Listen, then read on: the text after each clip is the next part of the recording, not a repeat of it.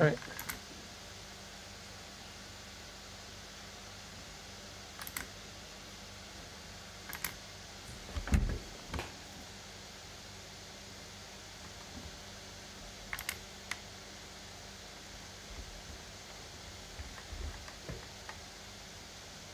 You send me the link to your Instagram so I can definitely I'll start dropping that into the chat for you.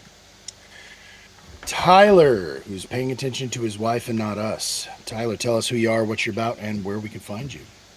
Oh, average debate enjoyer. I'm also new to debating, just like Energy. My first time. Thanks for having me, guys.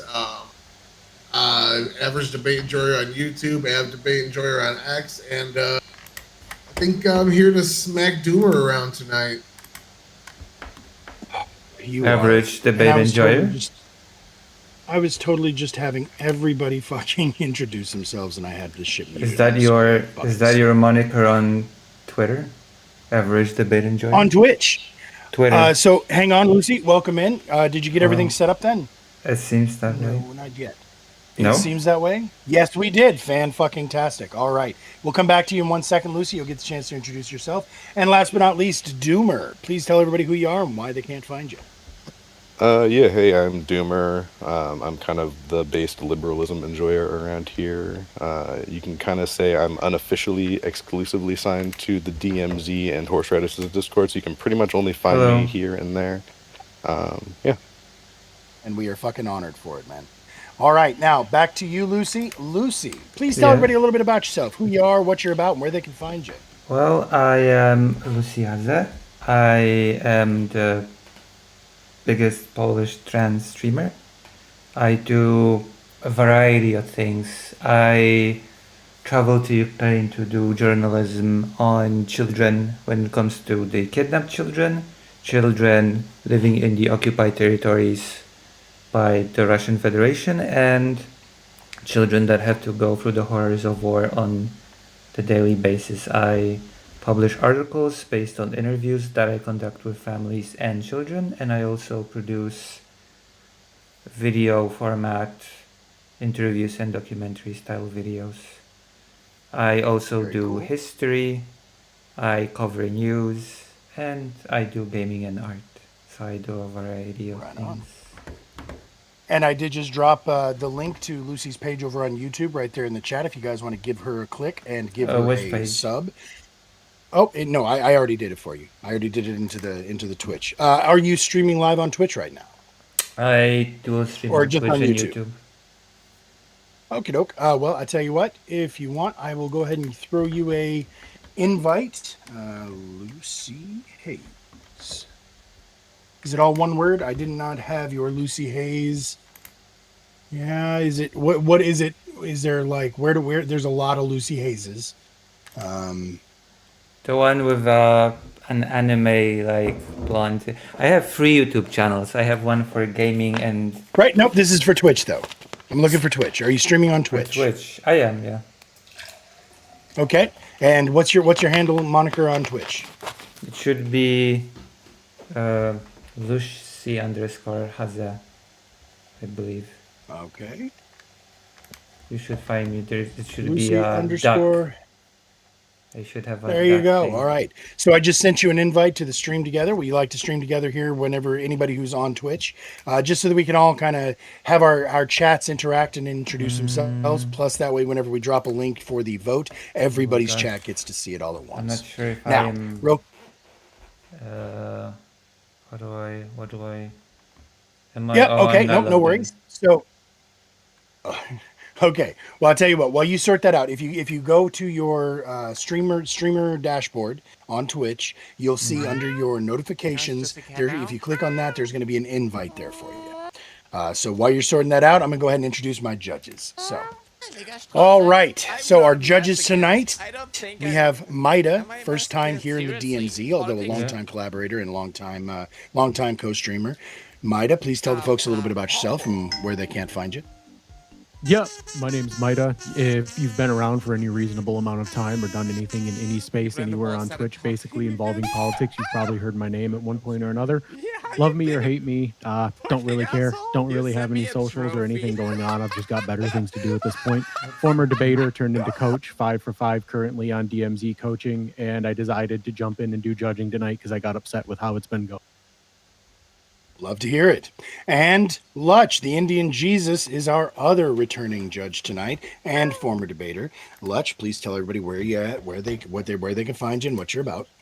Glad to be back. I am the Indian Jesus, here to resurrect the second coming of Common Sense. I am live every Monday, Wednesday, Friday, 8 p.m. Eastern, and sometimes whenever I feel like it. So you guys should come on through. And you know that the YouTube and Twitch notifications suck. So if there is a bell to ring, definitely ring it so you never miss an Indian Jesus live party. Very excited to get into the debates tonight. What he said. All right, fantastic. So, real quick, for most of you guys know how this works, but Lucy, since you're new, I'm going to go through the format with you. I also sent that in the messages as well. You might notice, oh, wait, why don't I have my timer above my head? Where is my timer above my head? Oh, there's my timer above my head. Okay, so you may notice a timer above my head in the Discord channel right now. If you do, that is the clock. So we are going to go back. This is sort of a semi-structured Lincoln Douglas style debate where we're going to have a 3-minute opening. You're going to speak for 3 minutes. Then after that, your opponent, which is Energy, is going to have 3 minutes to either cross-examine or rebut as they see fit. After that, Energy is going to be able to speak. And then when Energy is done, you will have the chance to cross-examine or rebut for that 3 minutes. After that, we're going to go into a 15-minute open forum conversation where the two of y'all just get to hash it out, figure out the answers, okay? After that, we're going to have one question from each of the two judges and from myself for each of the two debaters. Also, throughout the course of this, our audience gets to throw some money in the tip jar and ask questions as well. So any questions that they pose is going to go to you at that time as well. After that, you're going to get 3 minutes back on the clock for closing arguments, just to put a button on top. And then we're going to go to our judges and to our audience for their votes. The vote works in a 10-point scale where they have a total of 10 points to distribute across the two debaters. So a total of 10 points, not 10 and 10. And after that, we move on to the next debate. We get done. Just so everybody knows also, when we are done with all three debates, we put 30 minutes on the clock for each of the prompts, and we get to discuss it as a whole group. Because I promise you that that every single one of us is chewing on our microphones while we're not allowed to talk. So as soon as we get the chance to, we're going to tell everybody else what we fucking think about each and every one of these prompts. So, if there are no questions, I have a question. do you have? Yep, shoot, Lucy, what's up? How do I set up the Twitch thing? Okay, no worries. So, like I said, do you know where your Twitch streamer dashboard is? I'm in it now. Okay, in the top right corner, do you know where the little whispers button is? There's 3 little icons. Yeah. One of them is going to say whispers. One of them says notifications. Click that notifications one, and you should see an option to join stream together. Do you see that? Notification, my Twitch, yeah? Yes, I see it, yeah. There you go. Click that, and it should bring you straight on in. Right. You're going to say yes and give it permission and all that. Make sure that you mute and deafen that. Otherwise, you get an echo, and it's kind of annoying for you. So, Right. all right, everybody. Looks like everybody has finally made it into the DMZ. We are ready to fucking go. So, tonight's first debate of the night is going to be Lucy Hayes versus Energy the Hampter. Our prompt is: the removal of a profit motive would improve certain products or services. And on the clock first is going to be Lucy. So Lucy, you're going to have 3 minutes uninterrupted. Please go ahead and start us off. Give us your opening arguments. I'll start the clock when you start to talk. Okay, I'm not sure I'm going to use my whole 3 You don't need to use the whole thing. Yep. Nope, that's fine. Use as much as you need. Go ahead. Alright, so basically, my argument is because there are different incentives in countries like Poland, where I come from, and the United States. For example, as I understand it, things like the prison system, things like the healthcare system have a profit motive attached to it, and my argument, I guess, would be that certain services should prioritize people's good, because we're not making the argument on the entirety of the profit motive. We're making the argument that certain services and goods would benefit from the lack of it. And I would make an argument that services and goods that should prioritize the good of people that profit from it, interesting word choice, would be better without the profit motive. That would be the prison system, that would be the healthcare system, that would be the public transport, education. Those are the things that would benefit from the lack of profit motive, the lack of incentivizing efficiency and cost over maximizing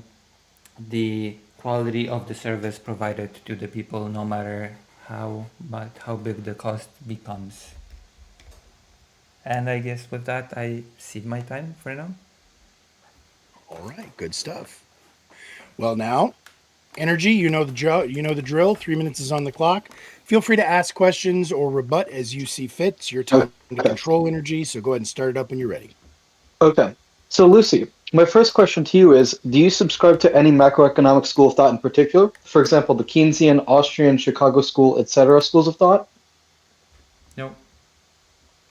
Okay. So then, are you familiar with like econometrics, economic philosophy, any sort of economics as a whole?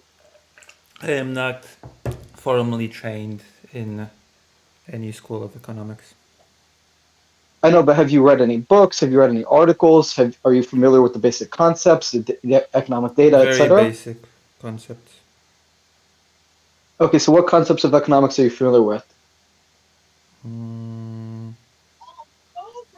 I am familiar with the basic models of economy, but I am not familiar with the particulars of any economic theory. Okay, and I understand that, but I'm just basically asking if you are familiar with the concept of like supply and demand curves Yes, and yes. and comparative advantage. Okay. Yeah. So, Mike, are you familiar with the concept of the economic calculation problem? I believe so. Okay, so in your own words, could you explain what it is? I'm not sure if I could explain it from, because I know some of these concepts in Polish. So if you could. Okay, so the economic calculation problem is a criticism of economic planning for the allocation of the factors of production. So it's basically an advocation for the pricing mechanism, because basically the idea is that in capitalism, if you have a pricing mechanism, the subjective values of what consumers want will be signified to producers so they can allocate resources to produce those commodities and goods and services given the information transmitted by the pricing mechanism. And without a pricing mechanism, then you get mismanagement of the allocation of resources. All right. Okay, so if you don't have a pricing mechanism, how do you not get the misallocation of resources? Having a pricing mechanism does not entail a profit motive, though. Well, the premise of a pricing mechanism is that you are incentivized to allocate resources in a certain way, so that way you can increase your profit, because you can No, sell your that's goods not to true. or services to consumers. That's not true for many services. That is not true for public transport, for example. Okay. You so- ask people to pay a price for a ticket, but the government subsidizes most of the cost of that ticket, which means that people Okay. buying a ticket for a bus or a tram pay only a fraction of the total cost of the transportation, which means that the pricing mechanism does not actually function as a profit motive structure in this case. Okay. So I think Perfect. it's So, yep, we're out of time. I'm going to go ahead and put 3 minutes on the clock now for you, Energy. Go ahead and start it up. And just so you know, Lucy, like I said, after this, you're going to get the same chance to ask Energy questions, et cetera, et cetera. So uninterrupted, go ahead and start yourself off, Energy. Right. Okay. So I subscribe to the school of economic thought known as the Austrian School of Economics, which is a school of economic thought which emphasizes that the government should not intervene in the production of goods or services, and there should be a profit motive incentivizing the allocation of resources because of the idea that if there's not a profit motive, then there's not information being signaled from consumers of goods and services to producers of goods and services. For example, in the Soviet Union, when they nationalized things like farm production, they couldn't allocate resources to people for where they should give basically the food that was being grown from the farms because of the fact that it was owned by the government and there was no profit incentive for the government to know where to allocate resources. And so, what, in my view, the pricing and profit motive does is gives information from the consumer to the producer so they can know where they can invest and allocate resources. For example, if I run a business and I notice my business is failing, then I'll look at the data that the marketing and data analysts will look at and see, well, consumers prefer these goods and services to other goods and services, so I'll allocate those resources to producing more of the goods and services that the consumers want, according to the market and data analysis. In my view, this is akin to the idea that scientific knowledge is fallible and constantly being revised because of the fact that basically it's like you have a conjecture of what you should allocate resources to make, and that's akin to a scientific theory. And the way to test a scientific theory is not to dogmatically accept it. You test it against reality by seeing, hey, do consumers actually want to buy this good or service? And if they do, then you continue producing that good or service. And if you don't, test it against reality, then you don't know whether you should continue to produce that good or service because you have no way to know all the individual examples. The economist Milton Friedman used the example of a pencil. A pencil manufacturer knows how to make a pencil because they know basically where they can utilize the labor of some people who are good at manufacturing lead or refining lead and then cutting down wood and then turning it into a pencil, and they know that they should produce pencils because of the fact that consumers want pencils. But if you have an economy where you don't know whether consumers want pencils or not, you might either make too many pencils, which is excessive and a waste of resources, or you might not make enough pencils because you don't have the information from the pricing mechanism, and you don't have the profit incentive to know whether consumers want pencils or not, so you don't know if you should allocate resources to to pencil production, and the profit motive gives that incentivization for pencil production, and it allows for a division of labor where people who are skilled at making wood or cutting down wood will cut down wood. People who are skilled at refining lead will do that, etc. And so basically, in my view, the pricing mechanism, the profit incentive, gives people this reason to allocate resources more effectively. All right. And now, after that, Lucy, 3 minutes is on the clock. This is your opportunity to question Energy about what they just said, or to rebut as you see fit. I'll start the clock when you start to talk. You control the time. So I guess I have a few responses to what was just being said. The one is that is kind of true when we were talking about companies, because companies incentivize profit and companies incentivize providing services and goods based on profit because they want to maximize the amount of revenue that gets in. But companies are not the only parties that offer services, and governments are bodies that offer those, and citizens of countries, cities, and neighborhoods are not customers. There are people that benefit from what the government has to offer to them. And so we have things like healthcare. When the government creates medicine for people that are not in large amounts, for example, that need a certain type of medicine, they will research the medicine even though there will be no profit in it. The government will provide transportation to rural areas where not a huge amount of people will live, that will also not produce profit. The governments will subsidize, even at a loss, certain services for people that need it. And also there's the case of supply and demand are not necessarily linked to a profit motive. These are more um, things tied to trade overall. You do not need to maximize profit to give people what they need and charge money for it.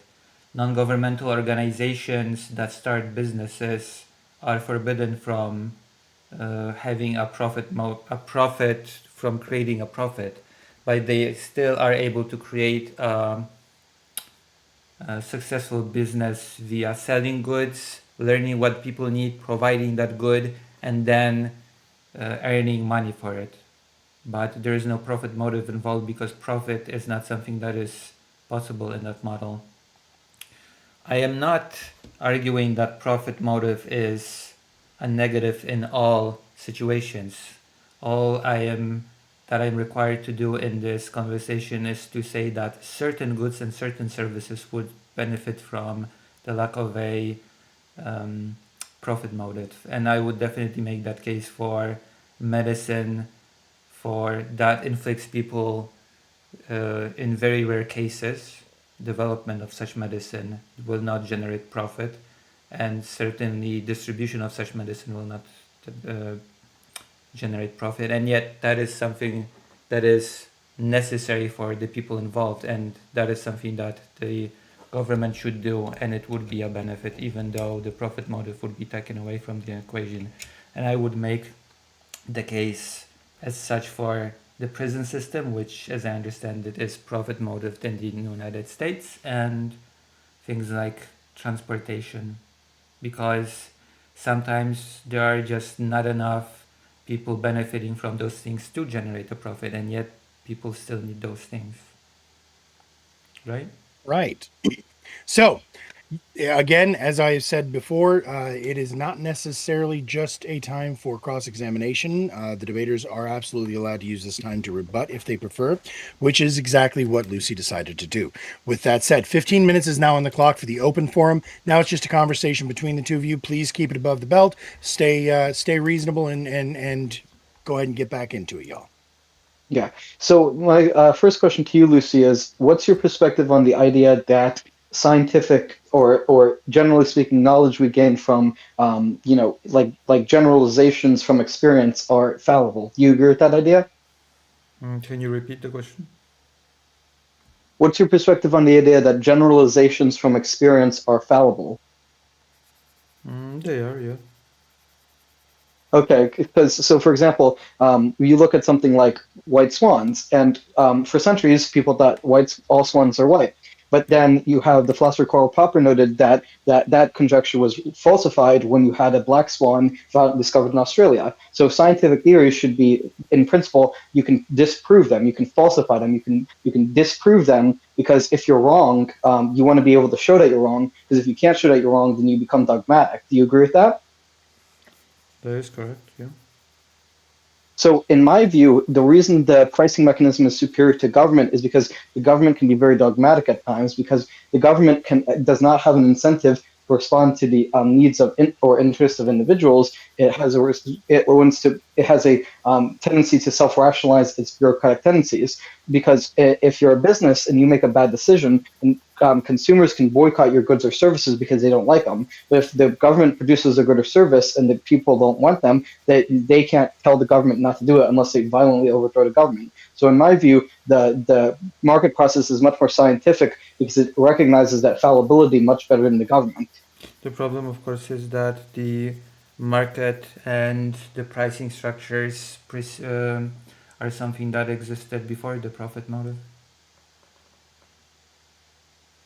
The premise is that the reason the business will change its course of action is because it has a profit incentive to do so.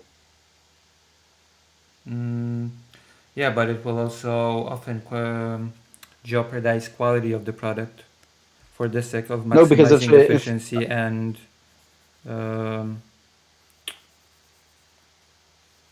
and cost.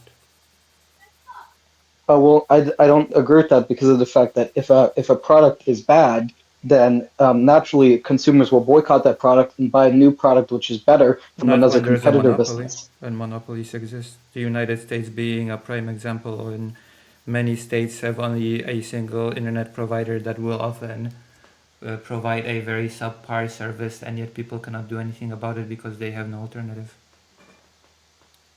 So are you familiar with the distinction between a natural and artificial monopoly? Well, I don't see the relevance to our discussion. Well, but do you understand the difference that a monopoly can be artificial and propped up by the government versus it can be natural and occurred due to market processes? Do you understand that distinction? I understand the distinction. So what I would argue is that in the case of internet providers, due to the like regulations on many things related to internet production, like building internet infrastructure, that is why there's internet monopolies. What caused those? What caused those? What caused those regulations to be in place? I'm not familiar with the specific justifications given. Could it be that the companies have lobbied the governments to create favorable conditions for their monopolies to thrive? Possibly. And that would be part of the profit motive, wouldn't it be? Not necessarily because, well, okay, it would be part of the profit motive, but not the profit motive as I understand it, because in my view, a profit motive applies to the profit motive of all business owners. And so when you're talking about the profit motive in a crony system where the government favors some businesses' profit motive over others, that's not But truly I'm not profit. saying about that. I'm talking about companies using all means possible to maximize their profit, and one of those things is eliminating the competition. And they will do it by Yes. any means possible, which includes lobbying for profitable laws that will allow them to be a monopoly.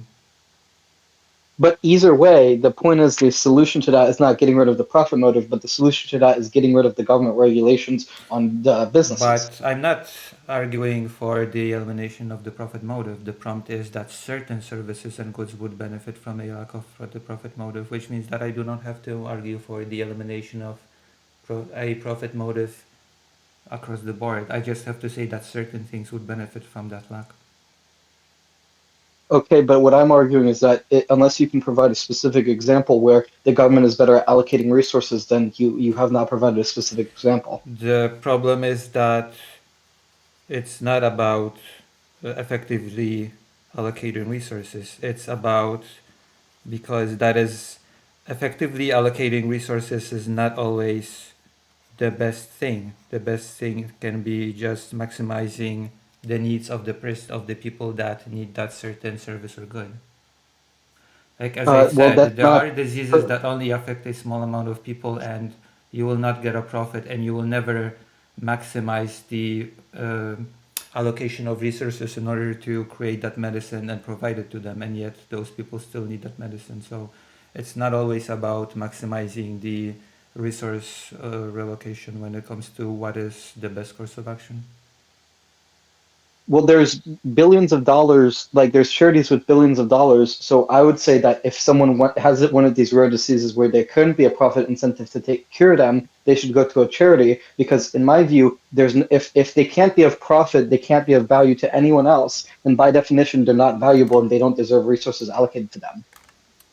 Well, that's just a fundamental philosophy disagreement. So it has nothing to do with the viability or inviability of the profit motive, because I do not believe that people need to be always useful or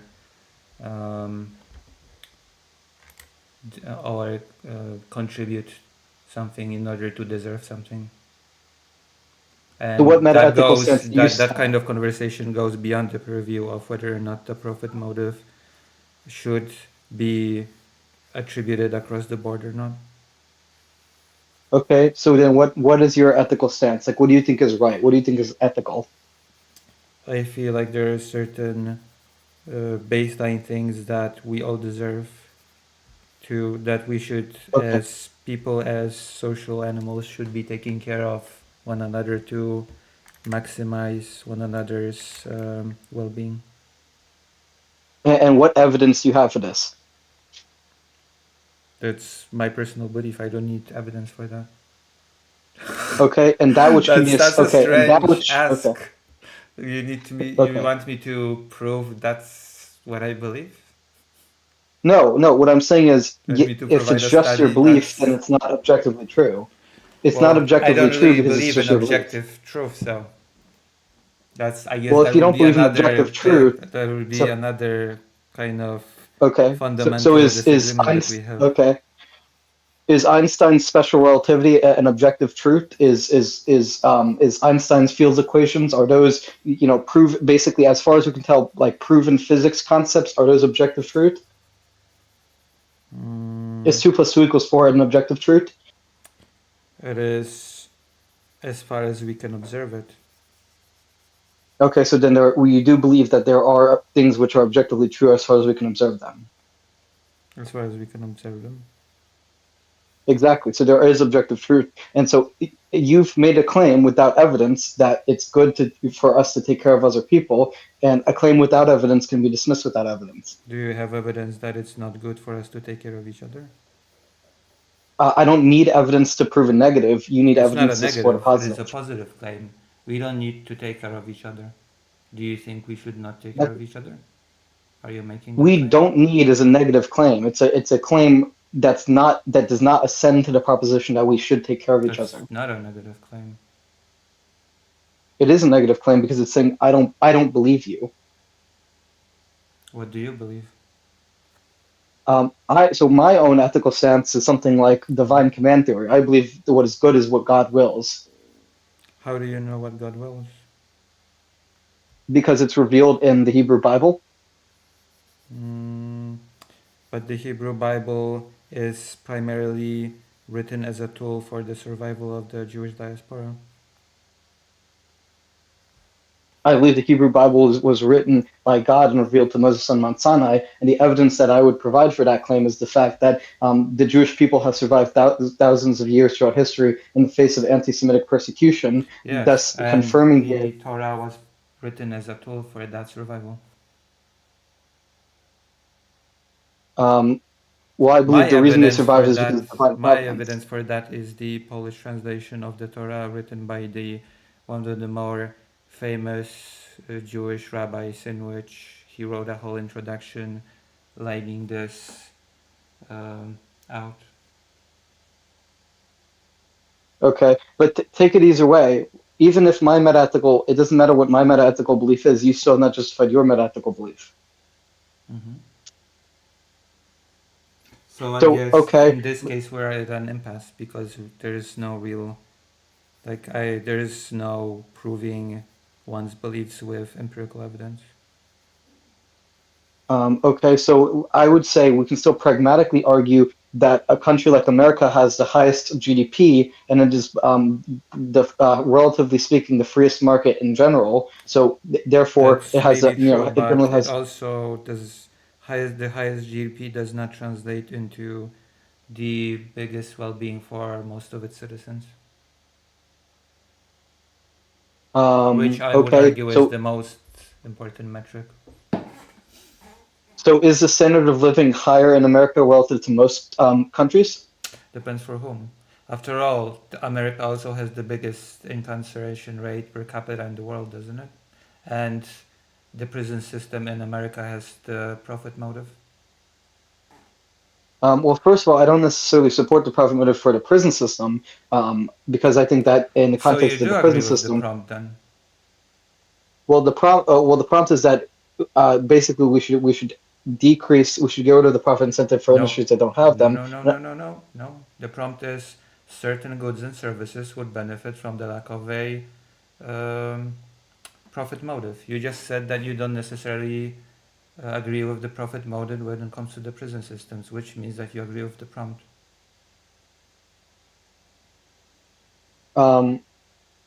Well, the connotation of the prompt is the idea that we should generally decrease the amount of industries that have a profit incentive. No.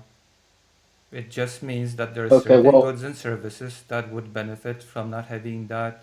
It does not mean that we should decrease profit motive based services across the board. It just means that there are certain cases in which would benefit from the lack of such a motive.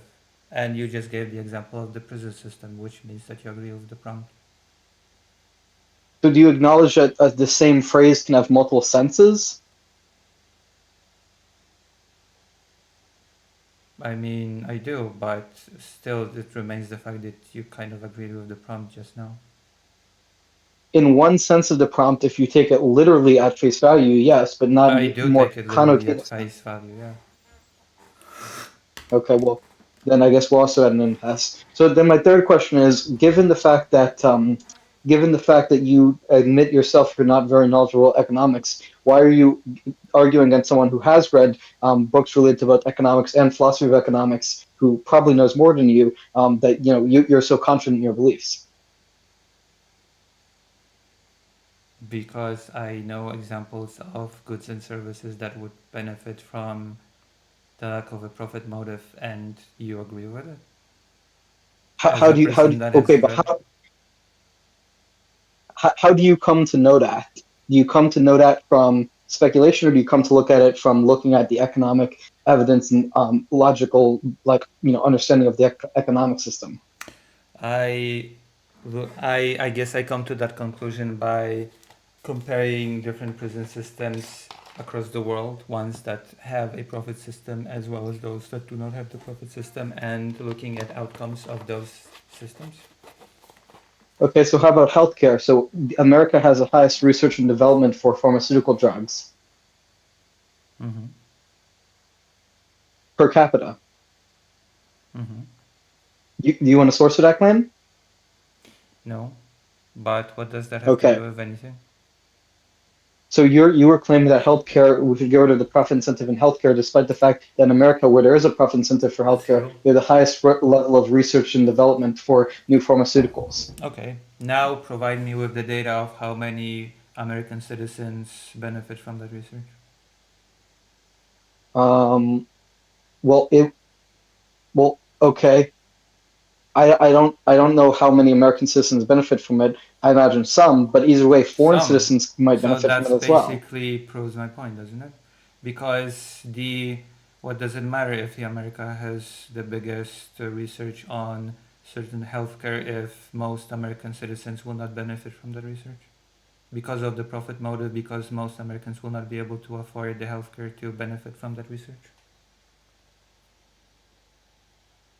Well, the time's up anyway, so I'll just leave it at that. Yes, it is. All right. So, first things first. We're gonna go to our Q&A section. So great job. I enjoying the hell out of this, although I am in physical pain over here. So we're going to go with 3 questions to you first, Lucy. Then we're going to go 3 questions to Energy. Then we're going to look over and see if the audience or chat has offered any questions for themselves. I'm going to go first just because I can, and I know that you've already answered this, Lucy, so forgive me for asking you to repeat yourself. But just to clarify, it seems like you have made it clear that you do not believe that all industries would benefit from the removal of the profit motive. For the audience, just for the purposes of steel manning that position a little bit, would you name, please, a couple of options or a couple of services or products that you think actually do still benefit from a profit motive? That's, again, to you first, Lucy. Sorry, can you repeat the question? Absolutely. And just so you know, I'm putting a minute on the clock for you, but it's not like if you keep going after that, I'm going to let you finish your thought. Can you name a few industries, products, services, etc., where a profit motive is still beneficial?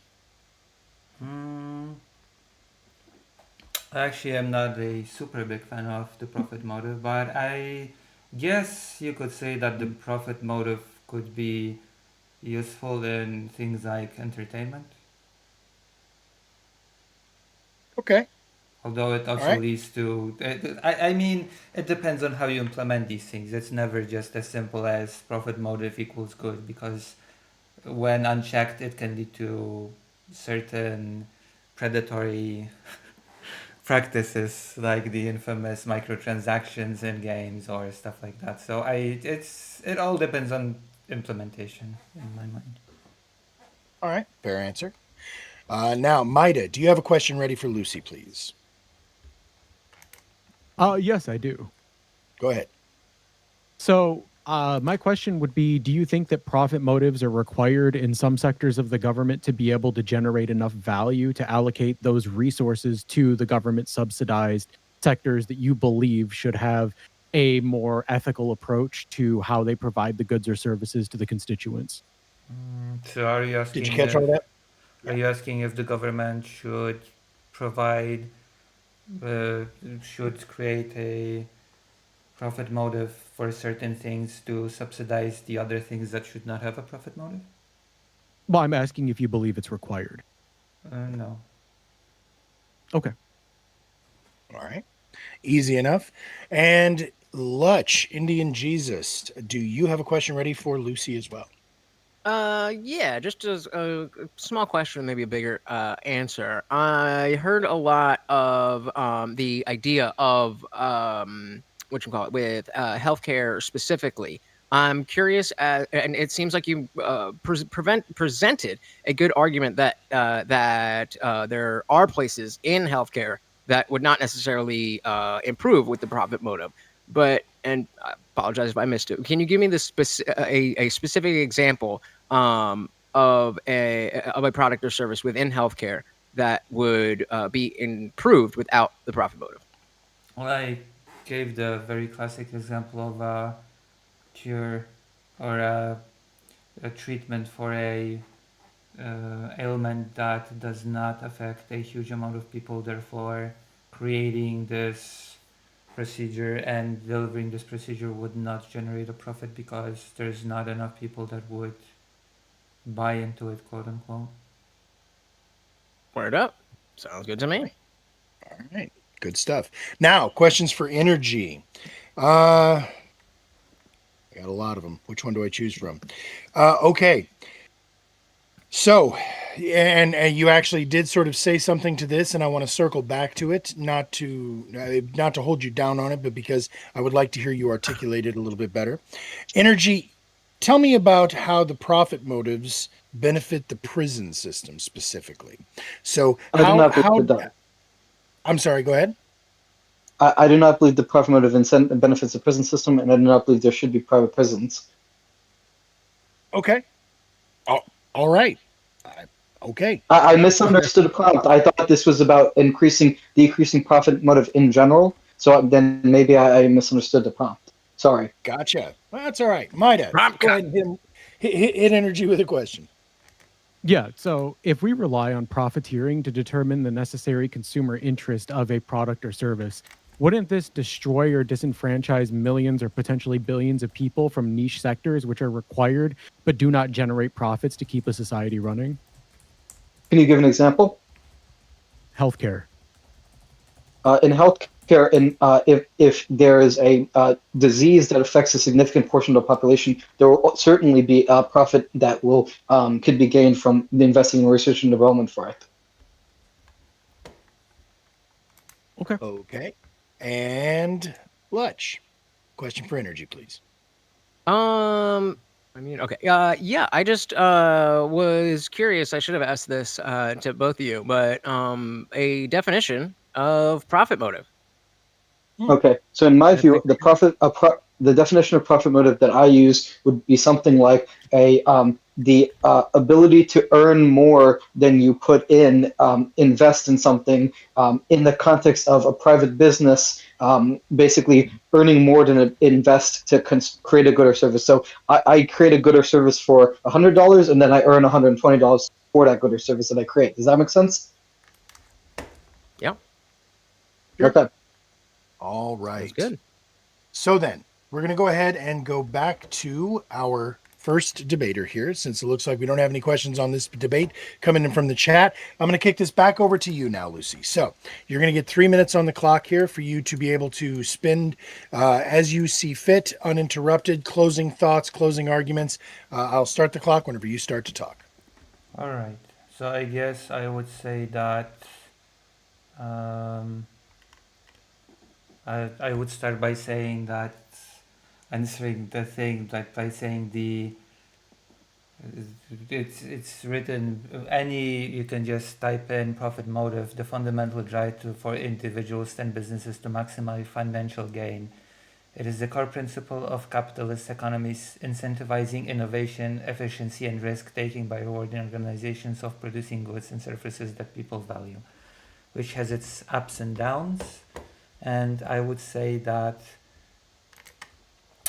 the profit motive means that if it is deemed that a service and good will not bring in more revenue than needs to be expended in order to do that thing, then that thing will not be done, which means that, for example, in the case of transportation, there are certain rural areas where you do not have a huge amount of people living that would not have that public transportation, just because not enough profit would be made, that certain medication would not be developed because certain profit would not be made.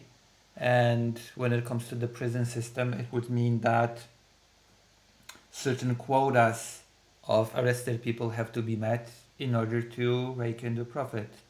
And I feel like that is not the best motivator for providing certain goods and services. I feel like there are certain goods and services that benefit from looking at the problem not from the perspective of how much additional revenue can be brought from that thing, but how can we in the best way provide that service or good to the people that need it without necessarily thinking of whether or not it will bring in revenue or not.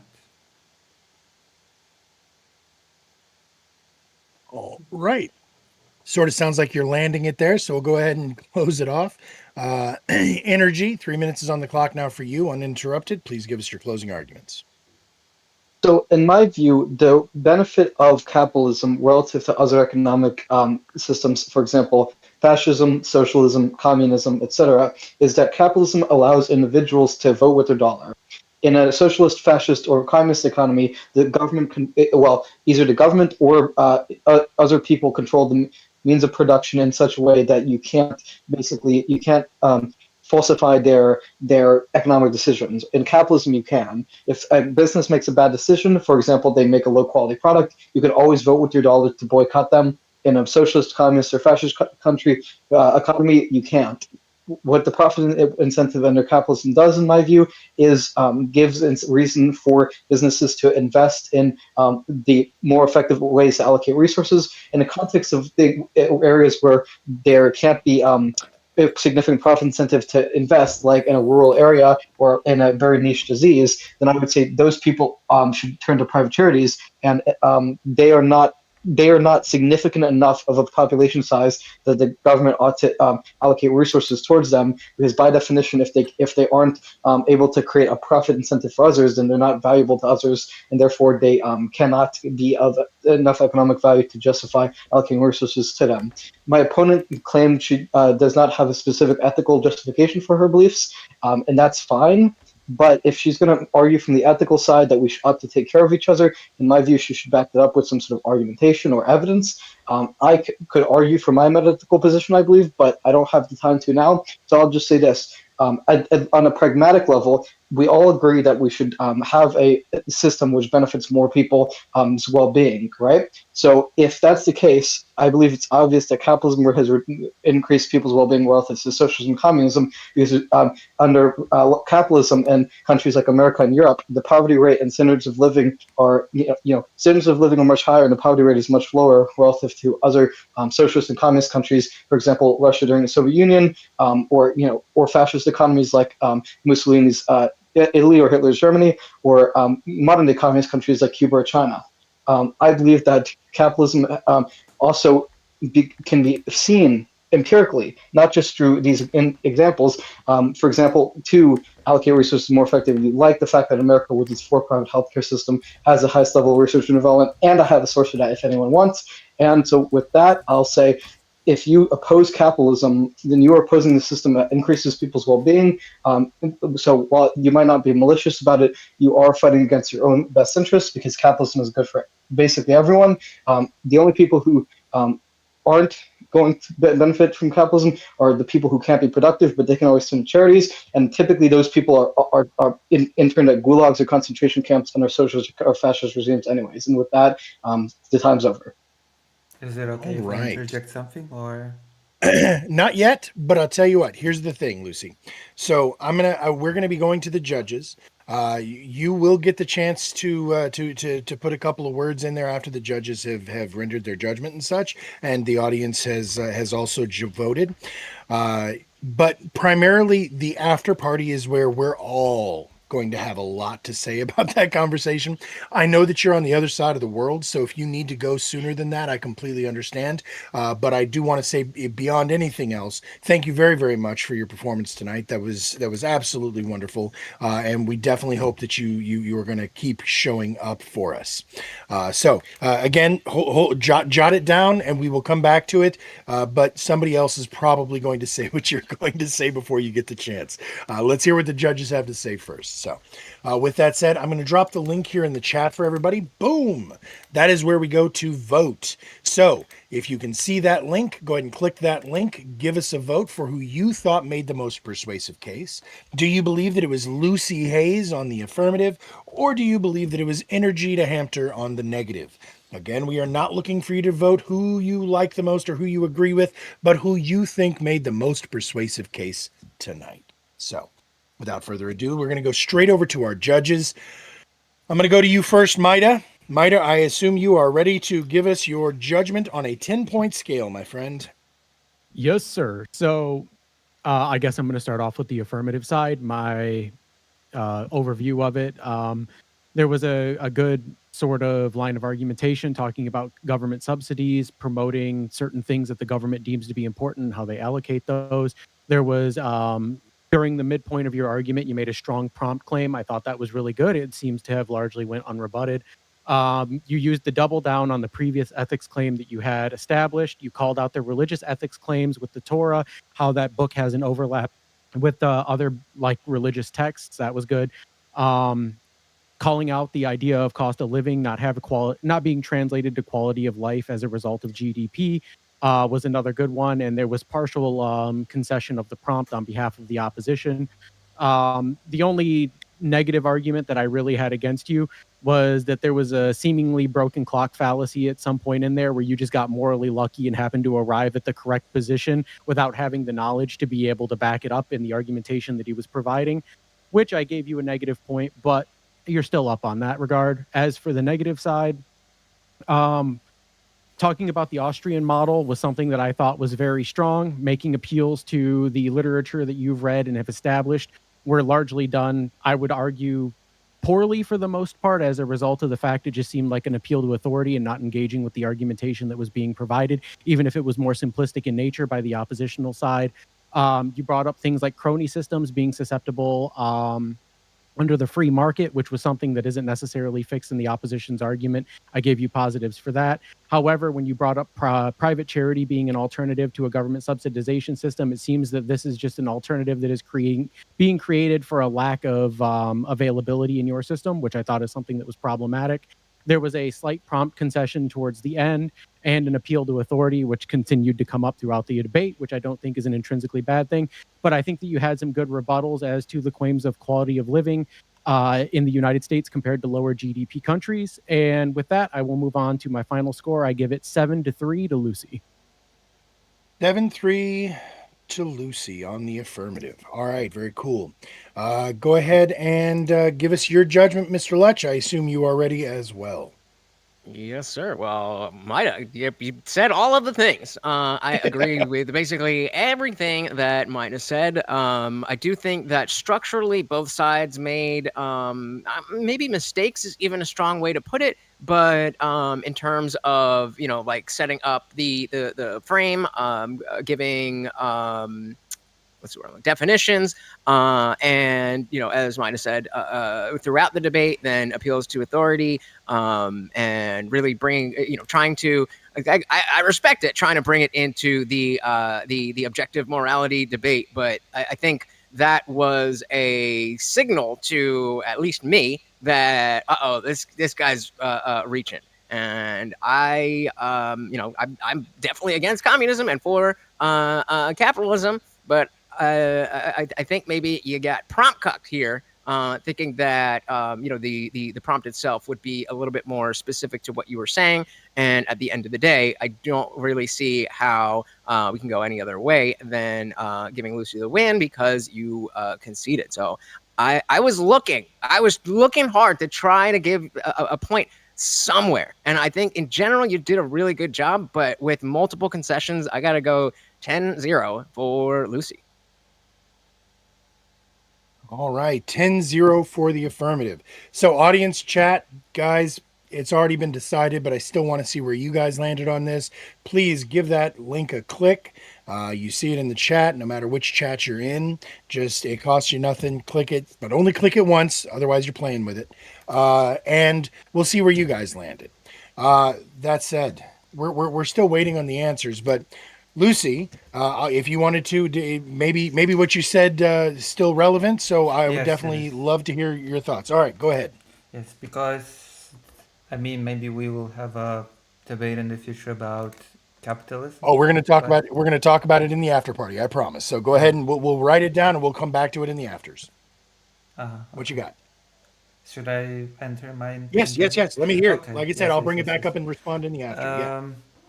The capitalism has made life better for some, but it is also, that is something that I am aware of, that scholars of capitalism also recognize that capitalism has been built on the misery of many people around the world in order to build it up. So it has made certainly life better for some, but it has also made life a lot worse for others.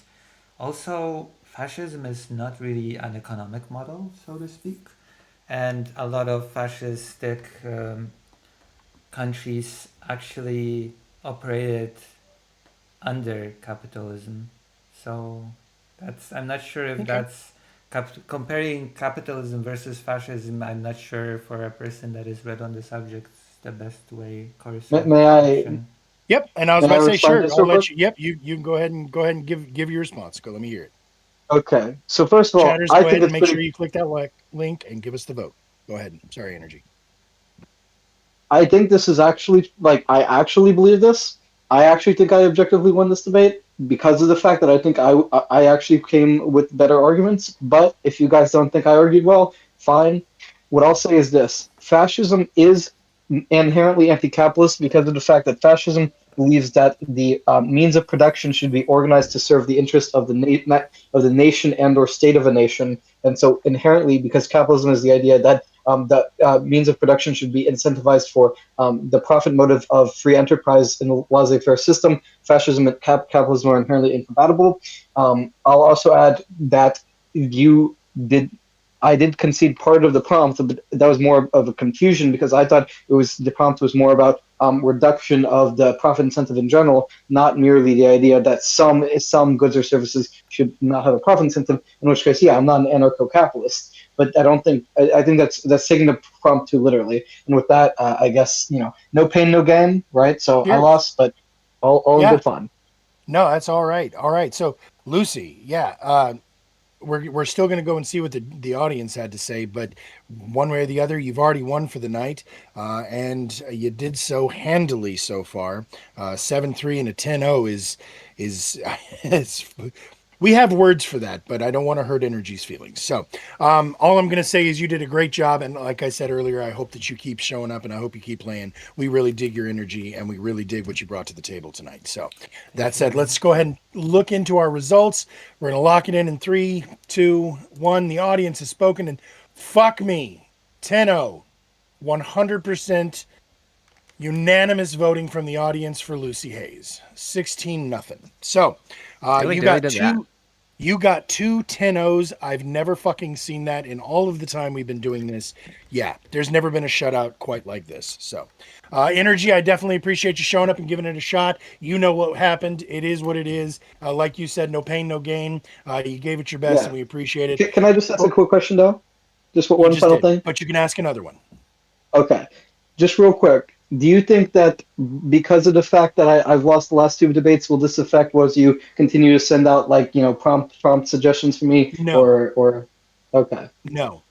If that was the case, there are other debaters who would have been long gone before this. We're not here to try to venerate certain debaters over others. We're here for all of us to try to get better. Some of us are just naturally good at things, and some of us are naturally not as good at things. Sometimes we have bad nights, sometimes we have good nights. We're all here to play and to try to get better. So, no, you are not getting nuked from the fucking DMZ. That literally goes against the purpose of the DMZ, my friend. Yeah, Well, I great. personally. All in good fun. All in good fun. Yes. Yeah, I personally would love to see you come back because you do have a lot of good stuff there. But just for this particular prompt, you missed a little bit. But I'd love to see future debates from you. It's okay. And for what it's worth, debate Jesus, we could call it a Jewish on Jewish violence.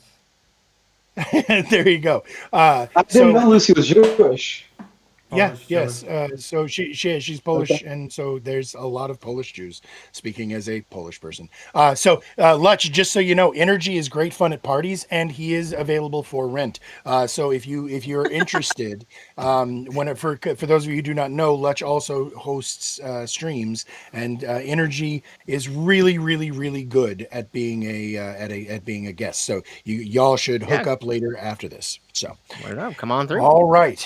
So let's go ahead and move on to our second debate, the fucking grudge match. And just so you guys know, Vigi is going to be out in the audience banging his head against the table for taking the week off whenever this was the prompt he desperately wanted. Doesn't mean he's not going to get the chance to do it again in the future. But the fact that the two of y'all were able to be on opposite sides of this, I have been patiently waiting for this. So I am super excited to see how this goes. All right. On the affirmative, Lethe Water Kai, and on the negative, Gorps Inc. Vigilante violence is immoral. Again, both of y'all are old hands at this. You know exactly how this works. I'm going to kick this straight over to you, Lethe. We're going to get right into it without any more waste. Start it up when you start to talk. So what do you think? How did that? Alrighty. So as anybody that has experienced GORPS, we now Did I do understand well? GORPS is usually Yeah. wrong. Almost always. GORPS is going to try to convince all of us that terms and circumstances aren't what I they was a are. bit nervous about GORPS it, will try to actually. convince us that How this stopping would a go crime in for me. progress is a form I of thought that this vigilantism. would not go They're great for going me. to try to convince us that some people don't deserve due process. GORPS will try to convince But all it of us seems that like he I didn't managed to- unalive the Easter Bunny in cold blood with prejudice That unceremoniously. was interesting. The Don't first fall for any of this. 10-0 in the The history failures of the this system show. causing people to undertake immoral actions in circumventing the due managed to process of their fellow find- citizens is morally abhorrent. Due process is foundational to a free society. The societal degradation caused by instances of ignoring due process are the makings of horror stories. No expectation that someone you pass in your day could accuse you of a crime and become judge, jury, and in worst case, executioner.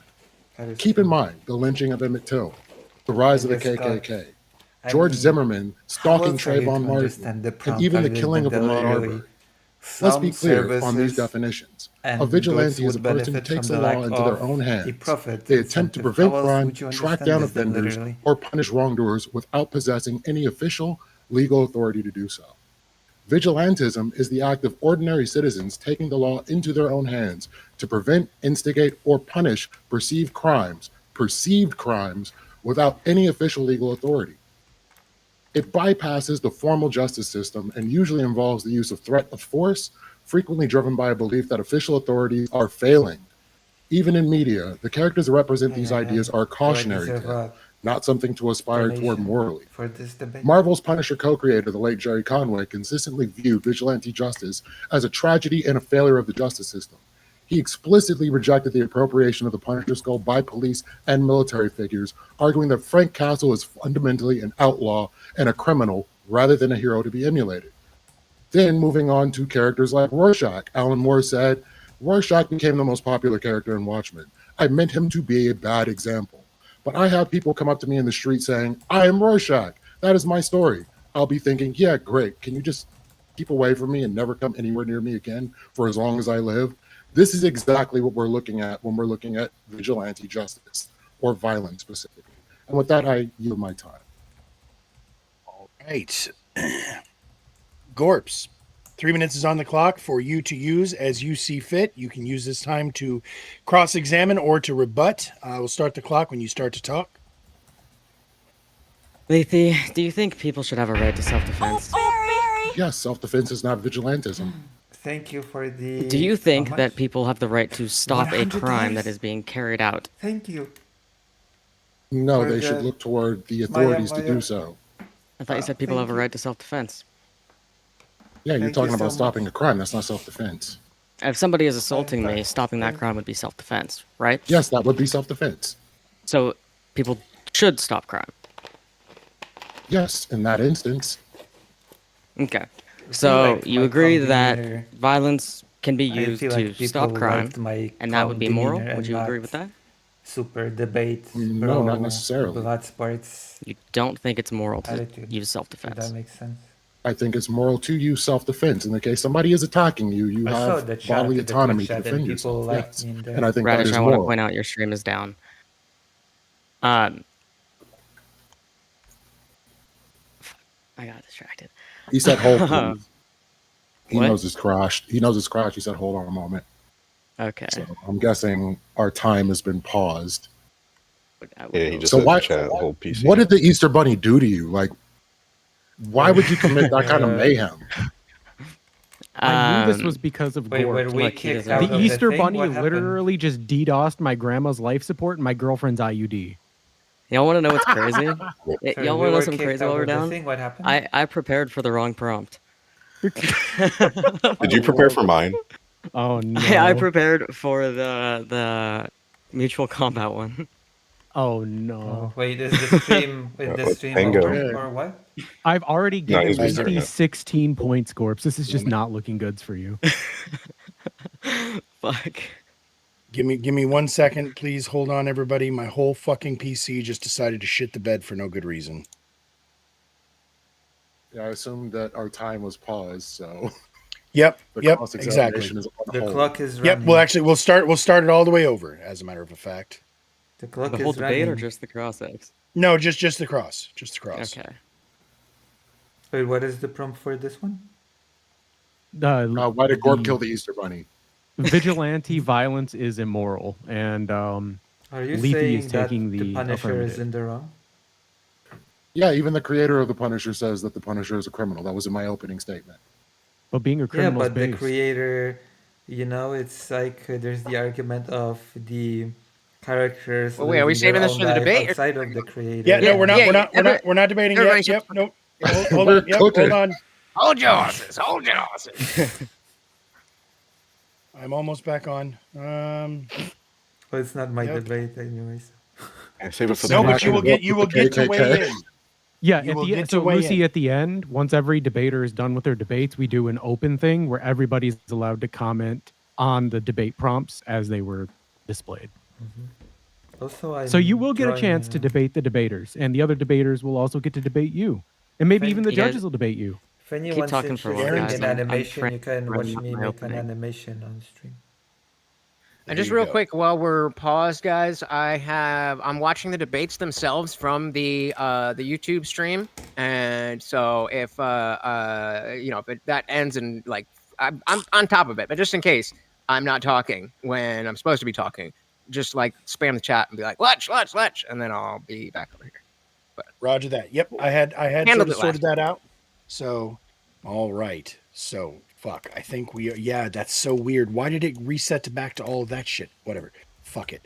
We're good. Are we back live, everybody? Is Yes. it back on over there? Okay. So I'm going to give it a second to let everybody kind of funnel back in real quick. I don't want anybody to miss any of this.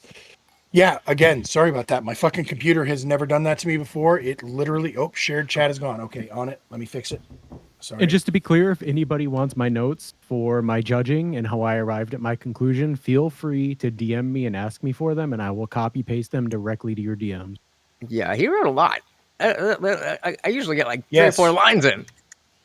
I've been trying to get Mida to get involved in the fucking DMZ since the DMZ started. But Mida is a very busy person. So, Lucy _Hayes. And Lucy, if you would be so kind as to reconnect that as well, I send it to you as well, Lutch, if you all are ready. So the password is as it was, yeah. No, no, not that. Just I gotta get the back in this thing. Yep. Oh no, you should be fine. You were still Yes, there. I'm still there. Yeah, no. And then- I was saying late Lucy for the stream together, for the Twitch stream together, Ah, so that we can get the shared chat and all that jazz. yes. And make sure yes. you mute yourself because last time you had to turn you down. Me? Yeah. Inside that share together or stream together, there's a little mute and mic, as well as in the Video Ninja that we use. So, all right. Wait, oh, Yep. Nope. I'll give it a couple more seconds. Not a worry. yes, apologies. Where is the Thank you, chatters, for coming back. Sorry where is about the that. mute? Remember, it's on your Twitch dashboard in the top where you got the messages and the notifications. You're Click joined. the notifications. Yeah. Yep, where do there I you are. mute myself? Perfect. Underneath the pictures, you'll see a little mute and a little yeah, microphone. yeah. Yeah. I muted. You that. can mute Sorry, indefinitely. I There you should go. Nope, have no worries. muted both of them, sorry. All right. Thanks, everybody, again for your patience. Sorry about the fuck up in technology. Yay! 3 minutes is on the clock. Gorps, please start your cross-examination over. We'll just chop all this back together in the post, and it'll look good in the VOD. Nobody will even know what happened. So I'll start the clock when you start to talk, Gorps. Okay, Lethe, do you believe in self-defense? Absolutely. So do you believe that I have the right to violently stop somebody who is attacking me? Yes, I wish you wouldn't, though. Do you believe I have the right to violently stop somebody who's attacking my wife? Yes, I do. Self-defense is not vigilante. Do you think that those are both justice, moral though, things for me to do? Yes. in my opinion. Okay, so that's vigilante violence. Chat saying muted again. I don't think so. I got it. I don't I think would that not agree with self-defense is you, vigilante based on the justice, definitions because I you're not provided. enacting justice in the moment. Yeah, you're except just when we talk about the defending real yourself. definition of Not really. vigilante violence, what we're talking about is non-state actors, right, acting to enforce laws that they are not entitled to enforce.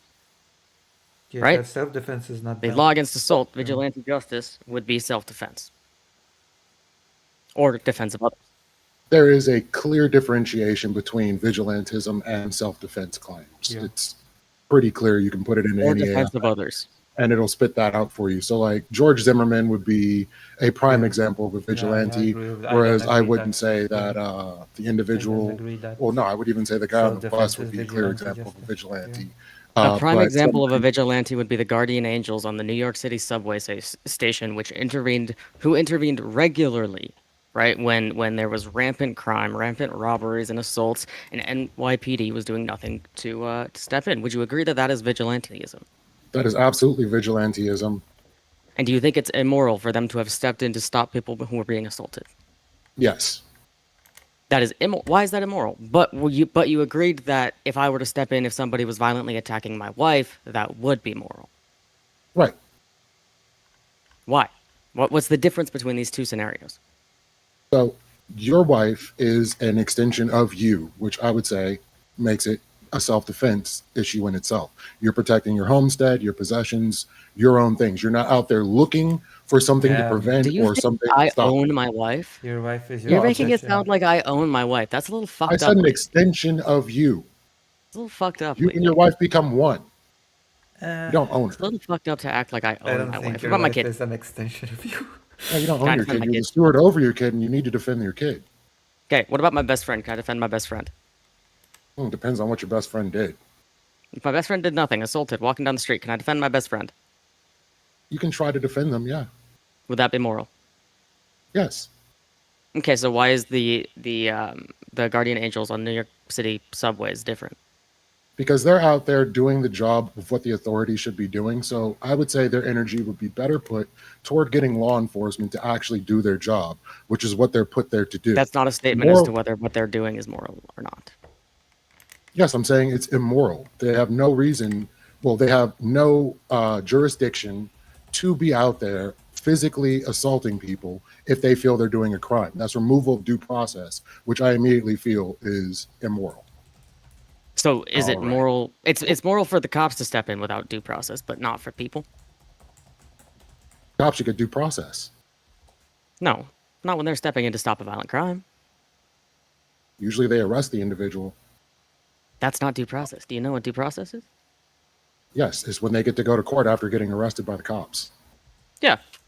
But the actual intervening is not due process in either scenario, whether it's the cops or a non-state actor. Our time is up, so I'm gonna. Yep. do I was going to Radis's let job y'all and finish shut there, me but up. yeah, thank you very much. All right, Gorps. 3 minutes is on the clock for your opening. Go ahead and get it kicked off. All right. I reject the claim that vigilante violence is inherently immoral, not because I think violence is good or because I want a world without law, but because morality is not determined by who uses force. It is determined by why force is used and whether legitimate institutions are doing their job.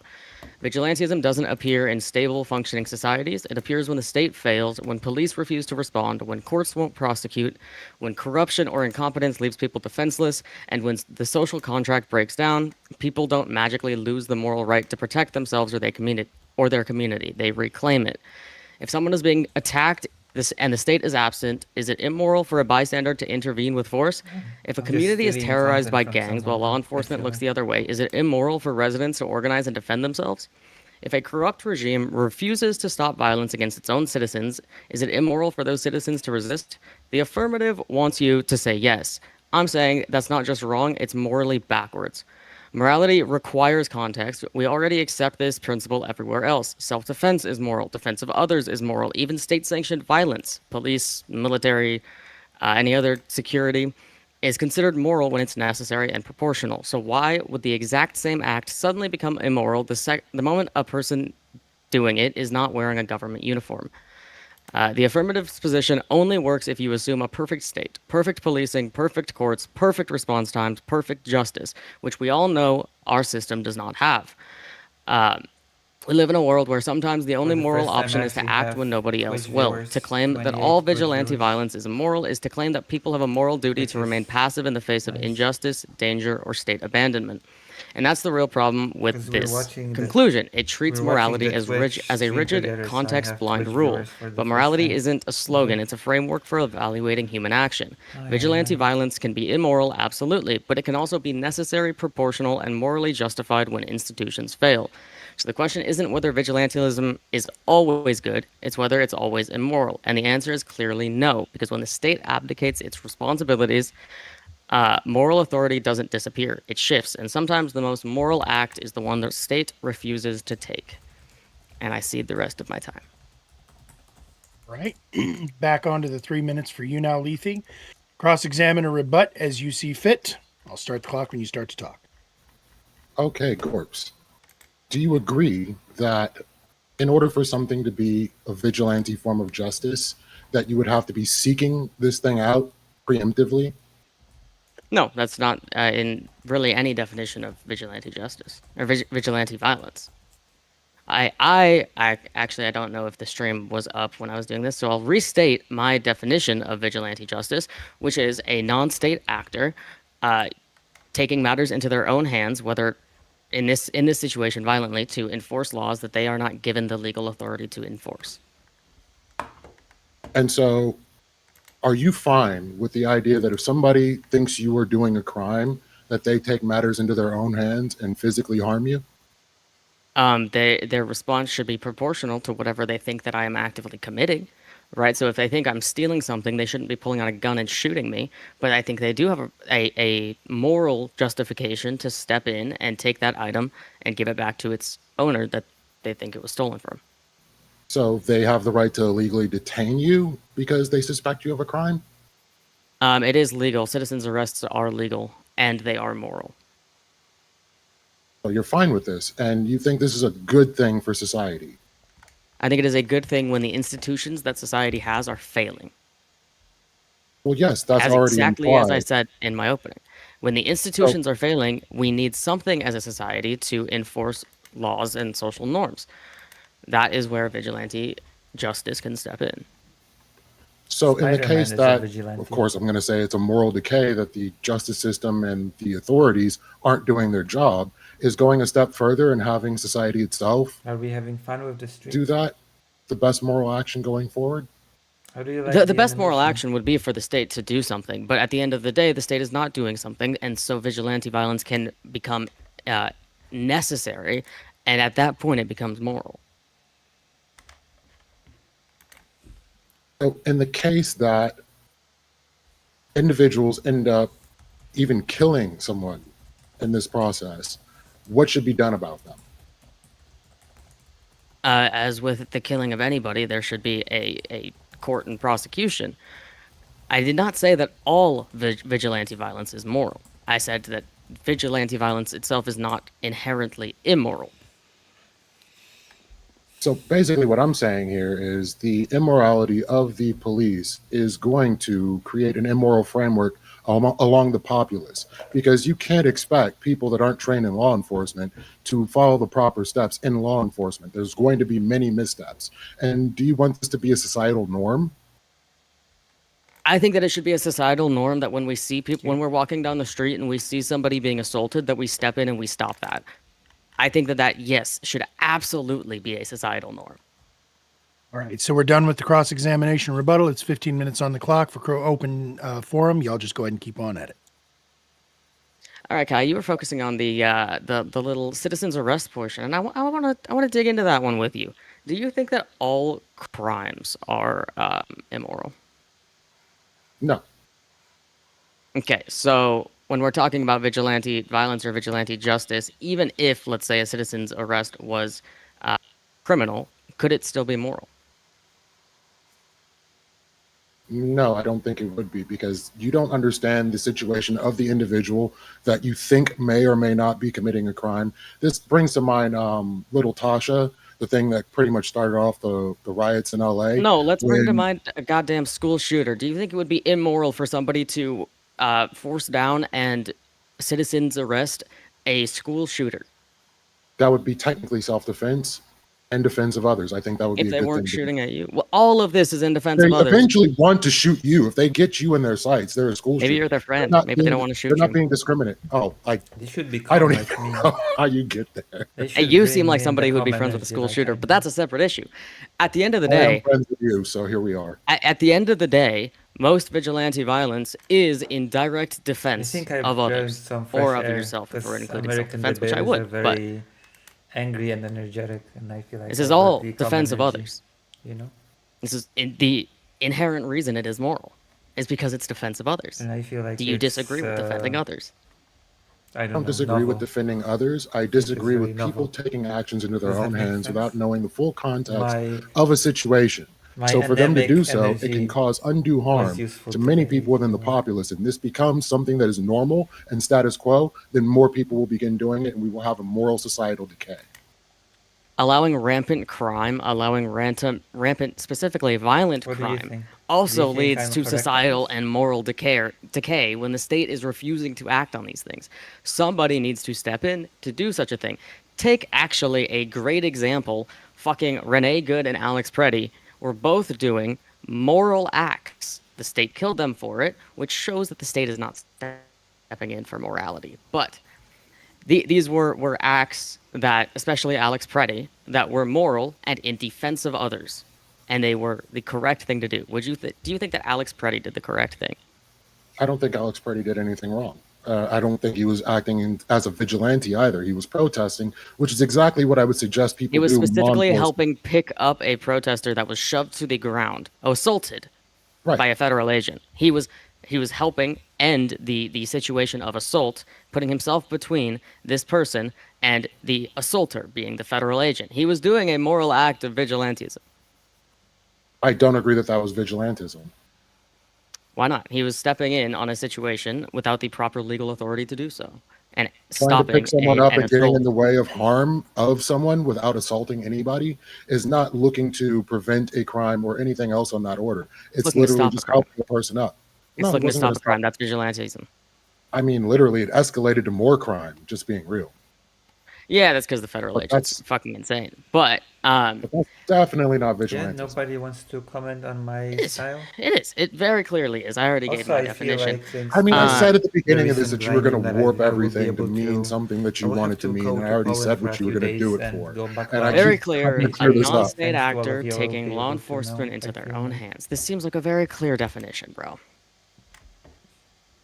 The attempt to prevent crime, track down offenders, or punish wrongdoers without possessing any official legal authority to do so. Oh, So this, sorry. I would say, more Right. clearly, like the best example I could give would be Yeah. George Zimmerman. He was literally patrolling the neighborhood looking to prevent Mm-hmm. crimes. Same thing with Kyle Rittenhouse. He showed up to try to prevent things and took matters into his own hands. And look I at what don't think happened. Kyle Rittenhouse showed up to prevent things. Let's be perfectly fucking honest here. But let's take a look back at the New York City subway station or subway systems. Right, 80s and the 90s, we had the Guardian Angels that were actively protecting people. They were patrolling these stations. They were actively stopping violent crimes from taking is this? place. Their existence, their presence itself was a deterrence to crime Better? in a way that the state refused to do. Were they Hello, immoral? great range. Apparently, I Yes, just I think crashed the so. I think debate. the moral act would have been I am to still very protest the quiet. removal I don't know how of to the fix that. police Hold chief on. or anybody that is allowing for law I was enforcement not to do loud their job. enough for people. And That in would have been the that would just be correct removing the one. entire NYPD. But would it be much moral to better just now? sit by Is it and let better your now? neighbors and your community People members did get not. robbed, assaulted, At least that was not a sometimes problem in murdered, the debate itself. while gonna you say, stood there holding up a sign that said, "I don't like the police chief"? Is that truly the moral act for you to do? I don't think they should go around beating people up. Or But like, in apparently case the maybe audience a citizen's liked me arrest is and I reasonable won if like somebody is committing a big crime victory that can or harm people, something. but to actually be looking I won the to prevent first crime is not the job of your everyday 10-0 citizen. from So they should the not be taking audience this on their hands. in They the should be history of the applying debate to the show. police force. And what if the police force rejects them because the police force is corrupt? We're talking about vigilante violence coming to place when a system is corrupt, when a system is failing. That system is the problem, and while you work on fixing that system, something needs to happen to protect the community. And what I'm Unless you saying do is, think that we should just have know? assaults and violence running rampant within society because one system fails and we have no backup. what you're basically saying is two wrongs make a right in this instance, and I can't agree No, with what I'm saying is we should protect people. We should defend our community members. And sometimes that means using a bit of violence to stop something like an assault from happening. Right? Realistically, in most instances, to stop this assault, you would need to use violence. You would need to step in and physically stop what is happening. That is the moral thing to do. Do you want your grandma getting beat up and nobody stepping in? I mean, I wish someone would have stepped in for the Easter Bunny, but no one could hear him scream. I'm just saying. Yeah, because I that- was smart about my crime. Come on. I'm just saying that ultimately the police are going to be able to stop more crime, handle things, de-escalate, at least the way they're supposed to function, a lot better than your everyday citizen. Oh no, I And seeing 100% what's agree happening- with you. But vigilante violence comes when that system is not working, which you and I both know, is not working in many areas of the United States, for example. Yeah, I'm saying it is a sign of moral decay, and the next step of Is one of vigilante the- violence is the Are next people step in saying moral that we decay. need We're going to superheroes in the continue United eroding States? We society need by doing this. Spider-Man, the X-Men, The lack Fantastic of a Four, impetus the to Avengers. step in Is that when it? your neighbors are being literally Superheroes like, are attacked vigilantes. is a sign of moral decay in and of itself. The Yeah, fact that they you are can't see vigilantes. this and like I truly should recognize interject this for it what when it it's is, my which is a time to form of interject to vigilante, say that violence that Spider-Man is a good incredibly- guy. is crazy. I'm thinking you wanted wouldn't to- have stepped in for the Easter Bunny either. The Daredevil. I would have definitely shouted from the rooftops, videotaped, and made sure you were brought to justice for your crimes against that poor bunny. Right, but you could have stepped in and maybe that bunny would be alive today. Rather than Then you you would have had two screaming bodies. from That the would have been rooftops with a terrible. video What about the it, hell? we could have the Easter Bunny alive and me in They jail. had the high but level instead, debate when you I was did neither, debating, and I'm okay? here debating you. They had I think you the more than likely would have got both of us, and I think stepping in puts Great, people right? How in do you like the danger debate? They should not. How do be. you like the animation? Well, I think people should be smart about how they step in. I think people should know how to defend themselves if they are in a situation where they are going to carry out vigilante justice. I think that is a very smart thing. I encourage people to not put themselves in situations that they don't know how to handle themselves in. This is a very simple concept. I'm not saying every single person should walk around doing vigilante justice, but for those that have the ability and that have the skill set to do so, I think they should. And I think that would be the moral thing for them to do when a system is failing the people. Do you think what Daniel Penny did was moral? I Which have one is it? 34 people on He's Twitch the guy right now. that choked out the homeless man on the bus. Maybe this will No, lead he went me too to far. He grow went a too Twitch far to the audience. point where it wasn't like just vigilante justice, right? At the point in which he had subdued the guy, he should have Hello, chilled out and stopped. and when It wasn't the this- vigilante justice you come or here from vigilante the violence debate that was show? the problem there. Did It you was the enjoy fact the that debate? he wanted to choke the dude out Oh, and how not do you stop. like the animation? Hold on, I'll I pay don't it think for that you. was the case. I think he felt that somebody near him's life was in danger, and he was I restraining am this doing a person, hand-drawn and he animation. used too much force How do you like in it? restraining this individual. And what we got was a dead, I use these innocent animations individual for my who had announcements committed on no YouTube. crime up to that point. Yeah, and I don't think people should step in for that. Again, like I've said before, vigilante violence is when people are stepping in when Do a you like crime it? is being committed, stepping in to stop these crimes, or having a presence that is a deterrence to crime. These I are wonder if anybody aspects subscribed of to my vigilante YouTube. justice and vigilante violence for some of it that should be followed. What he did was not actually following that. I think a lot of people aren't understanding like where this whole idea of vigilante comes from. If you look at the root of vigilante is vigilant. You are on watch for X or Y. You are actively trying to be involved in these situations. And any like even in media, you wouldn't call like Superman a vigilante. You would call him a Superman hero is a because he comes in. vigilante. No, I wouldn't Yeah, say Superman is Superman a is actually vigilante. a He I vigilante. would is. say That's true. Batman is a vigilante. Thank you Punisher very is a much. Flies around vigilante. the sky, Yeah. stepping in on actions, some of It's which supposed to criminal, represent to me protect the how, community. That is as a a trans vigilante. person, I would like to look. You just But have a negative unfortunately, connotation I because am you're ugly. retarded. Good retort. So I Good have to retort. use my Yeah. art I style, wish you understood words art properly and skills stop to twisting this around to be live the something that it's fantasy not. of looking But how I like. all the I would like same, to look. you have to understand the difference between when people are trying to defend against a situation that they are in versus people that are actively looking to get involved in situations because Yeah, of an Spider-Man is expectation, a which is why I vigilante mentioned and a Maverick masked menace as well. or George While Zimmerman. we're at it. Like it's just the way it is. Which is why I mentioned community patrols for ICE, right? At the end of the day, these patrols are not immoral. The stepping It's okay, in Glitch Master. when I'm gonna make crimes are taking place I'm is gonna not make a immoral. segment It out of can it. be Apparently, I immoral won if you the choke debate. somebody out for I what, crushed like it 5 apparently, minutes or whatever the fuck, right? That action is immoral. The or vigilante so the aspect of judges this was say. not the immoral I aspect. trust It them. was the fact that some people go You too could far. donate, like Maya Mayor So did. what if he hadn't killed him on the Um, subway? What if he just, permanently injured him? Even when he's Does that make it actively better? working with the police, he still not I mean, isn't then an take it to officer. court. That's true. He's still a vigilante. He's After that just point, take it to court. In Oh, fact, now what we I get due actually think, process. basically. what I actually think should have happened You know who aren't in that New York vigilantes? case is that My somebody Hero else should have stepped in Academia to stop heroes, person from because they're continuing to folded strangle into that the guy. governmental system. That's the difference between superhero So you're stories That saying actually that in we would have need been Japan more and the the United best States. outcome. Actually, that is a big The we difference. best needed outcome more. of that situation, because at that point, My Hero the Academia guy who heroes are murdered not him was committing a vigilantes. crime, right, going far beyond anything else. At that point, somebody should have stepped in. And it was a perfect example of where the state cannot step in to help. The state is not going to respond fast enough to a moving subway to be able to step in, and the community is the only source that can stop that. And that is vigilante justice. Vigilante violence can be used to carry out the justice. You're telling me there aren't police on subways?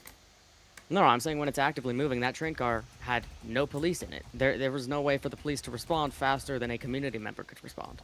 We don't know if there were any police on there because this dude decided to take actions into his own hands rather than looking for an authority.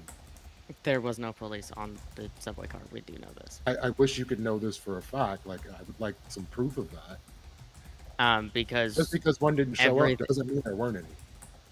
I mean, everything indicates that there was not one there. Yeah, I And just in don't fact, see if the police officer was doing their job adequately, they would have stepped in there. And that is yet another example of a failure in the system where the people need to step in to take matters into their own hands effectively, right? Wouldn't You're that show that if there was essentially a cop there, that there's a problem with the system that causes the community to need to protect themselves? yes, the rot of society does spread, and I'm saying we need to stop the spread of that and not try to elicit responses of this nature.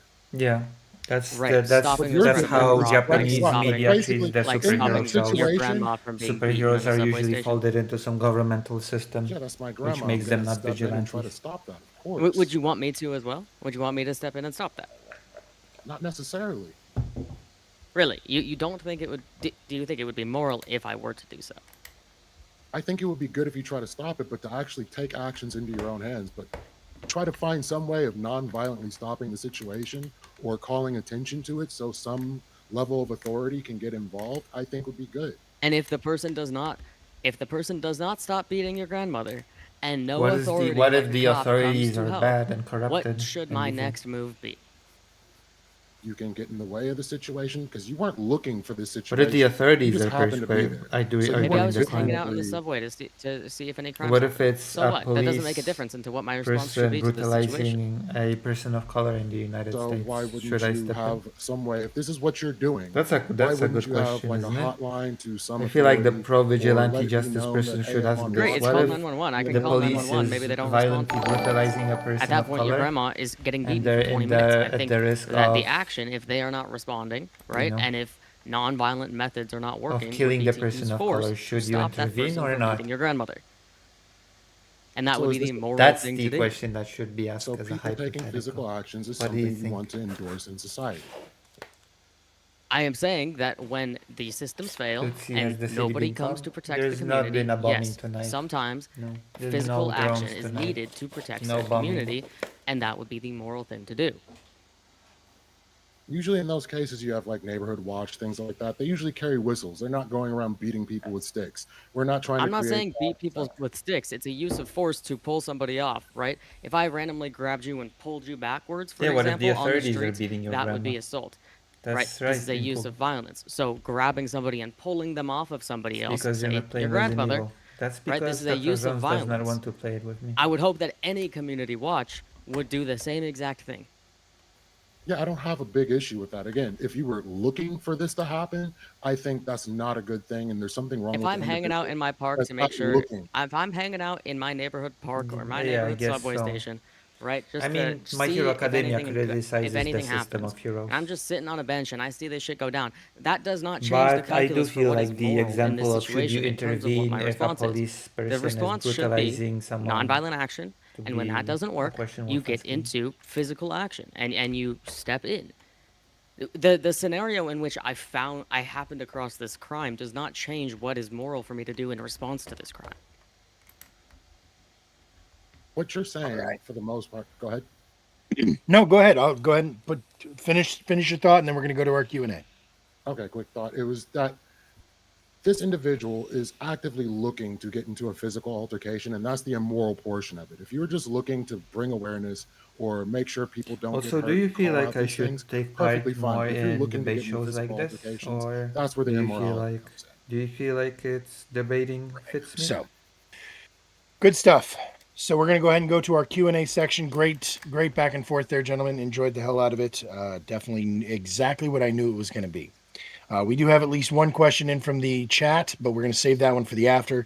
And again, chatters, remember, you can always throw. Oh, don't worry. Yeah, your question comes last. Don't worry. But go ahead and throw any questions in the tip jar that you guys have out there in the audience, and we will put them at the end of the Q&A. Yes. So Lethe, I actually had like several tiers of questions because I wanted to clarify, but I think that you did just clarify that you do not believe that an individual should I have 30 people interfere watching on Twitch, to which defend a is very stranger. nice. That's not the question. I hope just wanted to build a clarify Twitch that. Is that audience. correct? That's what you're saying? When you say interfere, like physically interact would be the very Yes. last thing anybody should be trying to do. Okay. All right. Fair enough. So you had said something about somebody being like a neighborhood watch and making sure to wear something that indicates to everybody around them what they are doing, letting everybody around them know that they are on watch. Does it change your calculus regarding vigilante violence and seeking out a situation to prevent a violent act if you are properly dressed or wearing a sign that says if you pick on somebody else, I will beat you up? Does that change, like, me notifying people? No, the problem is the beating up part. Like to be out there whistling and like bring a call to, hey, there's something going on here, or a house is being broken into, you call the cops. That's what Neighborhood Watch does. They don't go around grabbing people and assessing like what crimes they did. The removal of due process is the primary immoral portion of it. All right, cheers. Maida, a question for Lethe, please. Yeah. So, just out of curiosity, would you say that the Underground Railroad and helping escaped slaves prior to and during the Civil War was an act of moral vigilantism, as going over the government and their immoral actions, or would you not consider that a form of vigilantism or immoral by nature? I wouldn't consider it a form of vigilantism. I would consider it a crime being done to free people in this instance. But Okay. a moral one? I would consider it moral, yes. A moral crime? Copy. All right. And now for you, Mr. the Indian Jesus. Jesus? Do you have a question ready for Lethe? There's too many long E's. I think the boys Yes, does this pretty well sir. because the So, boys are inherently we vigilantes were and talking about fought Batman with the unjust and government. They're Superman. fighting Can you against tell with me their swords why to find with the Batman is a That's vigilante true. but Superman is not? And Superman doesn't the sup- actively seek to go out and the beat up crazy superheroes are people the for villains. fun and profit.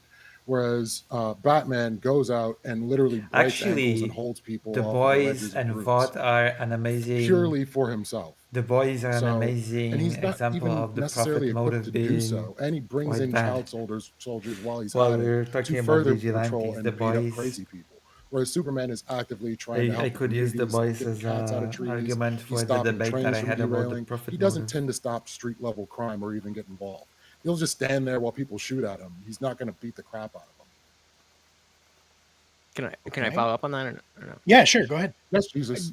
So what going down to the semantics of it, what is it just because I don't know. I mean, I'm not super into comics, so I don't know specifically, but I don't think it sounds accurate that Superman is not looking to help because he'll be at the Daily Beast or Actually, I whatever, should have and used he'll the good argument hear that of- something's going on, and of- it's like, oh, I gotta go do whatever it is.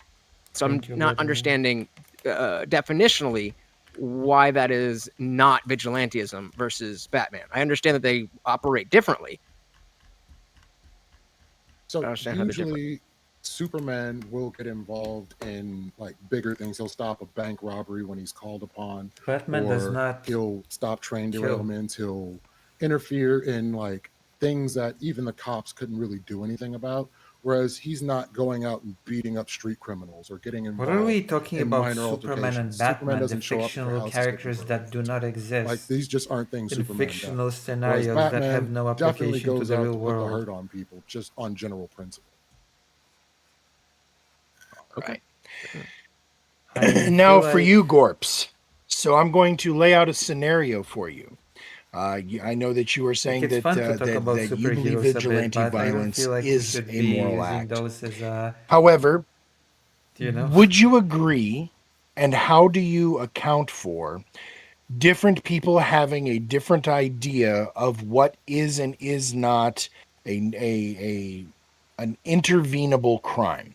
So the scenario I'm going to put out for you, I'm sure you have met at least one frat bro who wants to get into a fight and has interacted with a person of a minority ideology, whether that's a communist, LGBTQ person, or whatever, and feels that it is their moral duty Wait, an to LGBT person is interfere not a with that of person a because that person minority is having a negative impact on ideology. society as they see it.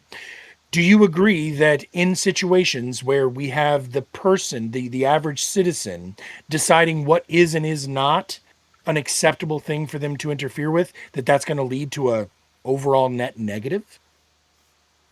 I don't think it's an overall net negative. As I said during the debate, I don't think that every form of vigilantism is moral. There are immoral things you can do within vigilantism. The things that I think are moral things, being like specifically stepping in on like violent crimes taking place, I think that is a net positive.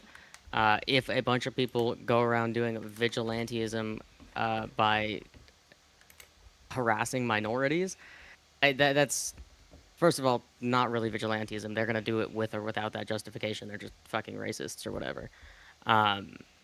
But I do think that a bunch of people going around being racist and calling it vigilantism would be bad.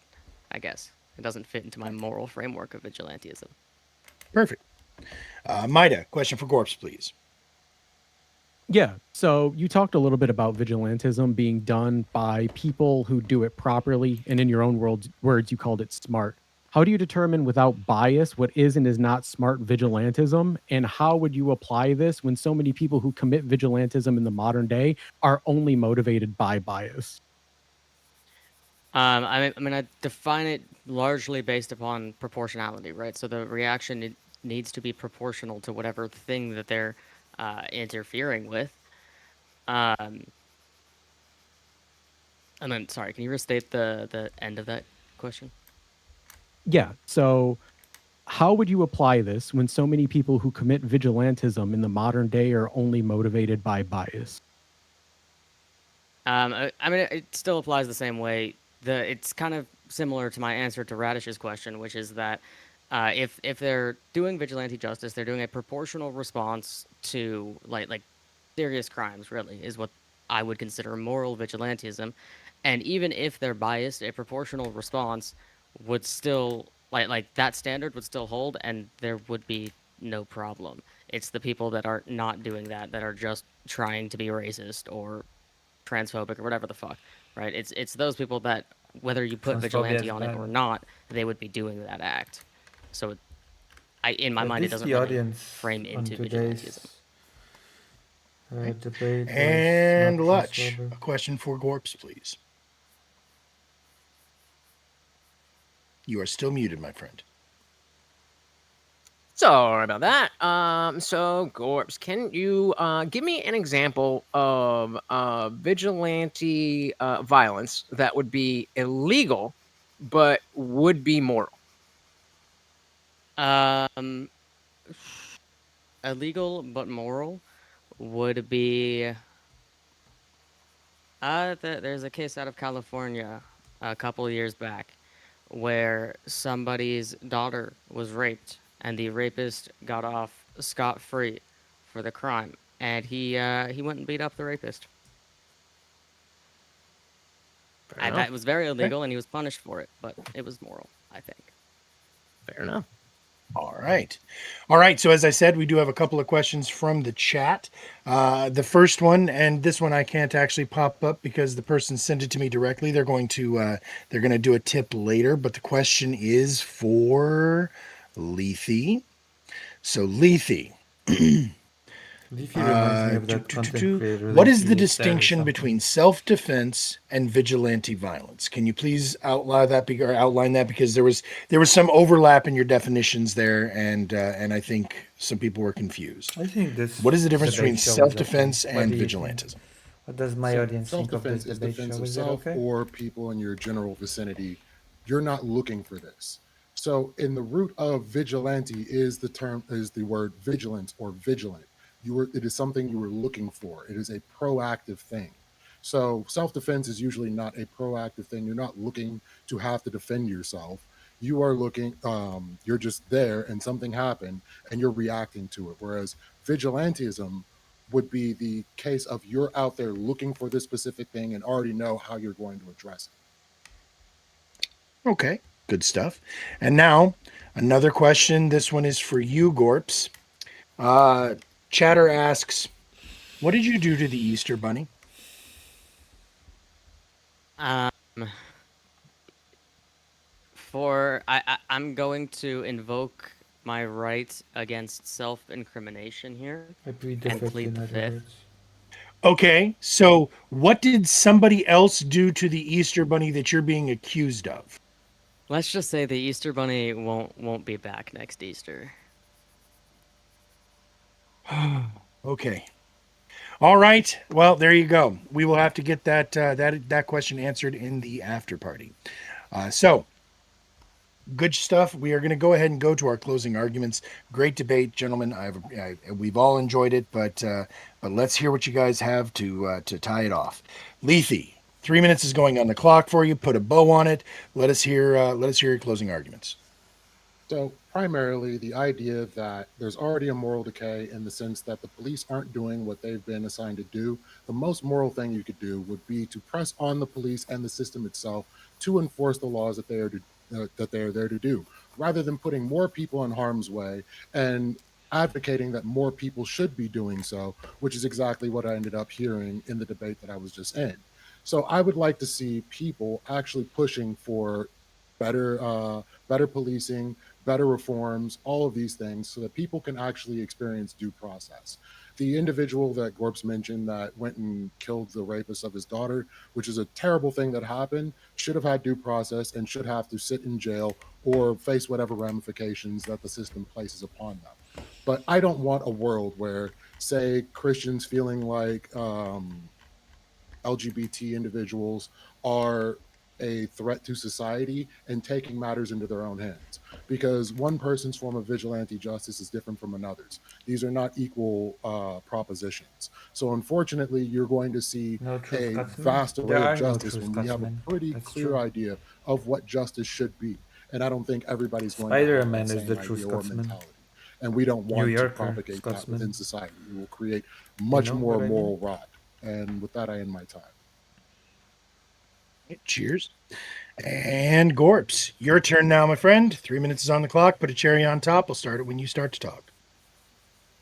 All right, the affirmative walked into this debate defending an absolutist claim that all vigilante violence is immoral. Not sometimes, not usually, Only always. as if deals in And the moment you absolutes. apply that standard to the real world or even stories we culturally use to understand I will do what I morality, must. it collapses. Because by their logic, or by I his will say logic, that when it's time for Superman me to is intercede, immoral. okay?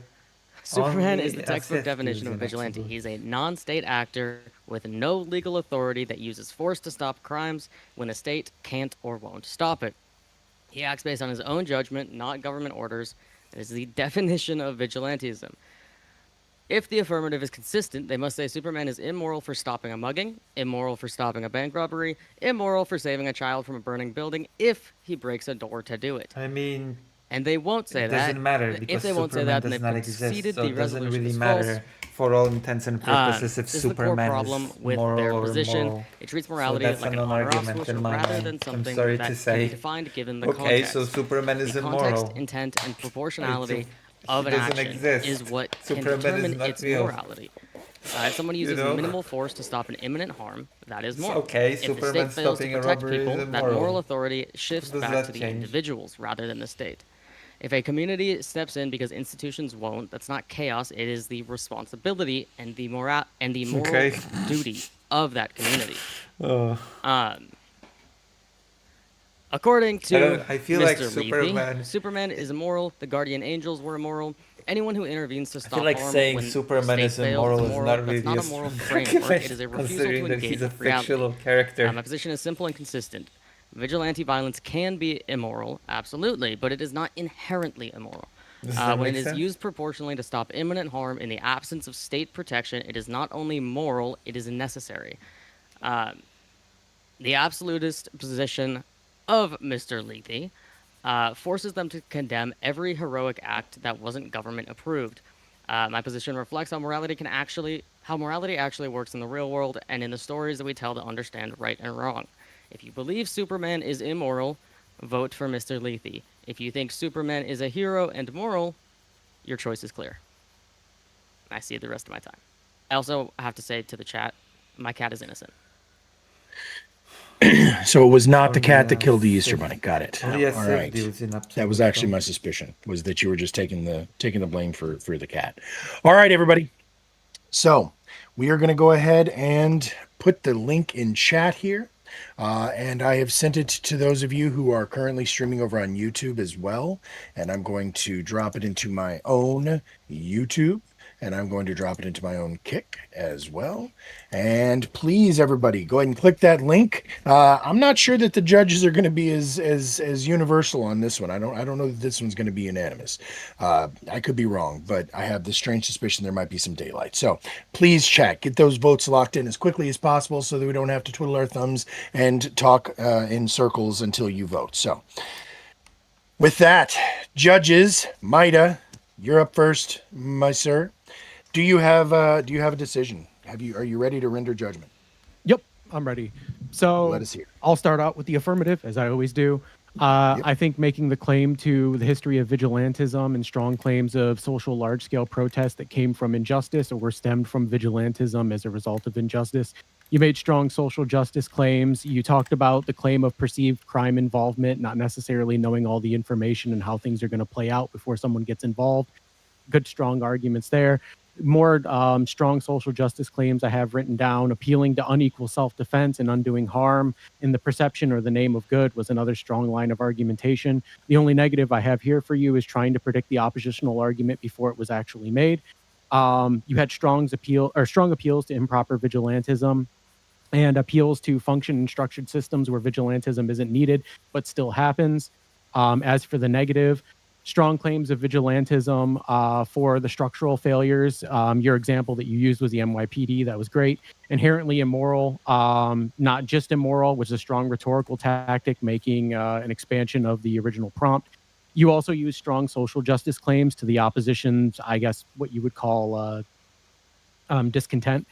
There were good rebuttals about citizens' arrests and failing institutions as a result of that. There were also strong claims of criminality doesn't mean immorality. I think that was another good line of argumentation. You made appeals to recent social justice claims like Renee Good and Preddy. I don't remember his first name, Alex Preddy, I think. Yeah. Putting yourselves in harm's way without jurisdiction being a form of vigilantism was another strong line of argumentation. The negatives that I had for you was making a smart appeal or an appeal to smart vigilantism rather than just general vigilantism. I think Radish effed again. Yeah. Okay. No. Well, I'm just going to explain it to you. No, Well, no, the no. Keep stream's going. I'm out. not here. Okay. That's not what they're talking Anyways. about. But your show Okay. is down. It's good Yeah, on the stream YouTube is side. Okay. There was a sort of failure to acknowledge vigilantism in the abstract with the Superman Batman example, which I felt like wasn't your strongest line of argumentation. But you did make good, strong claims to disproportionality and vigilantism being done right in certain circumstances and distinguishing vigilante justice versus vigilante violence. But I had it rated 7 on your side, the negative, and 8 to Lethe. So my outcome, since those are not real numbers, I rounded down and I gave it 6-4 Lethe. And that is my decision. All right, 6-4 for the affirmative. No, please let me know for sure, but I do not think that the yeah, okay. Yeah, I was gonna say the stream is still working just fine on my monitor over here, so I think Yeah, it we're froze still for a golden. second. But Yeah, it froze for a second. I don't. The internet's on just the being YouTube shitty. side. On the YouTube All right, side. I'm sure it's solar flares. All right, so that is 6-4 for Mida. Jesus, are you ready for judgment, sir? Yeah, this was a tough one. This was a tough one because I feel like I agree with Lethe more than Gorps, but the arguments put forth were very good from both sides. So you know, starting with Lethe talking about the like you can use self-defense for your wife because that's an extension of you. That's just not how self-defense works. You can defend other people even if they're not related to you. This is why you and I would agree that Daniel Penny was a good guy. I found it odd that when the example came up of you protecting your grandma, you would say, okay, yeah, we could definitely do that. But if somebody else were to do that, maybe tied back to your understanding of the legality of self-defense, then you would say, no, I don't really understand why that would make a difference. If it was my grandma, then whether it's me or somebody else, I would not want her harmed. And yeah, the Superman thing, I just don't understand. I saw what you said in chat. I think that I agree with you that Superman and Batman are different. However, they are different in degree, not of kind. So Also, they are not real. Really dings you down They're for fictional the characters for that. in fictional scenarios, in fictional And worlds. then with Gorps,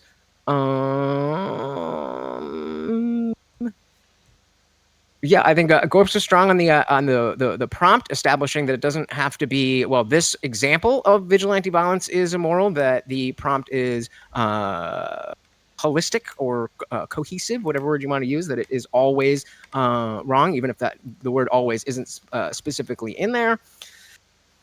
What else do I get here?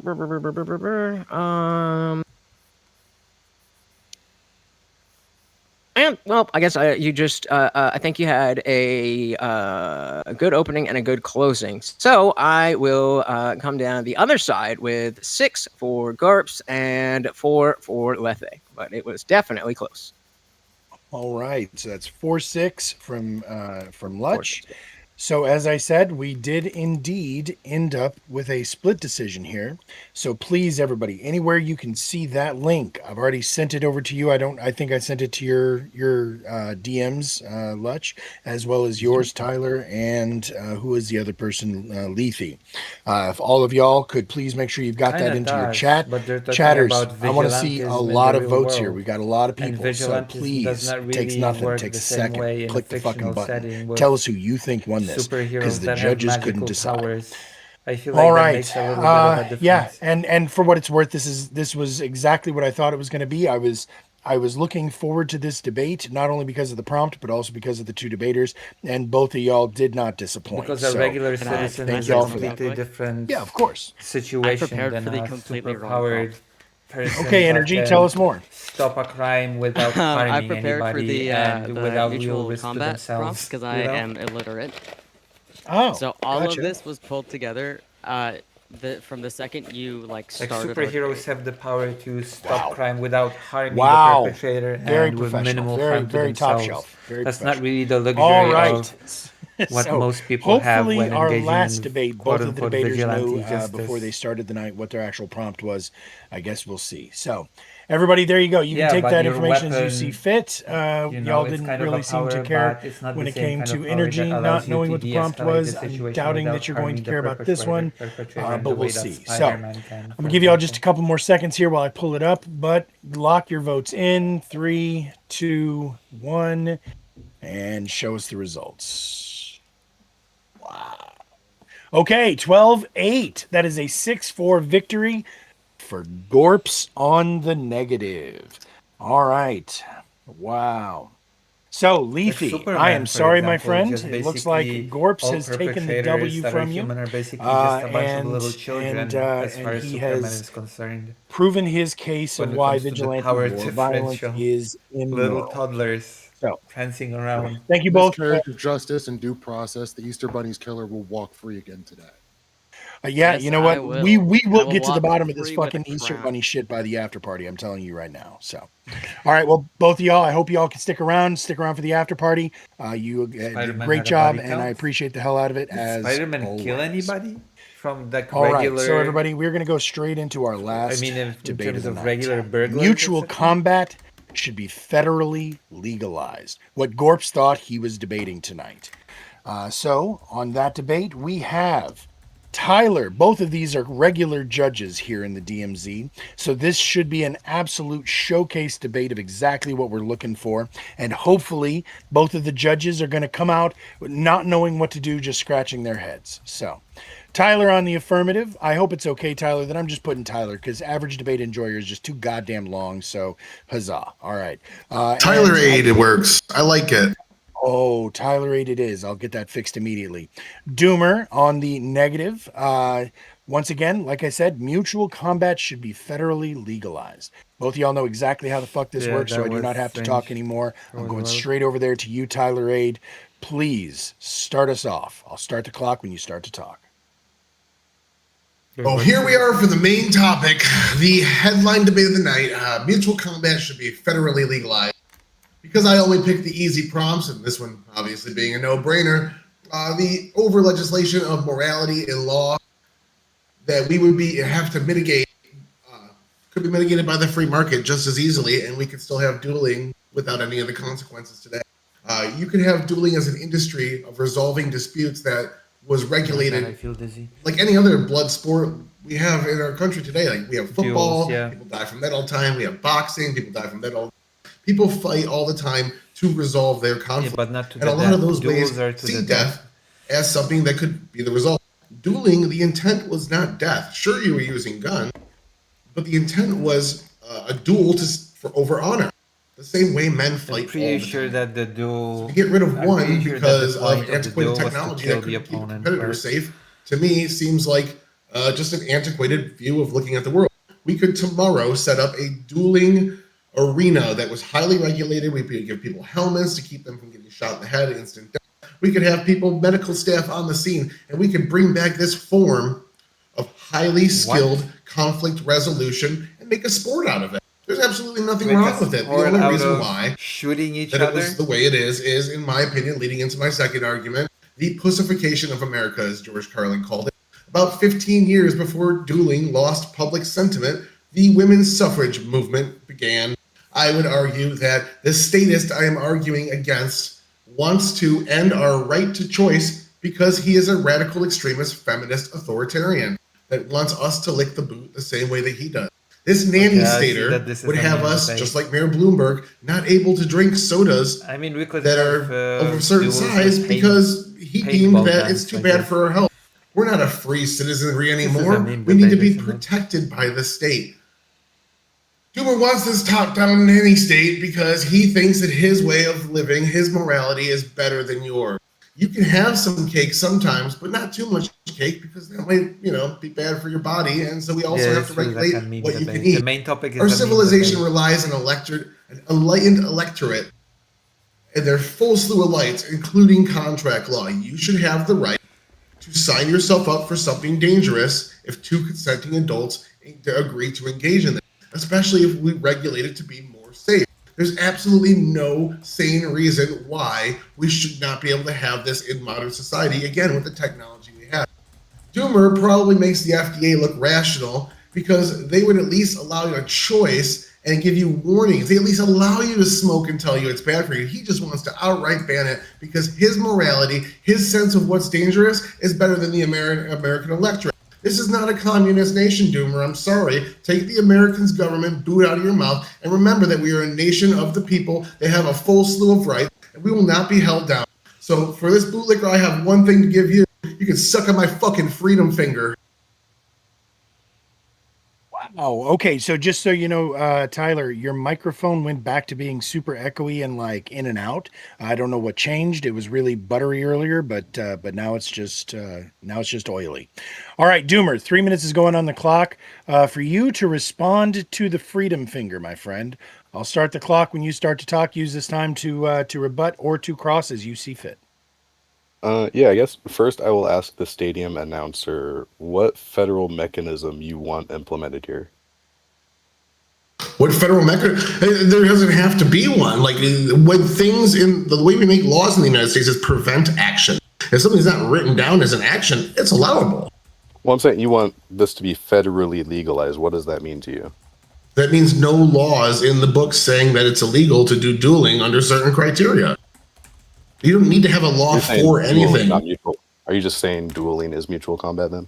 Yeah, mutual combat dueling. Yeah, So that's are my you limiting particular it to just version. dueling, or is it just like mutual combat is like dueling is just a form of mutual combat? Oh, I mean, if you wanted to use, I was using the two synonymously. I'm not talking about the old school gun duel Well, then specifically, what but that does definition would encompass you it. say would you define as mutual combat or dueling? Like what Yeah, defines that any- rather than just like assault? Any two individuals that mutually agree to engage in a particular version of combat, they're both consenting adults that understand the risks Consent. that are in front of them. Yeah, implied consent, A mutual contract law. consent, yeah. Do you think like how does that work? Like in the heat, can you withdraw consent at some point?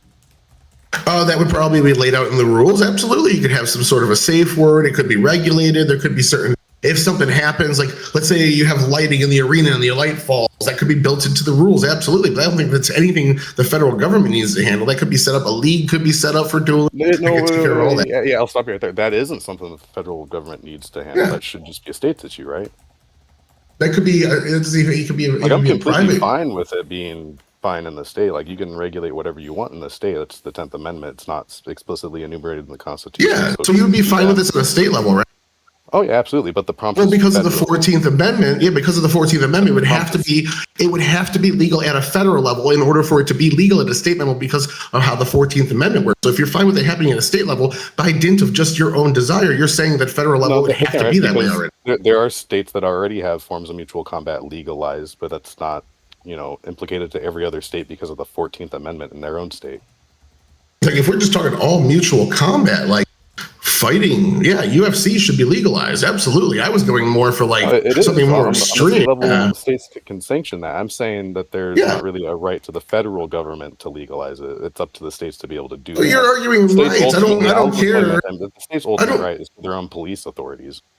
correct? Making those safe goes state against doesn't relegate principles that of to the federal practice, government. The restore state one's has honor their by own right to that. demonstrating a willingness to respond. To some degree, there is a federalist state. Like Not to some there's a degree. supremacy It's not clause. a debate. No. Supremacy clause exists. I disagree with you. Yeah, but you can't make laws pertaining to anything. Otherwise, we'd have gun laws pertaining to it before it's been deemed by SCOTUS.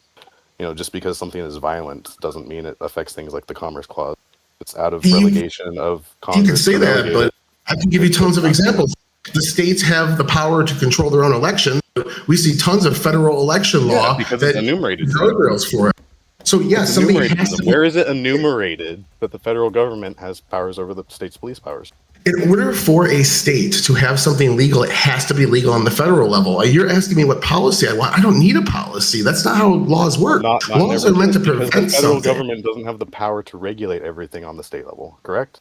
You understand that? It doesn't. Yes, I understand. To some degree, they do, though. I'm disagreeing with you. I'm telling you that the supremacy clause exists, and police powers.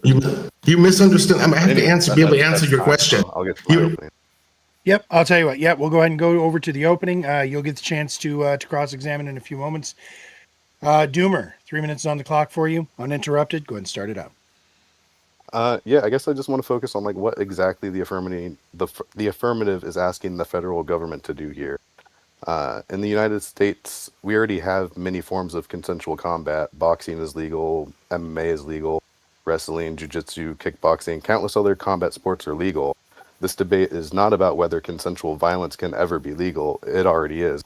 The question is whether there should be federal expansions to lawful interpersonal violence and override state decisions about assault and public safety. I oppose that for 3 reasons. First is the constitutional authority I was kind of prefacing there. The federal government does not possess a general police power. States regulate assault, battery, homicide, public order. SCOTUS has repeatedly emphasized in cases like US v. Lopez, US v. Morrison, that ordinary violent conduct is a core area of state authority, not Congress. The affirmative must explain not only why mutual combat should be legal, but why Congress has the authority to impose that. If Washington wants a mutual combat carve-out, it can create one. If Texas wants one, it can create one. But the federal government can't grasp control by creating new limits to state police powers. Yeah. Secondly is practical enforcement. The affirmative relies heavily on consent, but consent to violence is uniquely difficult to verify.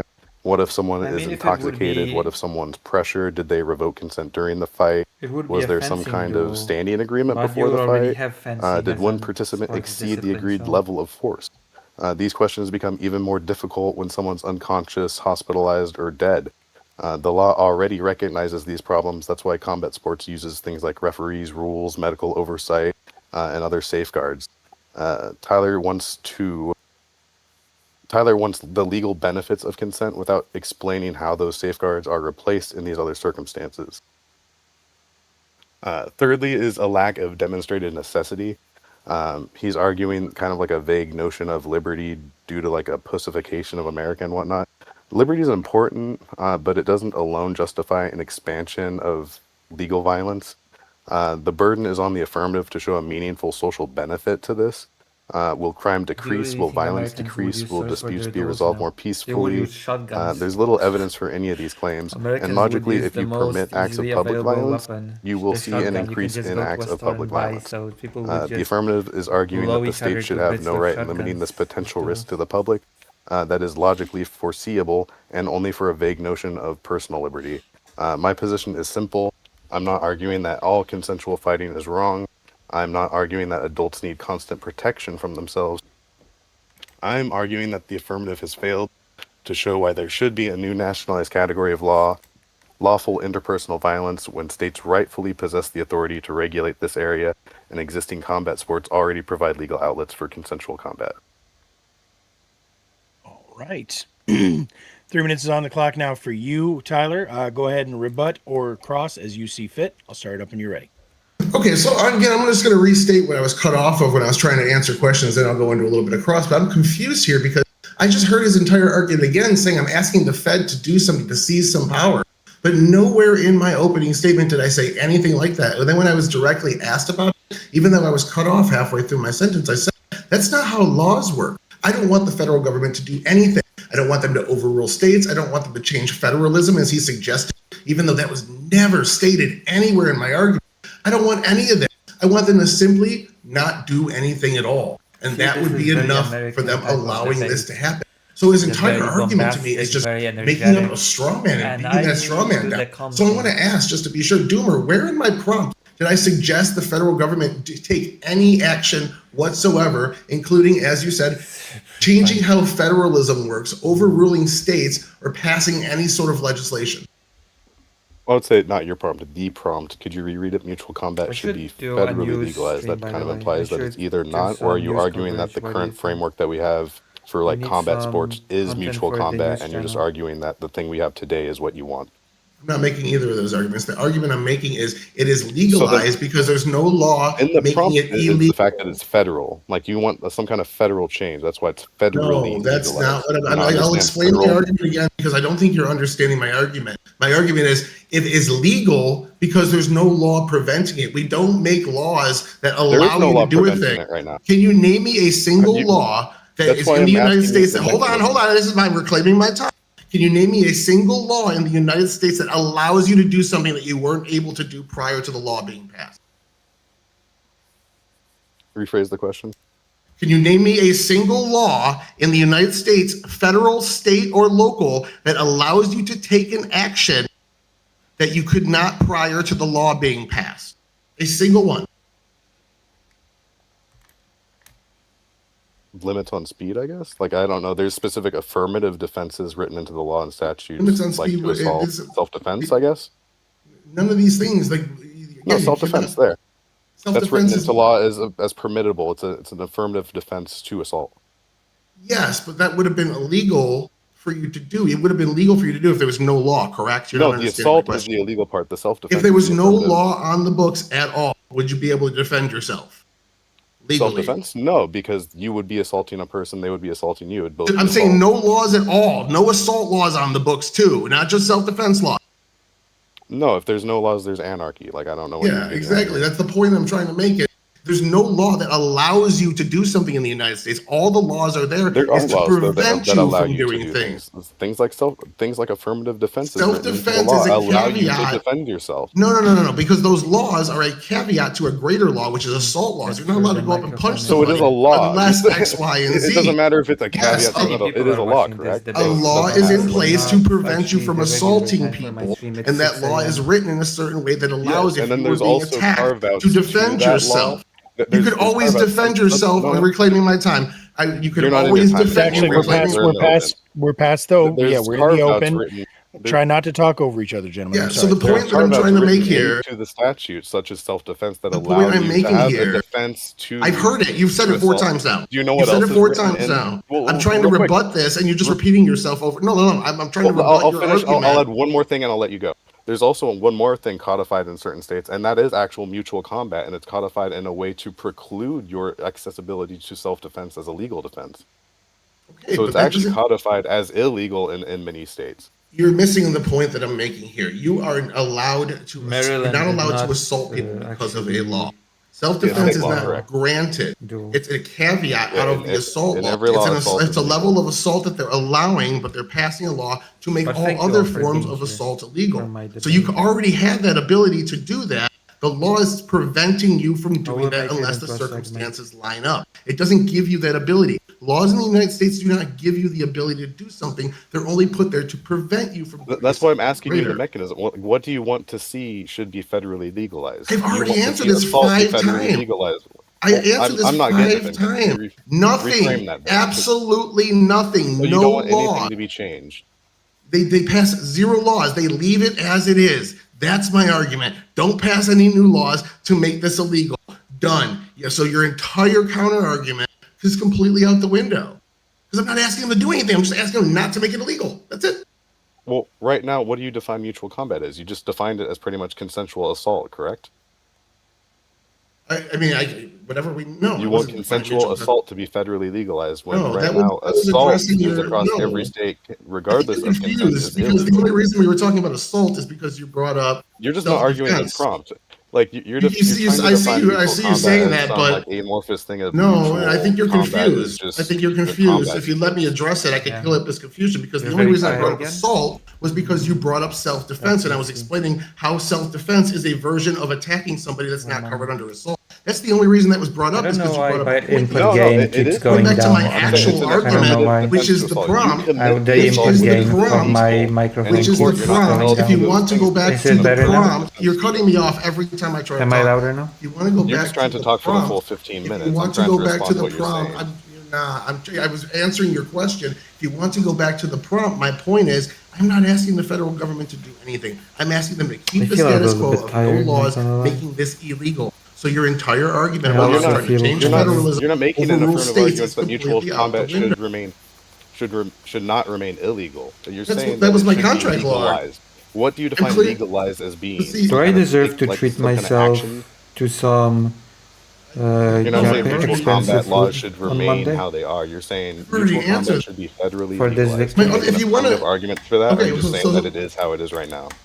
I have already And made by the expensive, affirmative I mean argument that it should $25 be legal expensive. because of contract law and consenting adults. That's what my entire opener. You We can't haven't gotten to contract to a that. crime being permitted to you. I can't go It's not a sign a crime. contract to let you murder me. That's not I can't what, go sign a that's contract not to let what you mutual assault me. combat is. That's not what mutual. Yes, you can actually. You can go sign a contract to have somebody assault you. That's what boxing is. Yeah, in certain things that is permitted, and that's permitted by the state, not federally. Oh, so it's you on the- can. on the So you state level, can. So yeah. you're wrong. So you just Well, said no, something there that are was carve-outs. incorrect. You can go look at some of the laws. Actually, the carve-outs are specific in them. Even in Texas, let's see, Texas actually has codified mutual combat laws where the victim's effective consent or the actor's reasonable belief that the victim consented to the actor's conduct is a defense to prosecution under assault. This is under the stipulations. The conduct did not threaten or inflict serious bodily injury. And then the second subpart is for things like occupations, for like boxing, MMA. So that's written into the law there. That's understood. That's legal. I don't understand why you're bringing it up. Okay. I mean, I'm saying preserve the status This quo. still feels like a meme debate to So me. you want it again, illegal. So Like- no, like I this- looked at And the status quo and said we have all these things The right now. status It's not quo. passing any Where- law. Where's I do. mutual combat legal? How is it status I quo? still cannot Mutual exactly combat afford would- them though. UFC still would have to encompass gain more mutual money. combat as well. No, as dueling. that's combat. The example that sports. I brought up That's was two people dueling. fighting for money, like prize fighting. Did you That's listen to not my mutual combat. introduction? Because I gave you a very clear example that Well, I yeah, gave. But that's I why, feel that's like why I'm I've saying been during this making cross thing, strides I'm to saying make you're better trying to broaden it profit open from just streaming to combat recently. sports, I feel like or I'm saying Yes, like okay. the status quo is that mutual combat's legal because combat This is sports. a That's decision. not Yeah, true. I feel you're like Combat you're making a going meta in a good argument direction when it about comes No, to I'm, you're making a I'm, you're you're making bringing a up meta combat critique sports, of my argument. and I'm maybe. saying I'm combat not- I'm the sports ass. is sanctioned If you're by not the going to state. address my contract law argument, If you I want to can only focus get on more this people this Where- to watch where is pesky the- idea that I'm more trying to people tell the to federal watch that government about to combat do That would something. be great. I am more than happy to go ahead and argue your silly argument about the federal government doing something because I never made that argument. I never made that claim. That's not how laws Well, work. when you start looking that stuff up, could you start? So with if you're the Tenth asking why Amendment? I'm not answering questions over here, it's because that's where you're arguing your point is over here. Well, I want to go to that other subject. We when can. you bring up the three things that I What do you did think? talk about in my opening, like constitutionality, we can focus on that if you want to. But yeah, the 10th Amendment, anything not unenumerated like police powers is left up to the state. Things like prosecution for assault is left up to the state. If you're wanting a federal cutout that's not true. to mutual, what isn't true? Both of the things you said. Can you pass federal The regulation? 10th on state Amendment policing? isn't true. No, Unenumerated I'm powers wondering aren't your up to the your state. your interpretation of it is completely false. What you're saying, the absolute statements you're saying as your interpretation of the No. 10th Amendment is General not- police powers are left up to the state. General police There- powers, yes. There You are said no, all I can police get into powers. this. There are police powers left up to the federal thing. Like if you assault someone on federal property, you can bring up. Hey, if you want to say your argument is just in Washington D.C., we can have mutual That's combat. not what I'm saying, even though I because don't there's think other DC examples. relegates that. There's but- other reasons. The federal government polices hundreds of thousands of violent crimes every year, most of which don't Yes, take place in crimes Washington. that they have the power to prosecute. Other Yes, you things said such they as don't. state crimes, they do not. Like state assault charges, they do not. Not true. You're They could wanting go a into federal. states. No, you're wanting a federal That's not system true either. that would bar the states from prosecution of assaults. Correct? That's not true If either. You two can- people you can consent, get you your think there should venue be a switched. federal law barring prosecution, right? No, I did not say that at all. Then what are you arguing? You're just making up my. I already told you this like 6 times. You're incapable of understanding. I'm arguing for the status quo where the federal government does not. The status quo right now. You're just saying Right now. Hold on. Sports and the UFC Right legal, now. so Right status quo, now. that's not Right what I'm now. saying. Right now. If you let me get out more than a half a sentence, maybe you'd understand my fucking argument. You would be making shit up. Right now, everything is legalized. Mutual combat is legalized in several instances. Yes. No. Yes, it is.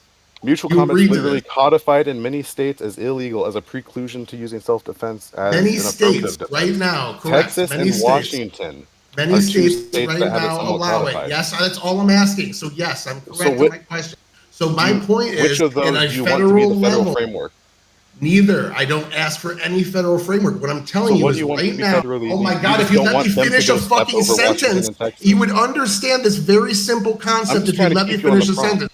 You can't let me finish a sentence. I haven't been able to speak. You keep asking the same All right, question well, over and over. filibuster or turn purple. This is getting old. Maybe if you let me finish a sentence, you'd understand my argument. You wouldn't be making shit up because nobody's asking the federal government to do something, and still you're going back to the straw man. The prompt is literally asking the federal government to do something. What I'm telling you is currently it is federally legal because there's no law preventing it. That's how laws work in the United States. I am arguing we pass no further laws to make it illegal because that's how laws work in the United States. We do not make laws that grant you abilities to do things. That's not how fucking laws work.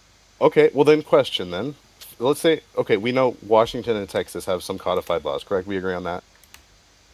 Yes. Are you saying that Nebraska needs to have some sort of codified law like that? No, I'm not. Why?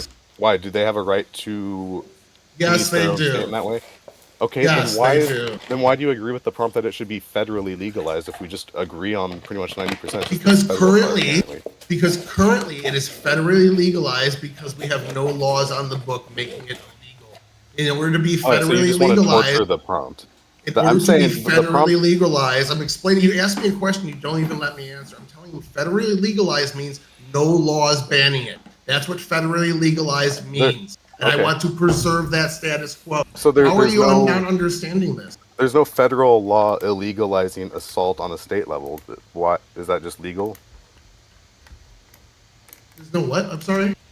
There's no federal assault laws outside of like assaulting like a federal official or whatnot. Like if I assault you, that's not a federal charge. There's no federal assault. Does that mean it's legal? No. States have their own charges.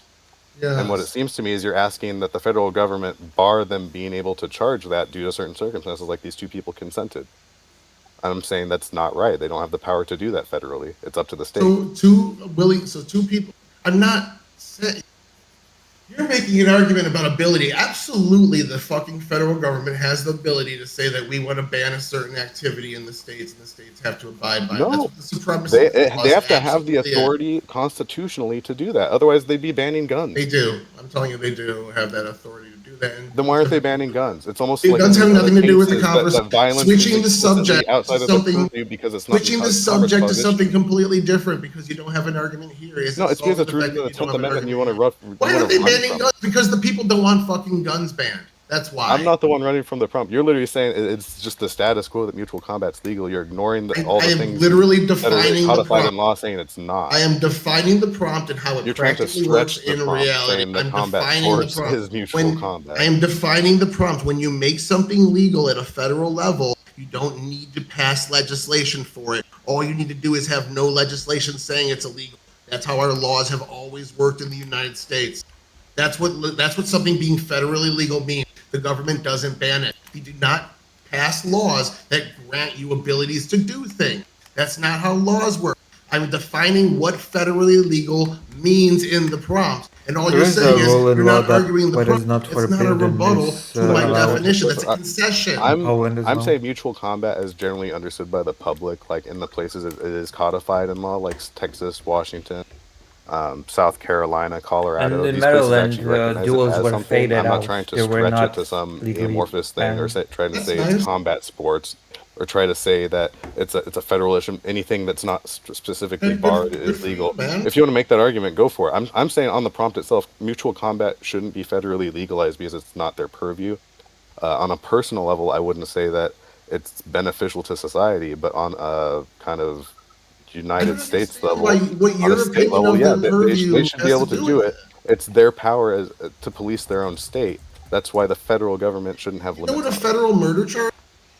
You know, you can charge that in states, even though if it doesn't cross state lines or didn't happen on federal property. It is within their purview to say Yes, this but specific wait, thing wait, could be murder. You They can't can consent do to that, it. but they can't Hold on. say the state Hold on. can't charge Let it because me they get consented to I be just murdered. let you talk for like 20 fucking sentences. Let me get one out. They can charge you for federal murder. They can say this action, we don't consent to it as the government because that's an inalienable right, and the federal government follows the Declaration of Independence doesn't definition of inalienable right. They You can't tell the give that. state to Hold not on, charge it. shut the fuck up and let me finish the sentence. Because that's an inalienable right, the federal government says that falls under the definition of federal murder. That then gives them the authority to arrest Yeah, somebody. you're just filibustering. doing I'm saying So that doesn't you fucking made a matter point. because You they made a cannot point, make I'm the telling state you. not charge it. Yeah, they don't You're have you're to. trying They can to say charge the federal federal government murder. can force a state to not charge things. They can't prosecute assault because people consented. In the abstract, they couldn't even charge Missing my murder if point. they consented. So why You're missing it my doesn't matter. point.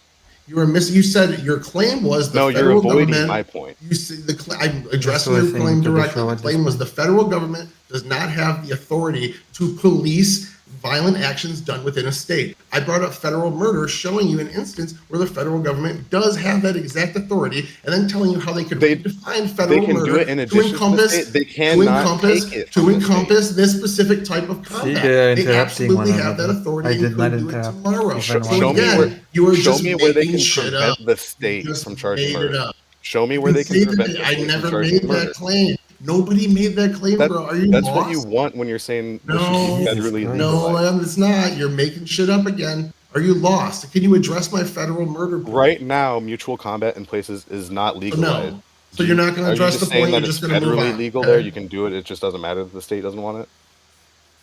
What's that? This is getting. I'm saying right now, mutual combat very is illegal blood in many spicy. places. You want it to be federally legalized. Are you saying that the state can still charge these things, or there's no supremacy clause that the federal government would have in Are that? you really not understanding? I've answered this question for you exactly twice. I'm not saying they are states are not compelled to make this legal. When That's something true. is federally legal, that means they have not I passed a actually law made to it- ban it. Can- That's a how state laws made a cannot- very work. conscious state attempt cannot ban to something be if it is quiet when federally the other legal. person was What can a talking. state ban that's federally legal? They can ban whatever. The federally legal literally just means the federal government has not barred it yet. So if they can ban whatever they any item, I can't even think of one. Any item they want, they could say tomorrow, we don't want sugar in New York State. We're going to ban all sugar from New York State. There's no law in the books federally that says The they have. federal Your government argument- can do that? No. Here, your argument here is basically because I don't like vanilla, or because I like vanilla, I hate chocolate. I am not saying anyone should be compelled to allow mutual combat in all 50 states. Nowhere what is you're that in saying. my Actually, argument. he was No, very That is the nowhere prompt. it The in- other person no, was it's talking. not. Then you're just not arguing the prompt. No, it's not. I'm saying the states should have the right to choose the laws that they want. for the local Exactly. state government. That's how The federalism federal works. aspect is what makes us out of bounds for you. You can avoid That's it all how you want, but the federalism prompt is works. mutual combat should I be don't think you federally understand legalized. basic concepts. If a local you're jurisdiction avoiding wants to basic ban concepts that I'm something, bringing up. I explained what federally legal means. You never challenged my definition. You moved on. I explained how federal laws What have I been ban talking about this things. time? I've been challenging it. You haven't. All You right. moved on. My definition of federal legal has been unchallenged. All right, gentlemen, we're gonna go ahead and go to the Q&A section because I'm not sure that you guys are actually Q&Aing to each other. So I am gonna jump in there first. That was rough. Tyler, this is a super quick and easy, and hopefully, oops, sorry, let me fix that prompt on the screen there again. Hopefully, this is actually going to get past the circle we were just dancing in. Tyler, will you please tell me the difference between the term legalized and the term decriminalized? Parse that Yeah. out for me, please. Legalized means somebody is allowed to do, there's nothing barring somebody from doing a specific action. Decriminalized means it's still illegal, but there's not a penalty toward it. Okay, and those are your definition. I'm sorry, those are your definitions, or that's like the actual Those are- legal definitions. Legalized is anything that's not against the law, and a law has to be passed to bar a specific action in the United States. That's how our laws work. Well, we actually have a Twitch audience right now. Actually, Okie dokie. 27 So, people watching Maida, on Twitch. you ready with a More than on question YouTube for for the first time. Tyler? Yes, sir. So my question for Tyler is, should there be an upper limit on combat sports if there is a mutual agreement by all participants in which they incur Also, harm? there have been And would you be instances in when favor people of a died form of during combat boxing sport and such rules as, were but not limited changed to, because something of like that. a death race? For I'm sure example, we could regulate it. there I'm used sure to there'd be be more all sorts rounds. of unacceptable versions of combat sports. Oh, we it's wouldn't because want. I'm not I'm thinking that those particular I'm bad versions are enough to streaming throw the together. family I joined this so I option could to stream see that there's together with probably somebody. I several haven't bad joined things like a streaming on death race Twitch. that you could think of that I That's wouldn't why get I behind. have the It audience. doesn't mean all combat sports or all combat in general should be barred. I hope I will And gain some viewers from this. Jesus. Question for Tyler, please. Yes, sir. Great debate, gentlemen. I am left a little bit confused though. So, Same. Tyler, can you speak to how, on the one hand, you're asking for, you're stating that you're asking for the status quo. When you're claiming that you're asking for the status quo when there are states that make mutual combat illegal, and so based on the prompt using the verb legalized, that can you square that circle? I should Yeah, go to the absolutely. Do you understand toilet. what I mean? What I'm I saying, really want to yes, go the to the toilet. definition Should of I legalized, which go I to the gave pretty toilet? damn clearly, I think here. How the federal government mechanically legalizes things is they do nothing. They don't pass I'm gonna any go to laws the that say toilet. that thing is illegal. That's how our government works. You are allowed to do all the things, but there's not a law out there that says you cannot do. All of those things, as an American, are able for you to do. So if there is no federal law saying no combat sports, then combat sports are thus legalized and allowed.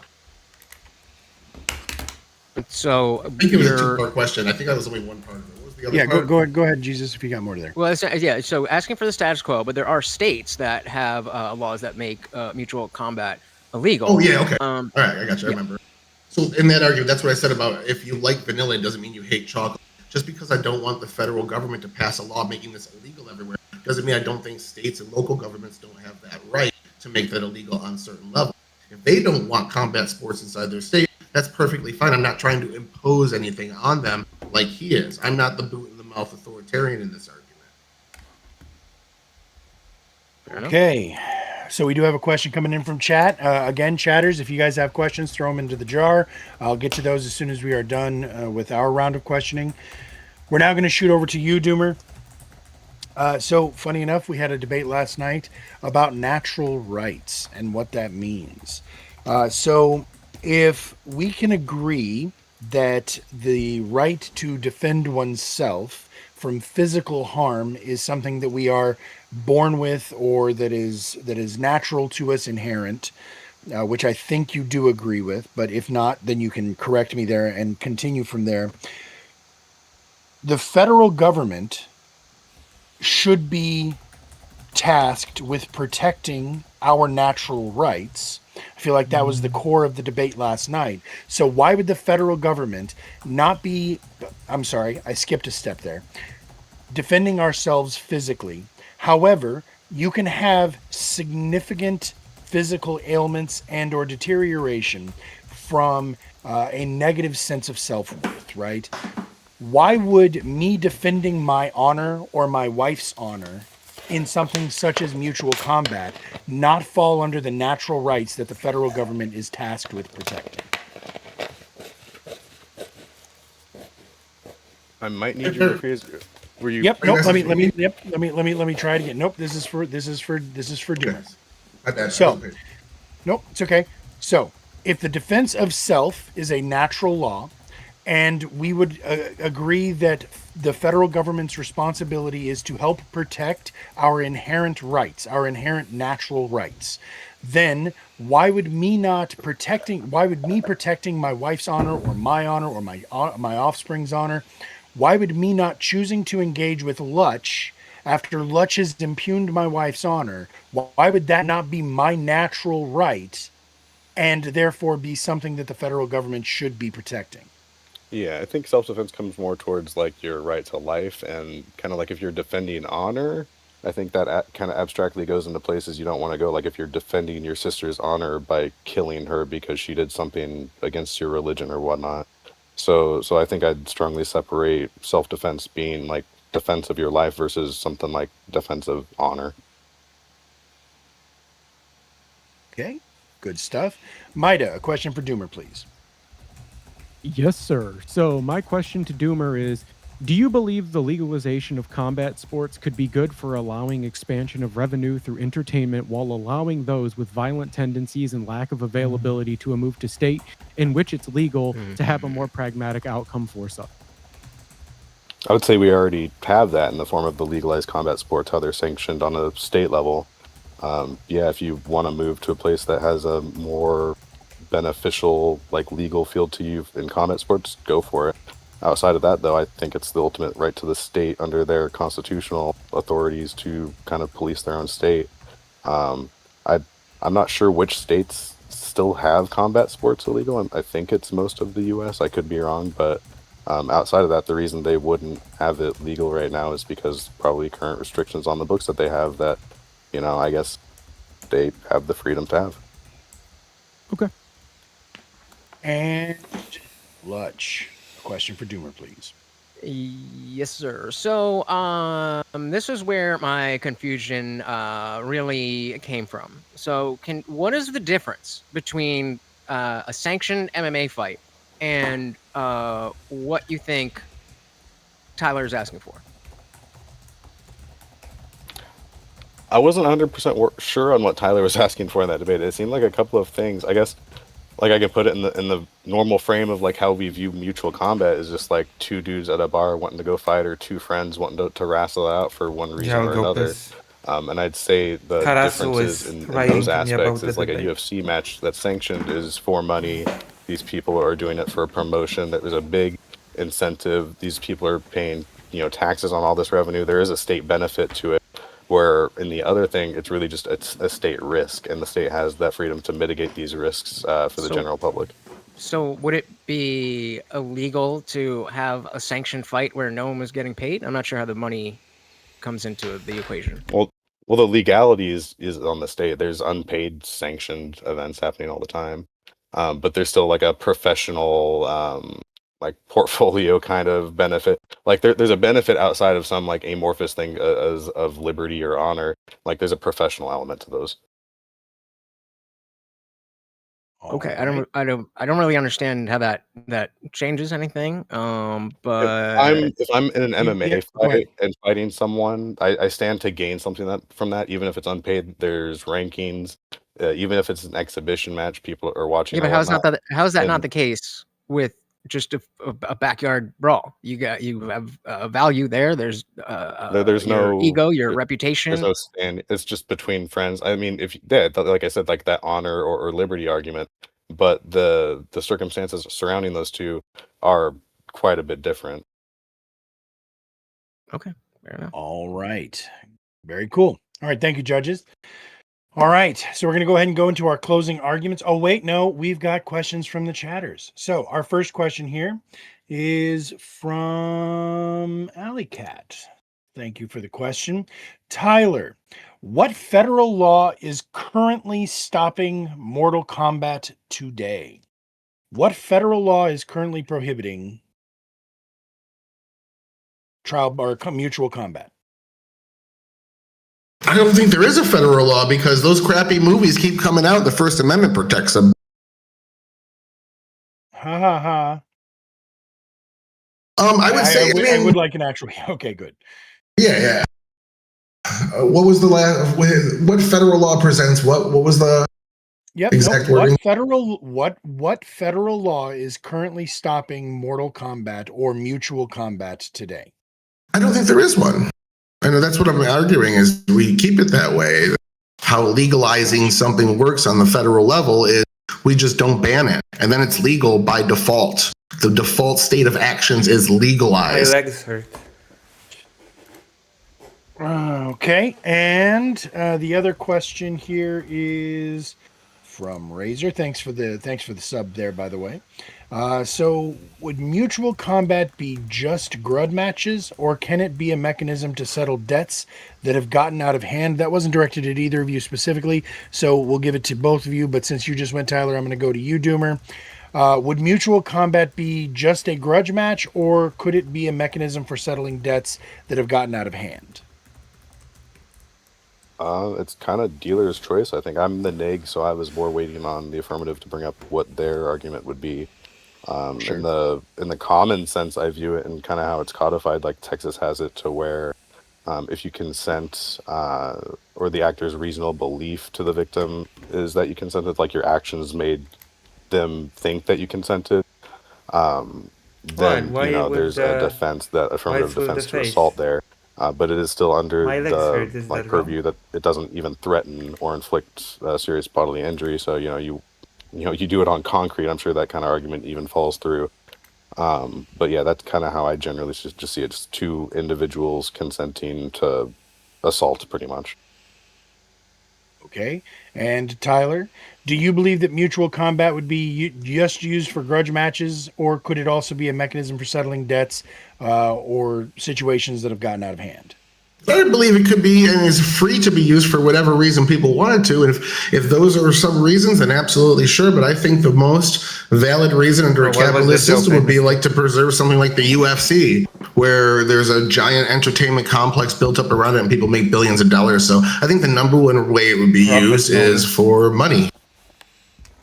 I see profit motive has entered the All chat right. again. Very cool. So we are going to go ahead and get into our closing arguments. I think that was all the questions. Yep, double checking. So, Tyler, 3 minutes is on the clock now for you. Let us hear your closing arguments, sir. Tyler makes me think of West. Oh, so based on the founders of our government and the founders of the Blackstonian legal system, I didn't want to be this technical. I did look all this up and didn't want to include it in here, but this is exactly what legalization is. There's two mechanisms in which to legalize an act under our current justice system. Again, the Blackstonian legal system that's existed for hundreds and hundreds of years, predates the United States. This is how it's been for a long time. Something is 100% legal unless there is a rule to bar it, a law to bar it, a regulation to bar it. Legalizing something is either A, doing absolutely nothing and allowing people to do it, or B, if there is already a law on the books that prevents said action, removing that law from the books is the other way to legalize something. Since there's no law on the books federally banning this, the only conceivable way that we can talk legalization would be to not make a law to block it. That's how our federal It's government federally, works. but there's They do also not write state laws law, right? that grant us And abilities. those are So banned on a state that being level. reiterated for the 90th fucking time, this is how to legalize something at the federal level in the United States. I think those mechanics are being lost, and you're thinking legalization requires new legislation, but no, it requires less legislation. I'm talking about removing laws from the books and becoming less authoritarian. That's why I called you a bootlicker. That's why this whole thing makes you look like the pro-government person, because I'm saying we don't regulate, we regulate less, we do less law. Most of Doomer's arguments were strawman in the beginning, and I think he dropped a lot of them in fairness, but I did not advocate for restructuring federalism. I did not advocate for any new policy. I did not advocate mandating legal combat sports in states and in municipalities. I did not say anyone had to do anything different than what they wanted. All I'm saying is the federal government does not make it illegal. Thus, every single day they choose not to make it illegal, they are legalizing it. Every time they put policy forward that does not ban this, they are thus choosing to keep it legal and thus legalizing it. So when I say mutual combat, I mean, of course, I'm not talking about death races. I'm not talking about the purge. I'm talking about good examples like potentially the UFC, or the example I listed, the hypothetical dueling league, where you have bulletproof helmets and medical staff on demand, where this is an antiquated way to dueling, like banning it's an antiquated way to look at the world that doesn't keep up with modern technology. I don't think that argument was even touched, that I'm making a technological argument on the side. The argument here that we make for legalization is I'm not trying to mandate it for anybody. That was the other. And then we had two more red herrings that got brought up. One of them was about the state or the federal government not having the authority. And I brought up federal murder charges, and we just kind of moved on from there without that red herring ever getting any attention again. The other red herring was that we're granted the right to self-defense from legislation. That's not how that is. It's an exemption from the laws that ban different actions like assault and murder. They're saying we're going to ban these assault and murder things, but there's some caveats. We're not going to ban them in these particular instances. That's making something illegal and leaving caveats. That's not granting you the right of fucking self-defense.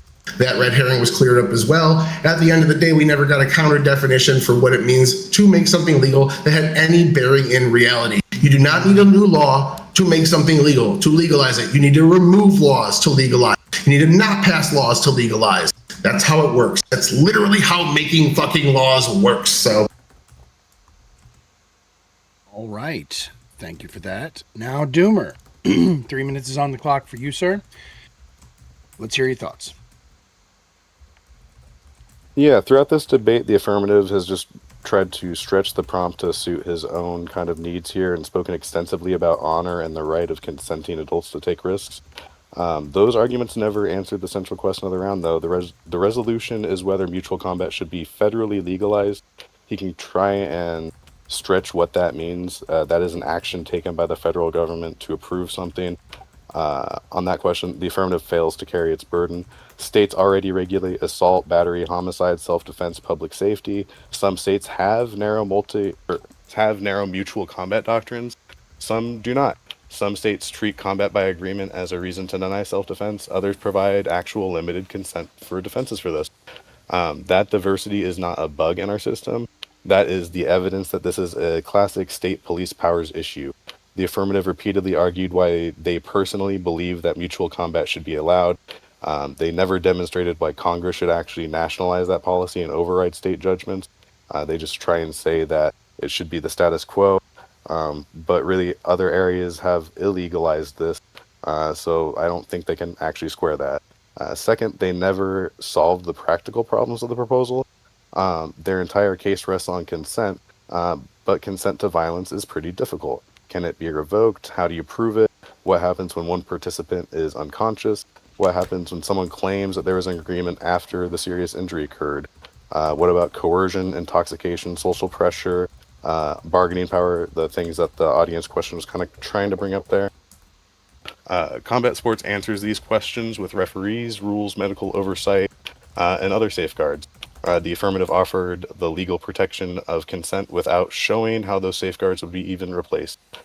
Third, most importantly, they never demonstrate a meaningful societal benefit. Combat sports already exist. Boxing exists, MMA is there, wrestling, martial arts.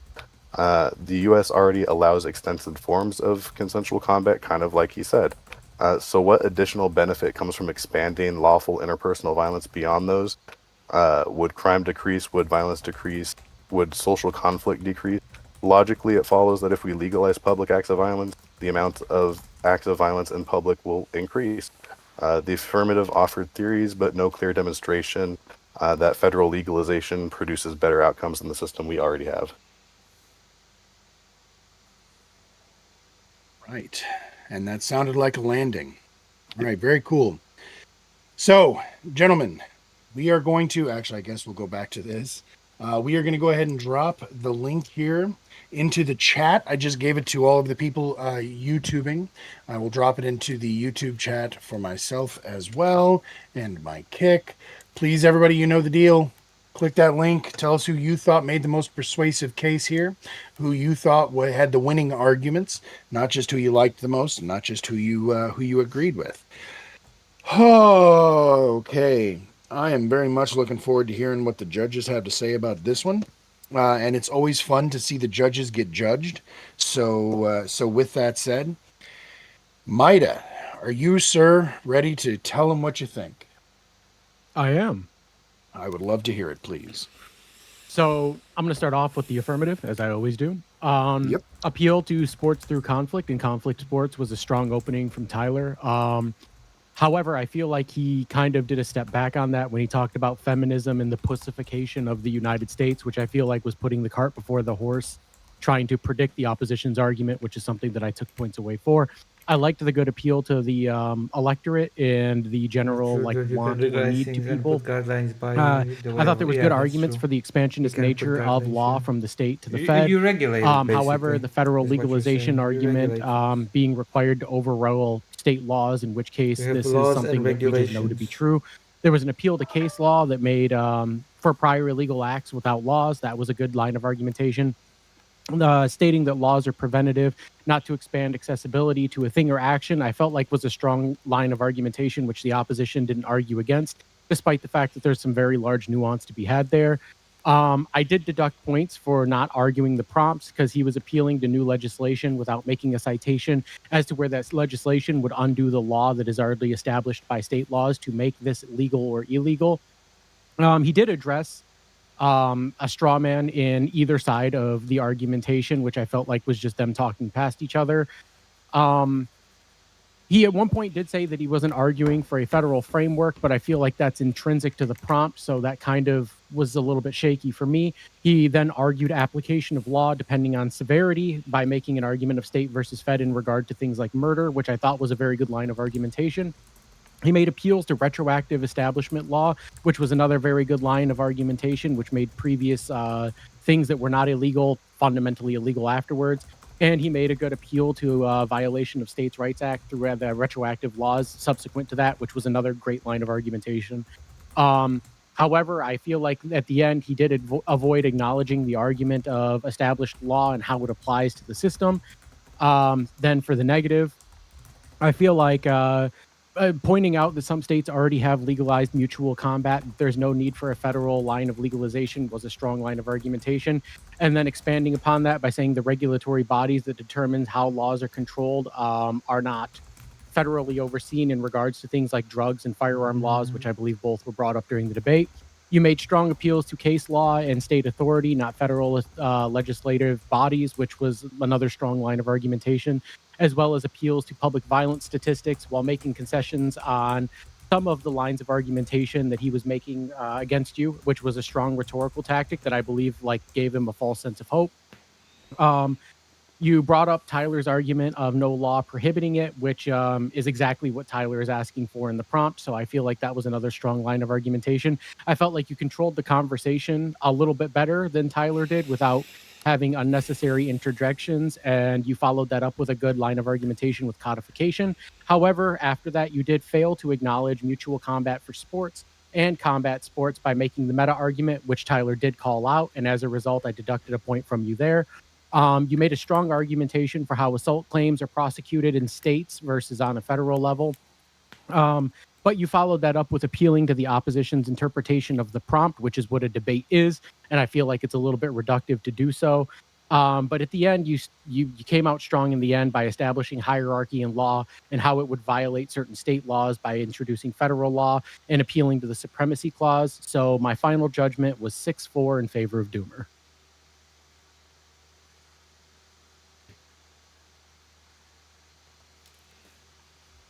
You want me to go? You doing something?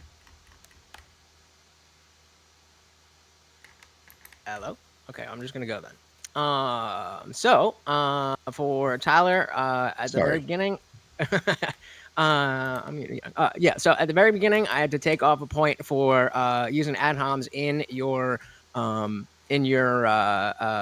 statement. That especially because I took 1 point from Doomer for interrupting a lot. I think if you had been softer, then that energy would have been a lot more justified when it got into the debate. I was talking about building up that goodwill, and you did not do that, and so I got to knock a point off there. Other than that, I feel like you're right when you're saying that he didn't understand the argument, and a lot of the chat was talking about how you didn't address the prompt, and I disagree with that. I think if it was something even a little bit different, like the federal government should make this or I don't know exactly, but the language specifically does not entail that it has to be an action. And when Tyler, you established, I'm just looking for the status quo, then I don't feel like Doomer that you effectively showed that doesn't fit within the argument. You got to pin him down, otherwise I just got to judge on what's been put forth. I mean, again, a lot of good commentary there, kind of stealing the wind from me, but do I have to use all 10 points? You have to use 10 points, yes, but you can use them how you want. Okay, so then I'll go 6-4 for the affirmative. Okay, 6-4 to Tyler. So once again, the judges are split. Chatters, it's on y'all. I need you guys to tell us who you thought made the best case, who was the most persuasive, not just who you agreed with, not just who you liked, because we like them both, even Tyler. So please click that link. Make sure give us the votes. Let us know where you landed. Yeah, there was a whole lot of talking over each other there, gents. I'm not gonna sway the audience here, but I was surprised by that. I actually thought that there would be a little bit more cordiality. But I mean, how it goes is how it goes.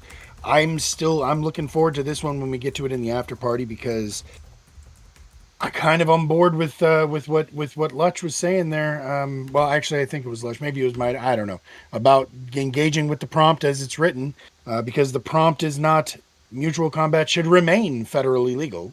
It should be federally legalized, and I feel like there's a disconnect there. But we're gonna see what the chat took from that. So 3, 2, 1. I hope you guys have clicked it. Let's go. Yep, you did. Mutual combat should be federally legalized. Results are overwhelmingly in favor of the negative. We are 8-2. That is 15 votes to 4 votes.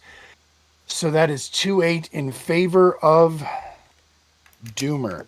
Congratulations, Doomer. Great job.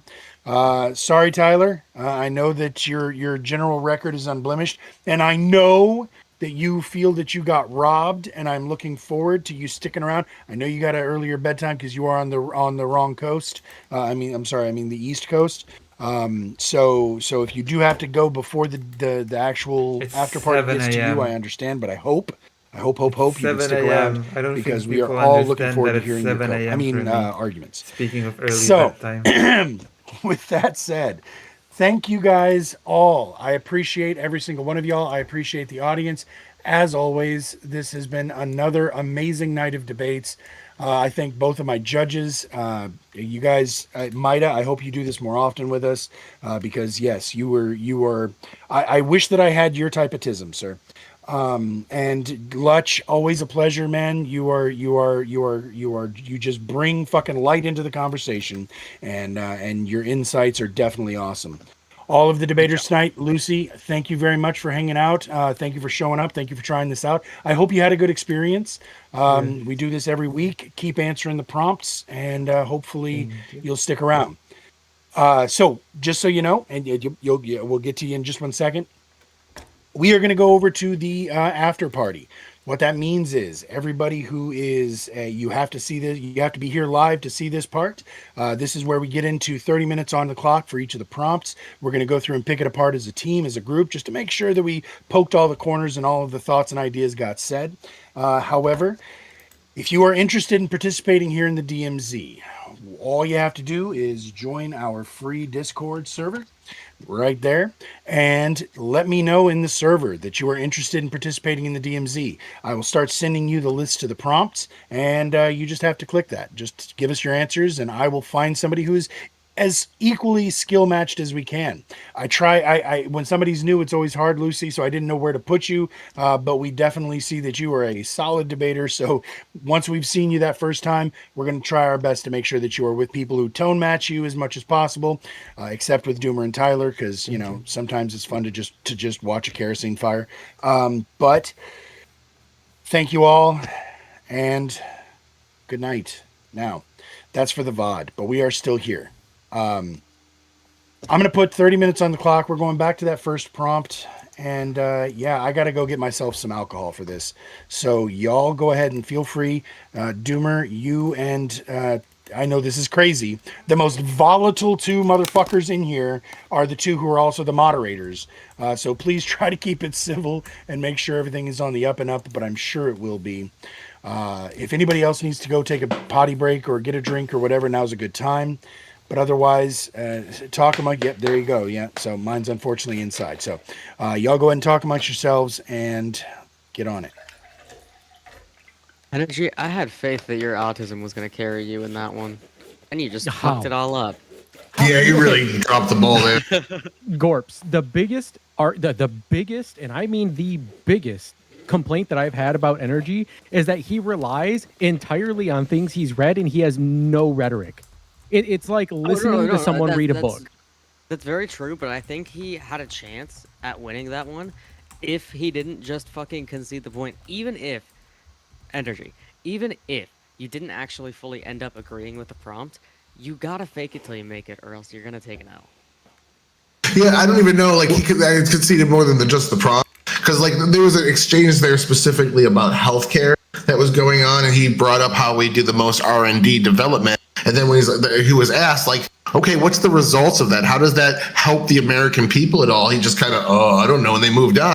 He say like we invent the most medicine, the most new medical equipment, the most new medical studies, and we foot the bill for most of the world's R&D while they underpay on medicine. We're basically the world's healthcare providers in terms of new innovations. Like that just never came out. He just kind of stopped talking about it. Well, I will also say, before he actually like fully conceded the prompt, he conceded it on the non-profit point, because that's a form of like non-profit driven commerce, I guess you could say. Also, there is Yeah, a but, few I points that wasn't I taking the kind of prompts so neglected to literally. add. I'm not sure if I should add them now. Yeah, go for it.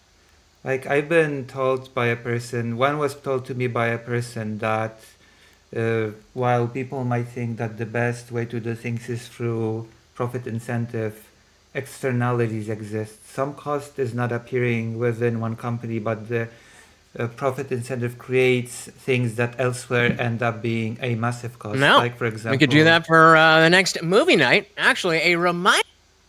Sorry, what? He definitely. He's doing a promo. Oh, pollution would be such a thing, right? It becomes a great cost, even created by profit motive. And the other one is an example that I've been given. I completely forgot about it because there's been talk of voting with your wallet. But huge shopping malls, for example, that bake bread in-house will skirt the rules by having a certain amount of spoiled grain in the bread. That's a single example.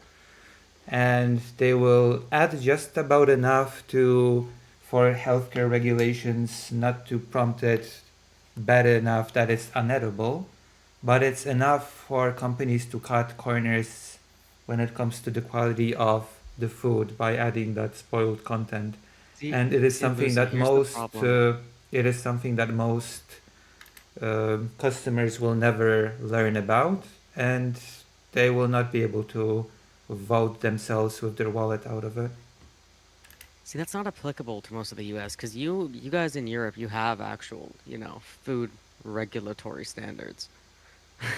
Yeah, but that's I'm talking effectively. about in this Even happens. This without the happens in Europe. regulations, even I'm with talking hold about on. this happening in Europe. I've learned this from a European health inspector. Even without the regulations, you can sue the company if they're giving you bullshit. I mean, you will never learn about the bullshit, and the bullshit is within health regulation limits.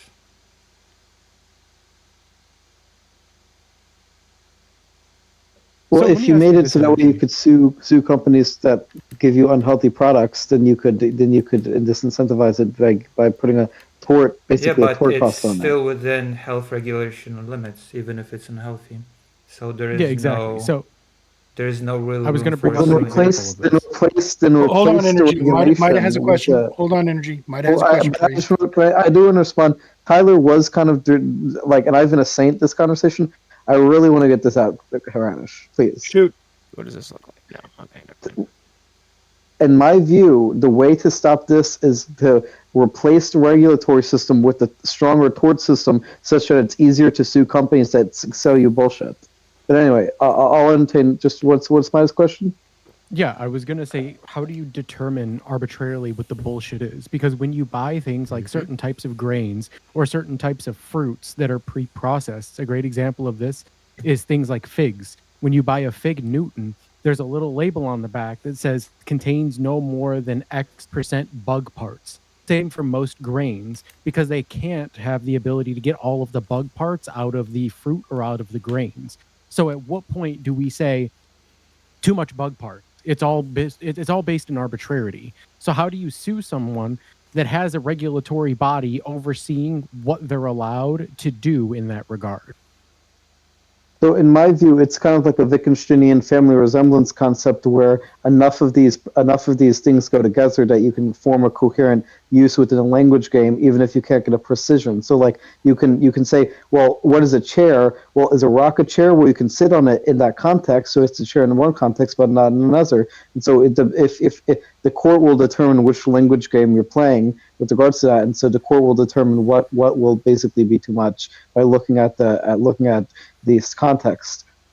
Sure, and in this specific circumstance, the courts have already done that. They've determined that if there's less than X% of bullshit in whatever you buy, it is both safe to eat and it still represents or reflects the accuracy of that product. So you are unable to do so as a result. You're unable to sue as a result of them doing so. Okay, so then you can't sue. So if the courts have determined that X amount is okay, that's the amount that's legally okay by definition. And more crucially, in most cases, the consumer will never learn about it. Well, unless they read the label on the back of their food. No, it won't be. There's no label that says this bread has this amount of spoiled grain in it. There is no such. You will not find it on any label. What do you mean? I'm sorry. What do you mean by the spoiled grain thing? Maybe I missed. Do I mean? Yeah. No, she's making an appeal. So in Europe, she was talking, and well, not just Europe. Yeah, I may have missed this. She was saying that there was a European health inspector or food regulations inspector that oversees like certain grain productions, and within those grain productions, a certain percentage of the grain is spoiled. Yeah, so a certain percentage of that grain is spoiled, but the certain percentage of that grain goes into production anyways, and people would never know about it because there's no label that states that the certain percentage of that grain that is spoiled when it's mixed in with good grain can still be made into bread or whatever other product you're consuming. Yep. Well, just to be clear, I don't know if that's true or not. I'm just explaining your line of argumentation. Yes. Also, I do want to... I know this is what's it called? A little bit unrelated, but I do think this is important to point out. When I reference that I've read more about this concept, and it's not an appeal to authority, or if it is an appeal to authority, it's not a fallacious one, because it is not fallacious to say I'm more well read on something, and so my opinion is more weighty than yours. Well, this is okay. This is not necessarily fallacious. Yeah, and this is one of the things that I talked about in my commentary on the debate itself, where I talked about how you made an appeal to authority, but you didn't give any like inherent backing to that appeal. And I actually deducted points from Lucy as well for like a broken clock fallacy, because she didn't necessarily know the grounding for her argument, but she arrived at the correct conclusion to be able to disapprove you. So like this was a win technically for her, but it was a negative win in my eyes. And yeah, I actually did write down. It was kind of funny how you were talking, and this is not intended as an insult. It was just kind of funny to me, how you were asking how Lucy would be willing, or I don't remember how can you debate this if you don't know as much as me, basically. But the ironic part is that you stated yourself that you misunderstood the prompt, and more importantly, that you conceded the prompt multiple times. So it seems to me like the person who had less formal education on the subject had a better understanding of the prompt. So how can you be so bold as to debate this when you don't even understand the material? Can the same expression have multiple senses? That's what a debate is. It's arguing the interpretation. No, but this is a question to Faraj. Can the same expression have multiple senses? I'm sorry, sentences or senses? Senses. Spell that word. I'm sorry. I'm not trying to be an asshole. I don't know what you're saying. SENSES. Meaning. Can you derive different as in like I can smell it and I can hear it, or like as in you can there's interpret a different it in different ways? Okay, So it's sure. like, Yes, people can how about this? absolutely interpret a prompt in different ways. Yes, I'll concede that. Sure. So how about this? The horseradish can have two senses: the proper name horseradish denoting you, or the like food, right? So there's two ways the word can be used. The same thing with the Sure, I would prompt. say There's those are two ways to definitions, not interpret it. senses, but sure, go on. No, those are two senses of the same word, right? Because I am not an underground root. It is a different definition. I understand. Go on. but that's what a sense is, I thought. No, that's a definition. They are definitionally different, but I suppose that it's just weird to use it in that sense. Like, that doesn't make sense to me. But I guess sure, we'll go. Yes, it could Okay, use. It so could have the different point is- senses. There's multiple senses in which you can interpret this prompt, and so I interpret this prompt to be pretty broadly whether we should, in general, remove profit incentive, not should we have any goods or services with or without profit incentive. Actually, just Would to be clear. improve certain products or Yeah. services. How much more clear could that be? I don't think That we if you could take that, interpret it yes, you as- can take that literally, but the connotation that I expected to be was that it was going to be referring to, in general, whether we should get rid of the profit incentive. Wouldn't that mean So that it you was have really interesting- overinterpreted the prompt? Yeah, I was about to say all three of the debates tonight had at least one participant who didn't seem to actually be debating the prompt as it was given.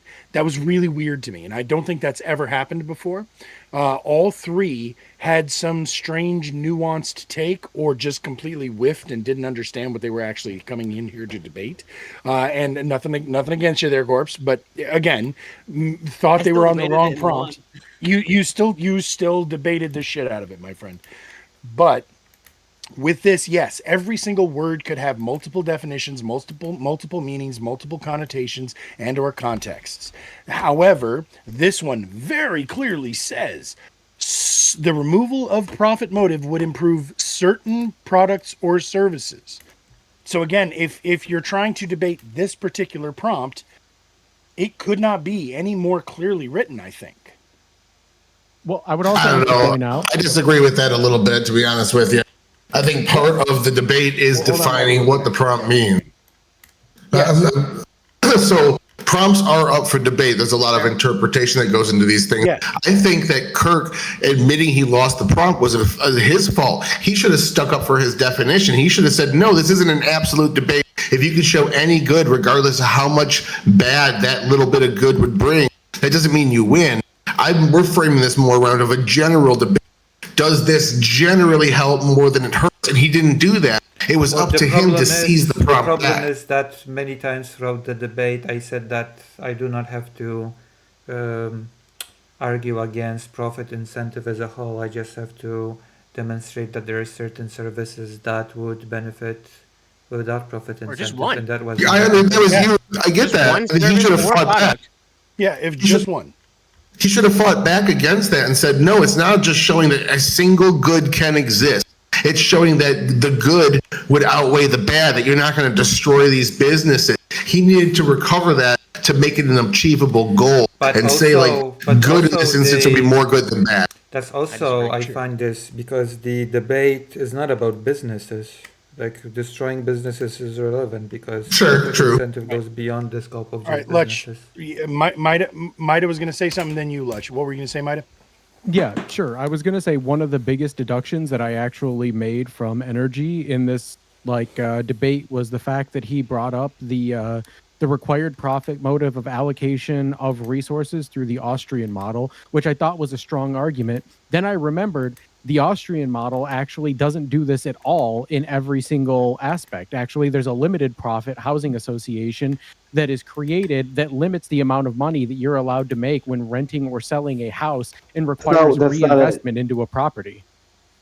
You're misunderstanding. When I was referring to Austrian, I was now referring to the country of Austria. I was referring to the Austrian School of Economics. Yeah, this is in the Austrian School of Economics. Maida understood. Trust me. Okay, what were you going to say now, Lutch? No, I don't. I even remember what Tyler said, but the last thing that Tyler said, I disagreed with. But I was just saying, no, I disagree. I wasn't really going on. So you just needed to go to say you're I wrong. just had to. All right. But no, if you want to, if you remember what you said, Tyler. Tyler just got up to go take a Tylerade. So right. yeah. Does anybody remember the last things that came dribbling out of his face? Anybody? This isn't my Anybody? strong No. prompt anyway. Yeah, no, exactly. So, okay, capitalism has made life better for some, but was built on misery for most. I really liked that argument from you, Lucy. And from Energy, I did like you talking about the if there is no profit margin or no profit, then there is no signal of the needs or desires of the populace. So let me ask you, and it's funny because this is where you conceded. I'm going to go to you first, Energy. Where you conceded was when you realized, oh shit, yeah, no, there is no good profit motive for a fucking prison system. As soon as you said that, I'm like, well, because that was what I was going to go after you about. What information does the government get from the profit margin of a prison system? So, in my view, the difference between the prison system and other types of things is that in the context of a prison system, it's a service being provided which is a public good. And a public good in economics means it's non-excludable and non-rivalrous. So because it's non-excludable and non-rivalrous, it's different qualitatively from something which is excludable and is rivalrous, where there can be competition, where there can be the signaling of information from consumers to producers in a way that's economically effective. So would it have been better for you if I'd have put that the removal of a profit motive for the public goods would have been better? You wouldn't have been able to argue against that? That if it's for the public good, that it should not have a profit motive? The public good, I guess there are well, two not things the that we public can... good, public goods in the context of economics. So if you said for public goods, which is a specific like term of art in economics, yeah, I wouldn't have argued against it because that is a specific term of art in economics for things that I don't think you should remove a profit incentive for. I mean, okay, real then quick. we So I go do want to into- say, Yeah. yep. I promised you're next, Lucy. I want to get this last little thought out for Energy, and I'm going to be quiet for the rest of this 12 minutes. So you were talking about the profit motive, and that the government would still need a profit motive, or where is the profit motive if the government is trying to do a thing? Why would we not replace the profit motive with an efficiency motive? Is that not what the government actually worries about whenever they are taking care of things? Is making sure that something is as efficient as it can be for the public good or to fill that public need? So when I'm talking about public goods, I'm referring specifically to goods and services which are non-excludable and non-rivalrous. And so in my view, the only time where it's more efficient to have the government manage a sector of the economy is in the context of public goods which are non-excludable and non-rivalrous, not in any other sector of the economy, because in other sectors of the economy, there can be more efficient allocation of resources through competition, which leads to signaling of information to producers for where they should invest their production. All right, Lucy, I believe that if I'm not mistaken, your general political ideology, you tend towards communism. So my question to you would be, do you think that if using the same argument that I was just using with Energy, that the government should focus on an efficiency motive as opposed to a profit motive, is there a time where the public good can be sacrificed in favor of efficiency by the government? Can you give me an example? Sure. Well, I'm asking you for an example, actually, but I'm saying, would there be a What do you mean situation? by that? Yeah, yep. I'll try to frame it differently. Would there be a situation where it would be, in your view, in your ideology, where it would be okay or moral for the government to prioritize efficiency over the public good? So, in other words, okay, here, let me. Okay, I thought of a good example. Okay. Not that this is a good example, but an example. If, let's say, the government figured out that it's more efficient for them to have fewer buses on the road and have those buses more full. So ultimately, the people pay the price because they don't have as many time options to jump on the bus, but the government is able to keep the cost of the bus lower because they have those buses more full. Do you think that ultimately the public's will or the public's wishes should be circumvented, overridden by the goal of efficiency by a government who is taking care of these services? No. No.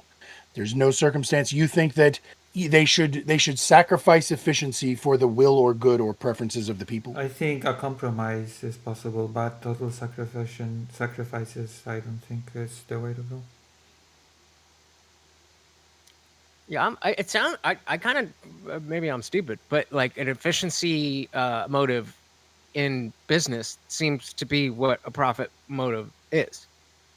Well, the But if it's profit a government, motive incentivizes spending as little as physically possible on production and giving the good or service for as much profit as possible. So like you're saying like the difference between making a very like a laptop, for example, a very efficient laptop that might be more expensive versus a cheaper one that you could sell more of. Is that Yeah. kind of what you mean? For example. and since I was the one who brought the argument or brought the comparison, I'll parse out what I meant.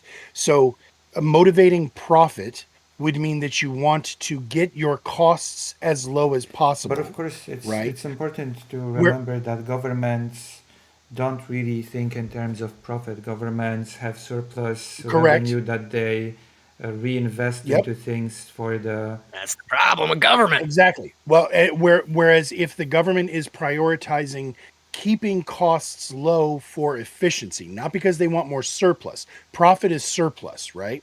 So if they're not trying to make a surplus, they're just trying to keep it as low cost as possible, or the best ratio, cost benefit ratio, as opposed to trying to have it more in their favor, right? A profit motive, you want to make more. An efficiency motive, you want it to balance. Yes, Does that make sense? it makes sense. Well, no, for Lutch. Does that Yeah. distinction? Yeah. Cool. Yeah. That was what I meant by that. Like the government should be prioritizing efficiency over profits. Okay. Okay. Anybody else have any? I mean, we still got 8 minutes on the clock. Somebody else, Doomer, you didn't Let's say move anything on. about this. Yeah, we can, but we Let's still go got a to the couple good minutes. Go I ahead, know, Well, real next quick, one. can I just make a quick? Yeah, sure, Energy. Let us hear it. So I do want to say, with regards to the appeal to authority part, that I do think I did. I'll say this. Even though I don't think it's as bad as some of the mods were making out to be, I do think I could have been more specific about it. The thing I was trying to get at was just the idea that if you have a specialized subject like economics, having some background knowledge of the subject matter means your opinion is worth slightly more than someone with no background knowledge, because it's not the type of thing where it's like an opinion. I can't think of anything where if you don't have some background knowledge of the subject matter, that your opinion is valid. That is That's true. my But at personal the same perspective. time, you also did say that fascism was an economic model, which is this not. Well, fascism is a political model, yes, fascism does have an economic model, which is that the means of production should be organized to suit the interests of the nation or state of the nation. But that's not really exclusive of capitalism, because the means of production can still be owned by the capitalist class within that system, even if the profit serves the state. But capitalism, and I'm just saying, I take the definition of capitalism to be After all, the means of production. the or first it for- capitalist serving under the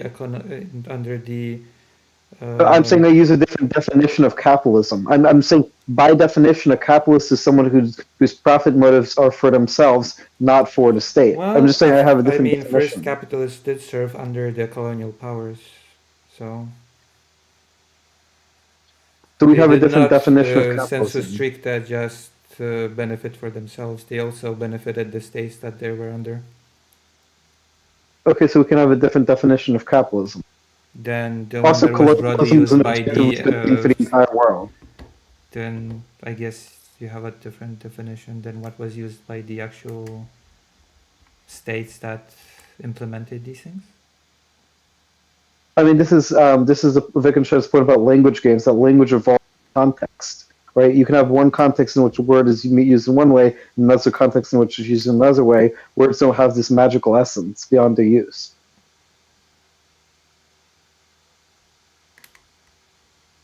I'm not sure how this is relevant here. I could tell you So how I'm it's saying- relevant. In my Yeah, let's language hear it. game, Hey, hang on, Energy. Let Maida try to reword it for you. Yeah. So, well, it's not necessarily a rewording, Well, right? explain it, clarify. when energy says that language requires context, right? That there are certain underlying or established ideas of what something means, right? This is why I gave you negative points on the appeal to authority, because every time you did such, you said, I know more about this than you do. You never told me what more you knew. You never explained what more there was to know. You simply posited, I know more. I shouldn't have to tell somebody that I am more well versed on a subject than them. This is the easy way out. You prove that you are more well versed by undermining and, like, I guess, sort of tearing apart their arguments by proving that you have the necessary knowledge to do so. And this is something that I just feel like you didn't do. Saying I read more doesn't mean you understand more. Exactly. This would be the equivalent of if I came up to Horseradish and I was like, "Hey, what's up, bro? Did you know that like the NASA rockets actually defy the laws of physics, gravity, and they produce unicorns from their exhaust?" And he was like, Nuh-uh. "I don't think that's true." Yeah, he said, "Nuh-uh," and I was like, "Trust me, bro. I work at NASA." Oh, well, fuck. I guess I'm cooked. Yeah, exactly. It's just an appeal to the bottom line authority. is this: there is a certain point at which you have to trust people who've done more research in a subject matter than you.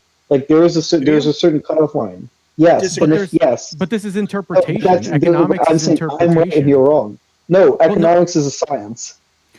No, it's not. Okay, there is the science of economics, but economics are different interpretations of models. Leading 20th century philosopher of science Karl Popper defined science as a collection of hypotheses which explain phenomena about the world by making testable hypotheses. Economics makes testable quantitative hypotheses about the world. Therefore, it's a science by definition. Economics is communism do not science? have a high predictive power, does it? Well, no, just to be clear, he's conflating two terms. He is conflating the science of economics and the economic theories themselves. You do not say a specific economic theory is a science. The study of that theory is a science. There's a differentiation, a huge differentiation there. If you're going to make the claim that you're going to leap from a theory or how something works, being observable under the scientific ideas is different than saying the thing is a science in and of itself. Economics fits the criteria of science that most scientists and philosophers of science use of making testable hypotheses. So do the economic theories are presented because they do make testable hypotheses. Therefore, they're scientific by definition. You literally just said what I said. Economic theories are presented in a way that allows them to be scientifically observed and understood. The theories themselves are not sciences. Well, then no. If something is scientific, it's science by definition. Oh, yeah, I'm aware. The difference is you're saying economics as a whole. We know what economics is because it has a defined label and an understanding of what what economics are. The theories that trickle down from economics to create things like socialism, communism, anarcho-socialism, anarcho-capitalism, Keynesianism, syndicalism, primitivism, whatever you want to, like feudalism. These are not sciences in and of themselves because they all have different methods in which they have different applications that run contradictory to other versions of themselves. You can have a system like communism, which is totalitarian in nature, while simultaneously having a communist system that is anarchistic in nature. These would violate the law of non-contradiction. To call them both a scientific idea of communism would be in violation of what science understands economics to be. Economics can be scientific, but the theories themselves, as they're broken down into categorizations, cannot. The bottom line is that if you know nothing about economics, your opinion on economics is worthless. That's great. You just lost somebody who seemingly knows nothing about economics. How do you feel? If her opinion means nothing, what does yours mean when you lost to her? All right. With that said, actually, hold on. So we do have a question or a statement. I guess it's kind of a both. I believe in this. Chemistry is a science, but cooking is not. Economics has scientific aspects to it, but it can never be truly predictive because of the infinity of variables. That's true. Respond to that, Energy. So I would say that economics does not have an infinity of variables because you can control for variables to some extent. It's To not as some precise extent, as other times. but there's still an infinite number of variables. You can control them There's to not, some okay. extent. You're So- literally so there's- granting the statement while denying No, it. that's not true. There's not an infinite number of variables. There's not an infinite. Okay, if there's an infinite number of variables, prove that actual infinity can exist in the first Prove place. there isn't. Huzzah. Okay, fine. Everything we see has an identity. An identity means it is what it is and it's not what it's not. Therefore, it has to be finite by definition. Each individual thing that is a variable is finite, but there is an infinite number of those finite variables. Okay, what evidence do you have for that? Chaos theory. Chaos. Okay, there you go. Like I don't think that there needs to be evidence to understand that infinity is a concept. Like again, But you you can't have count evidence it. that You that can't actually count exists? to infinity energy. So this is literally an unprovable premise. However, there is no way that you can tell me how many there are. Therefore, you cannot disprove the concept of infinity any more than I can prove it. That which can be asserted without evidence can be dismissed without evidence. Well, Yep, just to be and we're clear, at an this is also an infinite regression. This just relies on the idea that We you're have just using that you're just using vector autoregression to determine how a model works, and then you're just presupposing an outcome once you reach the end. Let's talk about So- Batman. so- Yes, So we're gonna let get to me- Batman I mean, next. that is it is true that economy does not really have a strong predictive power. That is recognized by economists themselves. That the The economy bottom cannot line be is- used to predict outcomes is what you're saying, Lucy? Yeah, predictive power. Can you say That the is name why of the economist that believes that that, is so that how- Dow Energy will that is believe why economic specialists in economy are often caught off guard by economic crises that we encounter. it? Is because they can't properly use it to predict? Huzzah, That great they example, don't really Lucy. predict it. I'm gonna say it again. I really like you, Lucy. I'm glad you're here. Keep sticking Yes, around, please. economics is not a hard science, but it is scientific and it is a soft science. A second ago you said it was a science, so now I'm kind of confused. Yes, a but- soft science, a social I agree that it science. is a soft science. Yeah. Ooh, okay. Yes. You know what? We were gonna move on. I'm sorry, Jesus. Hold on, but we got one more question coming in from the chatters. I promise. I know. My eyes roll back in my head when it comes to economy as well. If economists are so smart, energy, then why aren't they all millionaires? That's like asking. That's like asking why aren't all physicists like NASA engineers? Like what? That doesn't even make sense. No. Because it's there's only a different. limited fields number. of study. If the deeper understanding of economics that you claim to possess gives you insights and predictive powers, why are you not able to use those predictive powers to be a wealthy person already? Why is it Because- every economist isn't wealthy? Just because I can know about a subject without necessarily knowing how to exploit the economy, because it could be that the economy is not exploitable in that way. That's but not it's true, just to absolutely be clear. exploitable. Yeah, it's Yeah, exploitable just to by be clear, plenty of that is people not true. demonstrably. There are people who exploit economic ideas or economic uncertainty by using things like insider information and insider trading to be able to put themselves in situations where they can make claims as to how the economy will shift or act within a certain time period for their gain or for their benefit. The problem is when you're working with such a large model with an economic structure, there is no ability to be able to make a predictive claim, because the issue is you run into what is called infinite horizon game theory, where you have these micro level changes that are affecting the macro. You can predict the macro, and this is, I never made the claim that you couldn't. The macro is scientific. The micro is not, because you have to make paths that lead down. It's almost like, think of it like trickle down. You can start at the top with the most easily and the most predictable claim. As you continue to go further and further down this scale, it gets harder and harder to predict, because the amount of outcomes varies so drastically person to person and at an intereconomic level. As a result Because of those that, non-infinite variables, Maida? yeah, yes, because those non-infinite variables that are actually infinite. But know. the problem is we have no ability to be able to determine how somebody will act. If everybody thought logically and rationally when it came to their economic decisions, or something like a portfolio or their ability to understand economic literacy, we could use these scientific deductions to make all of the predictions all the way down to the bottom. However, we know that people don't act like logically, and we know that they don't act reasonably. And as a result, this introduces chaos theory into the economic models, and it creates an infinitesimal amount of complexities that we can't possibly account for, because even some rich guy, some rich dumbass with a gajillion dollars investing into stupid coin and then rug pulling it can sink an entire country's economy overnight. I think I know. Okay, so we have a bunch of people who know nothing about economics saying that their opinion on economics is relative for economics. Yep. And we have a person who claims to know everything about economics just completely fucking whiffed a debate. So we're going to go ahead and move on to our next prompt. I will say, so our second prompt of the night. Can I add go ahead. a last thing? Yeah. Closing talk. Go ahead. I will say that I have said that I am not formally educated in economics. Sure. But as a saving grace, as one saving grace for myself, I will say that I have at least read the Economics, the User's Guide by Ha Jun Chang. Well, for what it's Just worth, to be Lucy, clear. you debated fantastically for having as little education on the subject as you claim to. So, I just want to be clear. I went to school for socioeconomics. It was my major. I dropped out and used my knowledge of socioeconomics before I got my degree to teach socioeconomics in the college I went to.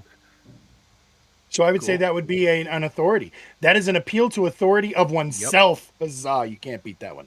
I will All right, also moving say on. that not all appeal to authority is fallacious. That's an important No, thing sure, to of course. remember. Sometimes the authority is right, but it's also a weak argument is all. So, Lethe and Gorps. Vigilante violence is immoral. Vigilante is literally in the waiting room. He cannot wait to get in here once we get done with this, but I'm going to hold off. This part is just for us who are here tonight. Great fucking debate. But I obviously, since Lutch has been chomping at the bit for this one, I'm going to kick it straight to him first. Lutch, your thoughts, because obviously you still got some meat on the bone. I just cannot understand how you could categorize Batman as a vigilante and not Superman just because Superman is nicer. You're talking about No, it's not because he's nicer. It's the actions that he takes. I but feel like no. But you superhero- specifically You specifically brought up within the confines of the law. Who is Commissioner Gordon? The guy who turns on the light to ask for his help? Usually he's Exactly. doing so surreptitiously. Okay, there are two things against here. the will Is of the it- police. But why does that change Hold on, the Lucy. category? I promise you'll go next. Why does that change the category? I agree Oh, so with you.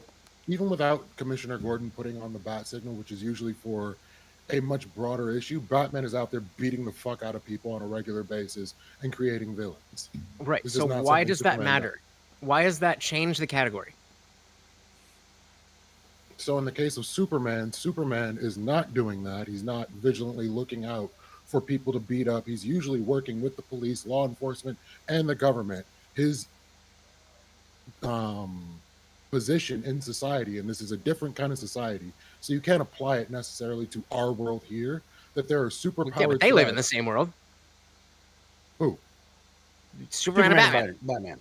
They Yes. live in the same world. And so what I'm trying to get to is that I understand that you're saying, well, he's doing this differently and he's doing this differently, but they're both doing this. How can you say that for whatever reason that Superman is not engaging in vigilante violence? So there are times in which Superman is partaking in vigilante violence, and that's when he runs afoul of the government, like when Lex Luthor becomes president. And every time, and this is lore accurate, every time he ends up usually murdering Lex and becoming a tyrant and actually becoming a true vigilante. These things happen. What do you mean a true vigilante? So he ends up putting together things like the Justice Lords that become the police of the world and start how does that- punishing unsurreptitious crimes. I mean, without at that due point, he process. becomes the Sure, but I'm trying to government, so understand the he's difference not- between he's a not vigilante and a at that true point. vigilante. What is the difference between a vigilante and a true vigilante? So, like I said, Superman doesn't Intention. definitely intention, but Superman doesn't do the street level stop crime kind of thing. It's not something he does. He tends to just help fix problems, Like I said, like if a train derails, Superman jumps in to get involved. If someone's car goes out of control, he'll stop that. I So don't consider Superman's that never beat anybody vigilante. up? No, Superman doesn't beat people up. Didn't He's never Superman hurt kill another like a person. billion people in that movie with Doomsday when he destroyed almost all of Metropolis What are we talking about? during the Um, fight? Yeah, that definitely was collateral damage of everything that went on, but literally he was Okay, wrong Collateral before that. damage. Collateral Billion damage is people. Definitely definitely kill people while you're unsurreptitiously doing things that you don't have justification for, then it's not a vigilante. But if you're mean and you punch people, then you are a vigilante. You see, I'm I mean, being I tongue in cheek think- because I'm trying to show where my confusion is. I feel like So real quick, is I the- want to get Lucy's thoughts on this, and then I actually think I might be able to put some words here. But Because Lucy, there go are ahead. two aspects to this, right? One is that I feel like I would classify, if we're talking about fictional characters, Superman as a vigilante, just as Batman. We have two different approaches to this superhero thing. We have the American, they work outside of the law, they work on their own, which I would classify as vigilantes, even if they cooperate with the authorities. And then you have the Japanese model, My Hero Academia, One Punch Man, in which the superheroes are actually folded into the governmental system, and I would say that's a pretty big distinction that would make them not vigilantes. There's even a vigilante series within My Hero Academia about people that kind of work outside of the system. And second, I feel like judging superheroes gets a bit tricky considering that they're fictional characters that have the capabilities of de-escalating situations with minimum risk to themselves and minimum harm to the perpetrators of crimes. As I think it opposed makes to things materially different, but principally, I think it's a great example because of the fact that we can highlight the fact that it's not about whether you're going to be in danger. Exactly what you just said. It's not a matter of we're scared that Batman's going to not know how to get out of this, or that the bad guy is going to beat Superman or whatever. I think that's why it focuses this specifically on what also- is vigilante and what is not vigilante. Well, I would say so- that the easiest way to distinct it's a person that takes the law into their own hands and works outside of the legal bounds of jurisdiction. Okay, so Which now I want to isn't jump in. something- Go ahead. Well, I just want to jump in real quick. So two things. First of all, Lucy, as far as like us using the Superman Batman references instead of real world references, I'm just going to touch on the real world references. A person could say the same thing, or the defense that you were saying about a lack of real world risk in, say, the George Zimmerman case, where George Zimmerman was carrying a pistol and the person that he was dealing with was not. So again, that would be like having superpowers where the That's true, perp but doesn't. I also said So, that the superheroes I'm just saying the imbalance the No, no, no, imbalance that's not of the power can entirety still of what I exist. said. I also said that the Okay. superheroes have the capability of not just minimal risk to themselves, but also the minimal risk of harming the perpetrator themselves. Superman can stop any petty Oh. criminal without laying a finger on them and without harming them whatsoever. And through pulling that pistol, George Zimmerman could have de-escalated in advance without ever having to actually pull the trigger. Could have just simply That's pulled the gun in True, advance and but said, "Please if stop the there." perpetrator jumps at you with a gun, then your options are limited, and Superman Batman's gonna fuck him up if he jumps at him. Every No, time, well- 9 times out of 9. And to the other thing to you now, real quick, Lutch. So the intention. So first of all, you kept mentioning the Commissioner Gordon.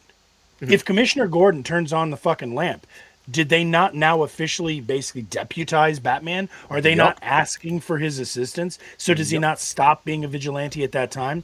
But I think to Lethe's point, what happens? What is going on when that bat lamp turns on? Batman's probably somewhere in an alley beating the fuck out of a robber. When that light goes on, he's like, oh shit, there's something more important for me to do. When Superman gets called, he's probably flying around just enjoying a breeze. Or as Lethe said, he's saving a fucking runaway train, or he's pulling a cat out of a tree. As opposed to intentionally seeking out violent criminals to be violent back at. So Fair. Lethe, and I'm not sure I agree with this, but Lethe's framing has entirely been based on the idea that vigilantism is an affirmative action. It is a forward, like they are looking for trouble. They're Sure, trying and so- to find trouble, whereas Superman just deals with it when it shows up.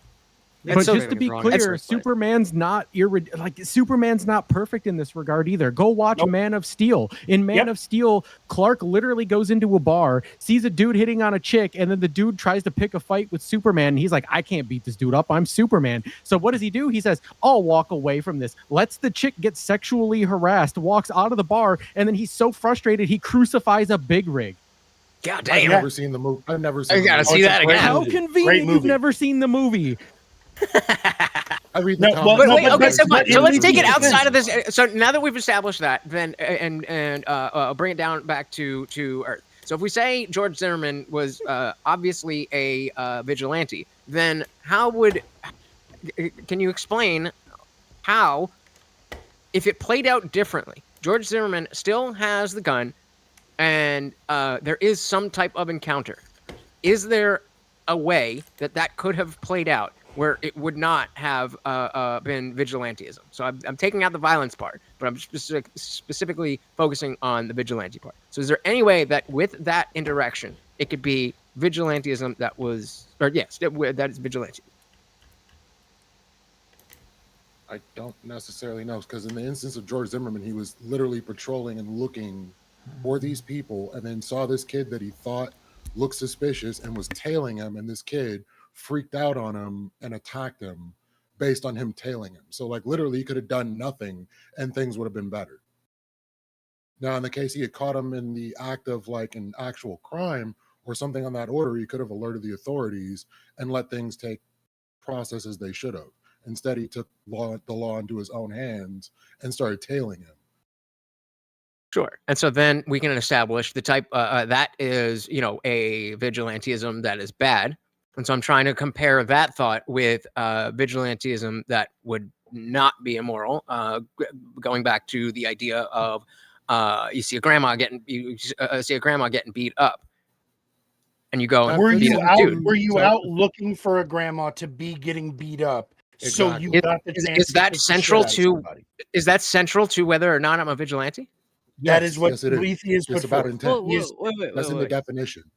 Yep, Gorps has Wait, been sitting but- here but super what if- quiet. Yeah, jump in there.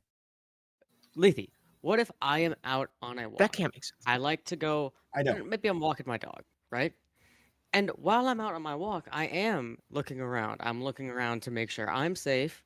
I'm looking around to make sure anybody else that may be around me is safe. And in that process, I see your grandma getting beat up. Am I out looking for it, or am I just a vigilant person to Exactly. my surroundings? And then No, I that step fits in. into self-defense. It all fits into self-defense. That exactly. No. That's what I'm trying to. What if? Wait, what if at what there's been point an does it uptick not fit in into crime? self-defense? What Ooh, if can there's I been go? an Can I uptick in go? crime at my local park, and I No. want to go hang out by the park to try to make sure the kids are safe? Yep. Okay, so right there, you have now put yourself into an authoritative position to control violence. You have now made yourself the arbiter of justice in that situation. You might No, feel that you none are of this is morally my arbiter. justified, but Lethe is, and I'm not to speak for you, but I'm trying to steel man you here, buddy. Lethe is trying to say that you are immoral for trying to seek out the opportunity to mete out justice. The difference is whether you just happen to be in a place where that situation unfolds versus did you intentionally put yourself into the position where that unfolds. So That that is Daniel the Penny was distinction not a according to you. vigilante. Right. In this case, Daniel, no, but he but- just happened to be in the situation and was trying to defend somebody that nearby. seems to undercut the value of the word vigilante, because So, then it you have to doesn't- start mind reading before you determine whether or not somebody is. How do you know that he didn't want to be on that train? If that's the Sure, case, Maybe he was looking riding out the for train that for was that the purpose. intent, Yeah. but he wasn't on the train for that purpose, as far as I How do you know? understand.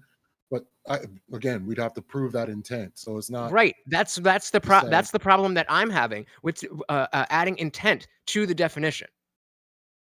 right. But that's how I'm you saying figure it's out who's a I think it's vigilante. I'm saying it's much cleaner if we're just saying that is somebody is acting outside of the law than for something they're not legally justified to do. That is vigilantism.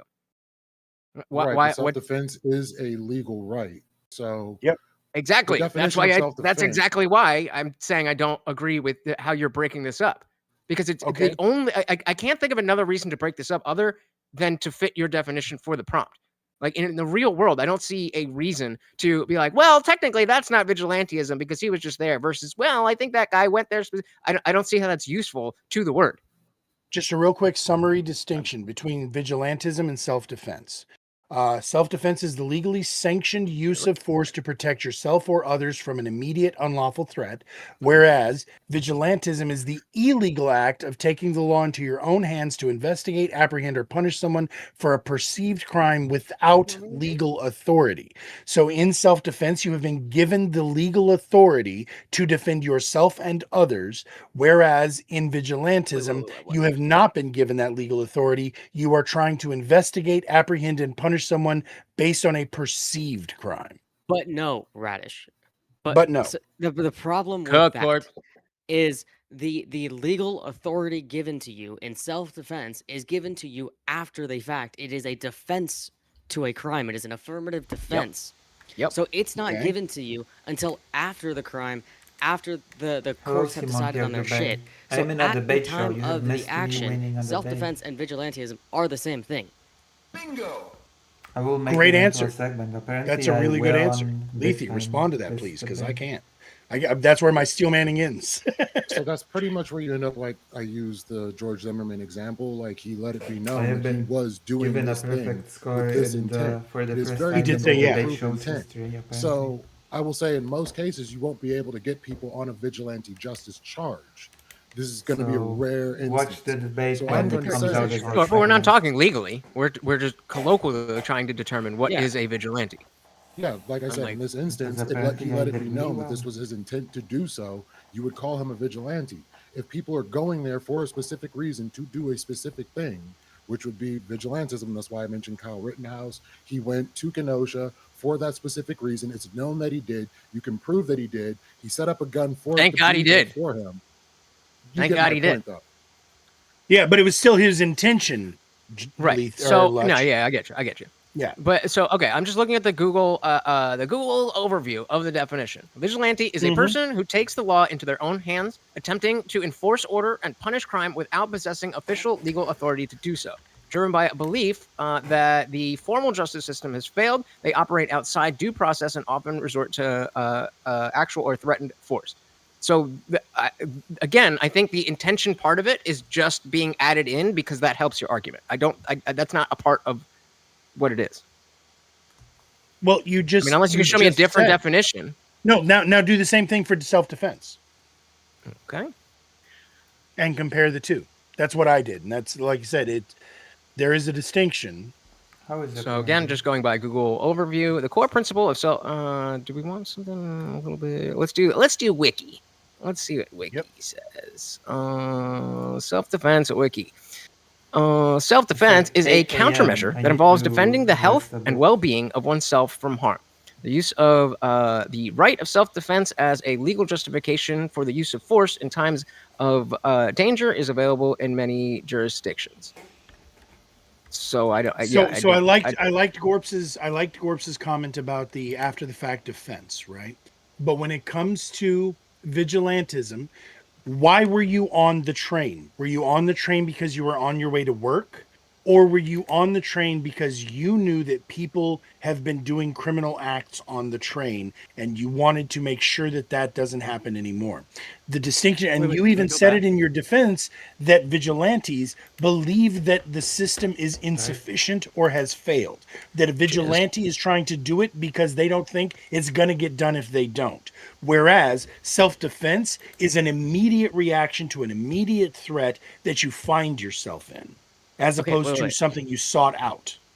So are they if we're mutually calling- exclusive? If we're if we're calling Probably Kyle not. Rittenhouse a vigilante, his You could be stated both. intent for going was to provide medical aid, not Correct. to shoot people who were doing How crimes. dare he? So he Correct. would not be a How vigilante because he was acting in self-defense. He had There you two go. stated reasons for being There there. you To go. be fair, hold on, because I There were I two stated actually reasons. Yep, I actually defend Kyle Rittenhouse's presence there and his actions. However, if we're being honest, there were two reasons that he said he was there. He was there because he was first aid trained and was ready to render aid to anybody who needed it, and he was What to there to protect. help defend and protect his family member or friend's property, which means that he believed the government or police were not capable of doing so, so he stepped in on their behalf to literally take the law into his own hands. He was proactively putting himself into a position where he anticipated violence.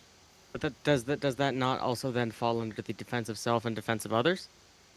Right. So that's why I was asking: is self-defense and Proactive vigilantism? defense. So he showed up to be a vigilante. The actions that he took in the end were self-defense. Okay, Did he but show up to so be a are those vigilante, or things? did he show So up they're to not defend mutually his exclusive. property or his family's property, whatever. They are not mutually No. exclusive, in my opinion. I don't think anybody thinks they're necessarily mutually exclusive. Fair enough. But I So just then- I have a weird fucking stick to throw into the spokes. What about hired security? What about my bodyguard? Is my bodyguard a fucking vigilante? Because they are now putting themselves into harm's way. They are intentionally your putting definition, themselves there yes. to protect me. Yeah, they're there. It's not my definition. It's the internet's. But they're there to because No, they it's do not not. believe What? that The the government intent never came up. What are you talking about? I read it out. mean, Bodyguards exist within a To legal take the law framework into that your own allow hand. them to do what they do now. Not Wait, all wait, wait, hold on, bodyguards. hold on, It hold on. Wait, depends. wait, wait. There's Slow down, some slow down, licensed hold on. security and there's some non-licensed. We'll get back to it in Jesus, I promise. Say what, Gorps? What was that? I was just responding to Lucy. Not all But bodyguards and even if security they're are not licensed. licensed, Some are, if they some hired aren't. Licensed. in Oh, I the see. role of a bodyguard, I think they would be legally able to defend themselves. That gives them the by- legal authority to be able to defend or take the law into their own hands. So, I would Lutch, think that so it to would answer, give them the legal ability to defend. Yeah. So Okay, then what about a bouncer bodyguards at a aren't club? Bouncers and bodyguards are not seeking to have altercations. They're there in the case of an altercation. In the So if same- force is In the used same That's way what that vigilante Kyle is. was there in the case of somebody Yeah. hurting the property. yeah.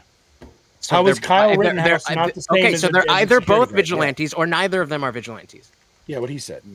No, see, vigilantes. And so if we're now seek to saying that an want to unlicensed take the law bodyguard into is a their own hands. vigilante, Yeah, there's a then that difference weakens the between word defending to a yourself point where and it doesn't punishing really crime, appeal to what we use the word So- for. So in reading the AI overview, and this is pretty much where I'm trying to get at, vigilantes take law into their You own should hands. They never operate trust outside the AI legal system, overviews. actively seek out criminals, and administer their own brand of justice without official authorization.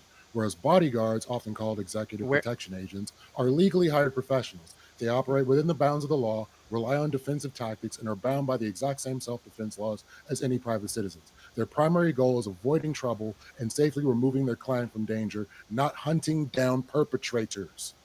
That makes sense. Yep, that's a good distinction. That makes sense. So, okay, Yep. so then Kyle wasn't a vigilante. Well, was Kyle? See, yeah, I was about to say. So, fuck. His Because intention he was was to help. secured. Yeah, he was He wasn't secured out by with- someone to help. Now, I mean, was his yeah, fuck, and his So because when here's the other thought.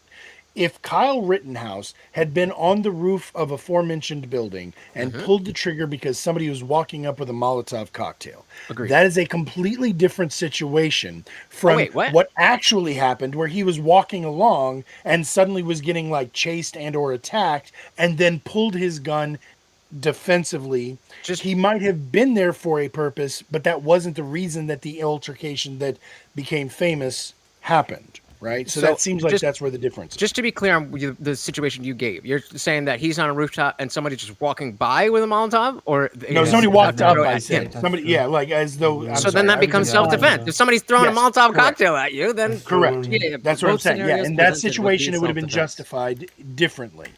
But Okay, like it's that at would have been him 8 shooting a.m. somebody. Okay, fair enough. I see what you're saying. Somebody's So this- walking up and is just screaming mean shit at him.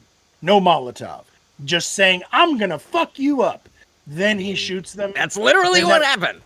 Yeah. That's literally what happened. No, When it's I look not. at Kyle Rittenhouse, no, I no. take He other was- statements into account. He didn't shoot So, until he At was one point, attacked he at said, him. "Bro, I wish I had my fucking AR." I start shooting rounds at them in regards to seeing evidence of people stealing from a CVS. So this is just where his head was at. He wanted to go and shoot at people that are looting shit. I don't. He accept wanted. Well, at sure. the, I at don't the accept moment that. that message was 17-year-old sent, yes, but we don't A know. 17-year-old be his like, "Yo, I'm actual about to intention go out and was. do that." Yeah, no, that doesn't pass the sniff test. What'd you say, Gorps?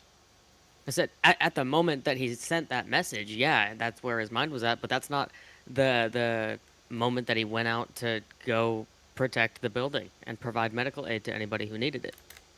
You can't say, oh, Gotcha. at this one point he wanted to shoot people, but then he shows up and he doesn't go randomly shoot people, and instead he shoots the I people might that are finish this like stream soon, surrounding him and actually. saying they're gonna beat him up and shit.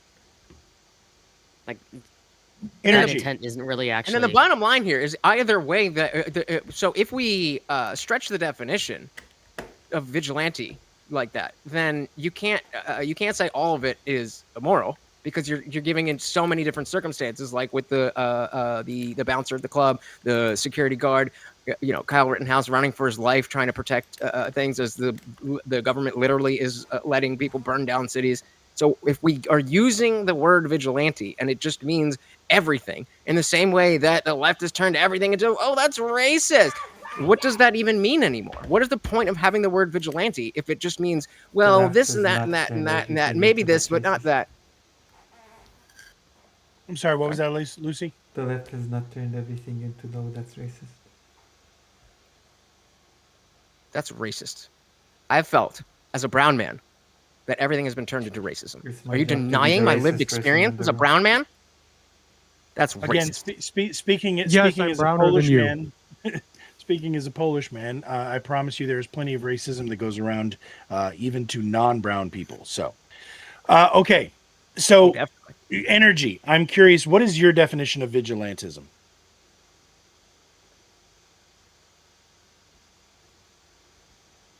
Energy, are you still there, or did you fall asleep, buddy? All right, cool. We will go over to Doomer instead, the other legal mind in the chat. Doomer, what is vigilantism? Dude, I don't really know. I guess it would just be something like outside of the confines of like something else like self-defense. Like if you were wronged or something So after you the do not fact, you just believe like that go to their house, vigilantism break in, requires beat their ass or something. you don't think that vigilantism requires the proactive stance? Because that seems to be the definition so far Well, that's laid, where is I that get vigilantism is proactive and self-defense is reactive. correct, yeah, and I kind of fell into agreeing on the prompt with Gorps. I would have voted for Gorps in this, just because I think the prompt just being vigilante violence, I think does kind of fall to where like self-defense scenarios could fall into that. But vigilante justice, I think more would be kind of like after the fact deal. So that's kind of where I stood.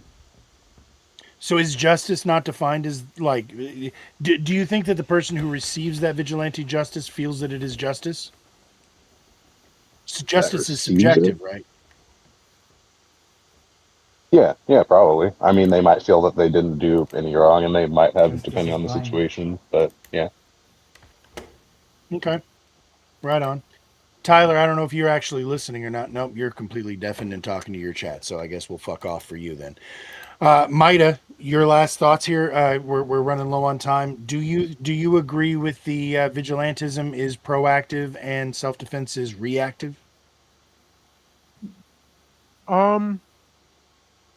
It could be. I can think of circumstances where it doesn't, but I don't think the outliers disprove the standard. So I would tend to agree with that for the most part. It seems to me like that does kind of parse out the difference, right? For that's kind of what Lethe was saying the whole time, was literally the crux of his argument, even though he lost. Sorry, Lethe. It's just because Gorps is so damn charming. But really, yeah. If ultimately vigilantism is proactive and self-defense is reactive, then if you happen to be in the wrong time at the wrong place at the wrong time, and something is unfolding before you and you intervene, that would no longer. But hold on, no, This I just is all a realized distinction that without was a difference. hold on. You specifically were against what I just said, Lethe. That if Gorps was saying that if somebody is there when your grandma's getting fucking roughed up and I see that happening, I should call 911 instead of actually intervening. That was sort of your premise. So does that not go against what you're saying, that I'm not No, allowed to that wasn't react? the premise. Like in this particular instance, I would think it's not in the best interest or good of society necessarily to add to the body count in that instance and to seek out authorities. So What if you if were the grandma out will there die if looking, you because call the authorities that and has you nothing don't to do with intervene? vigilantism. No, in this instance, it has nothing to do with vigilantism. That example has nothing to do with being a vigilante. I just don't condone people putting themselves in danger if they don't need to. But because, like, what if that person ended up But would it killing the still be person immoral? trying to say, oh no, no, I wouldn't think it would be immoral, and it doesn't really. So have anything to okay, do with self-sacrifice is like a moral act, right? Yeah, I have Like if no I issue throw with that. myself in front of somebody, that okay, cool. So it's kind of a red herring, but I answered it anyway. If I Gotcha. if a truck is incoming and about to hit a child and I push the child out of the way, am I a vigilante? Absolutely not. That wasn't What a if- crime though. Was the truck a What crime? if the truck intended to drive over the? Well, maybe they over weren't child? wearing their seatbelt. And what if the And I would driver say- intentionally tried to kill the child with the car? Okay, hold on. How do we? So the difference being how you actually like vigilantism would require violence against the perpetrator. So No, vigilantism would no, require no. you. No. There's me why not. vigilantism and there's vigilante violence. There's a Yes. reason that these words are not synonymous. You do not have to use any violence to be a vigilante. Correct. Wait, I have a question. I don't feel like I caught that in the debate. Yes, Mike. I have a So I am have a a weird vigilante if I push hypothetical the here. girl out of the way? Sorry, just real quick. This is why I used at specific points in the debate vigilante justice versus vigilante violence. Mhm. Nope, There's fair. difference. But I guess I didn't understand that distinction in the debate. Apparently, the chat did. It's a good thing I wasn't voting. What were you going to say, Maida? Fuck. Yeah, I was gonna say if we're gonna make the distinction between vigilante justice and vigilante violence, would vigilante justice imply like some equal outcome for the individual who got caught doing wrong? No, I think the word justice is kind of a misnomer. What I mean when I'm saying that it's vigilante acts without the violence. This can be like de-escalating a situation, de-escalating a conflict. There are, in rare instances, times where you can get somebody to stop assaulting somebody else. For example, using de-escalatory measures that are not physical force. Sure, but in this specific circumstance, is there like would you grant that there are certain circumstances where vigilante justice requires vigilante violence? Depends on Usually- how we're defining justice, and everybody defines justice differently. But sure, if you're, Sure. I mean, there's no reason not to accept that. Yeah, there's times where being a vigilante will involve violence, but there's also situations where it's not. So especially if there's no violence, obviously we're getting away from the prompt because it's talking about violence, but just the vigilantism can't be immoral on its own.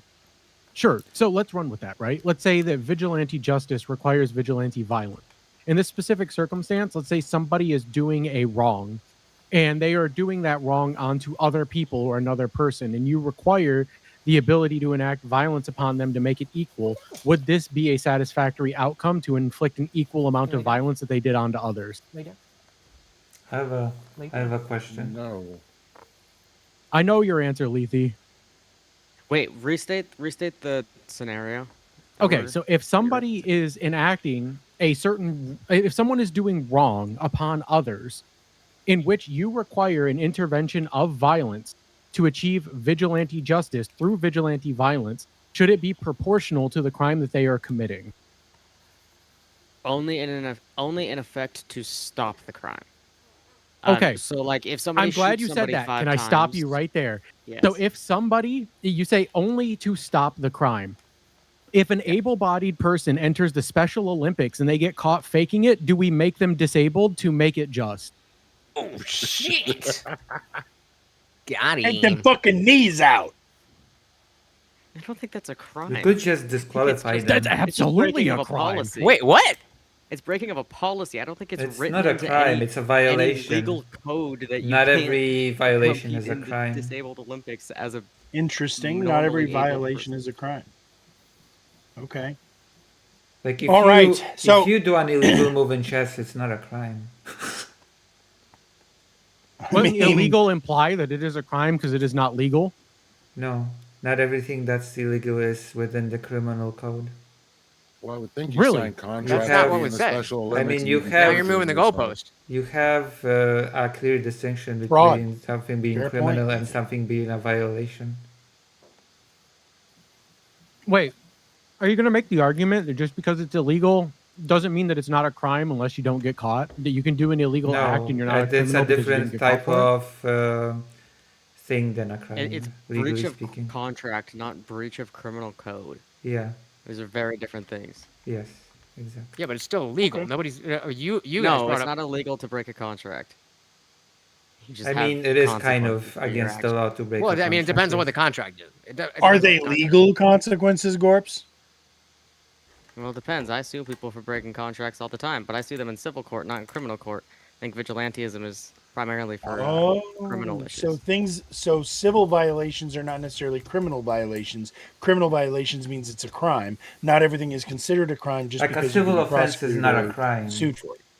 Civil offense is not. Do you see considered how a money crime. this has gotten Okay. just by? Yeah, no, that's stretching the really definition? weird. Yeah, no, I had never thought about that, but This I is mean, what I happens when understand I you're start saying. talking.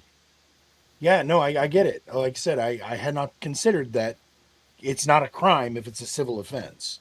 There's a difference between a civil offense and a Yeah. criminal offense. Yeah, Okay. That's why most Yeah, that's- illegal immigrants are not criminals. yeah, exactly. You think the people should be allowed to They're all round still up illegal, illegal though. immigrants?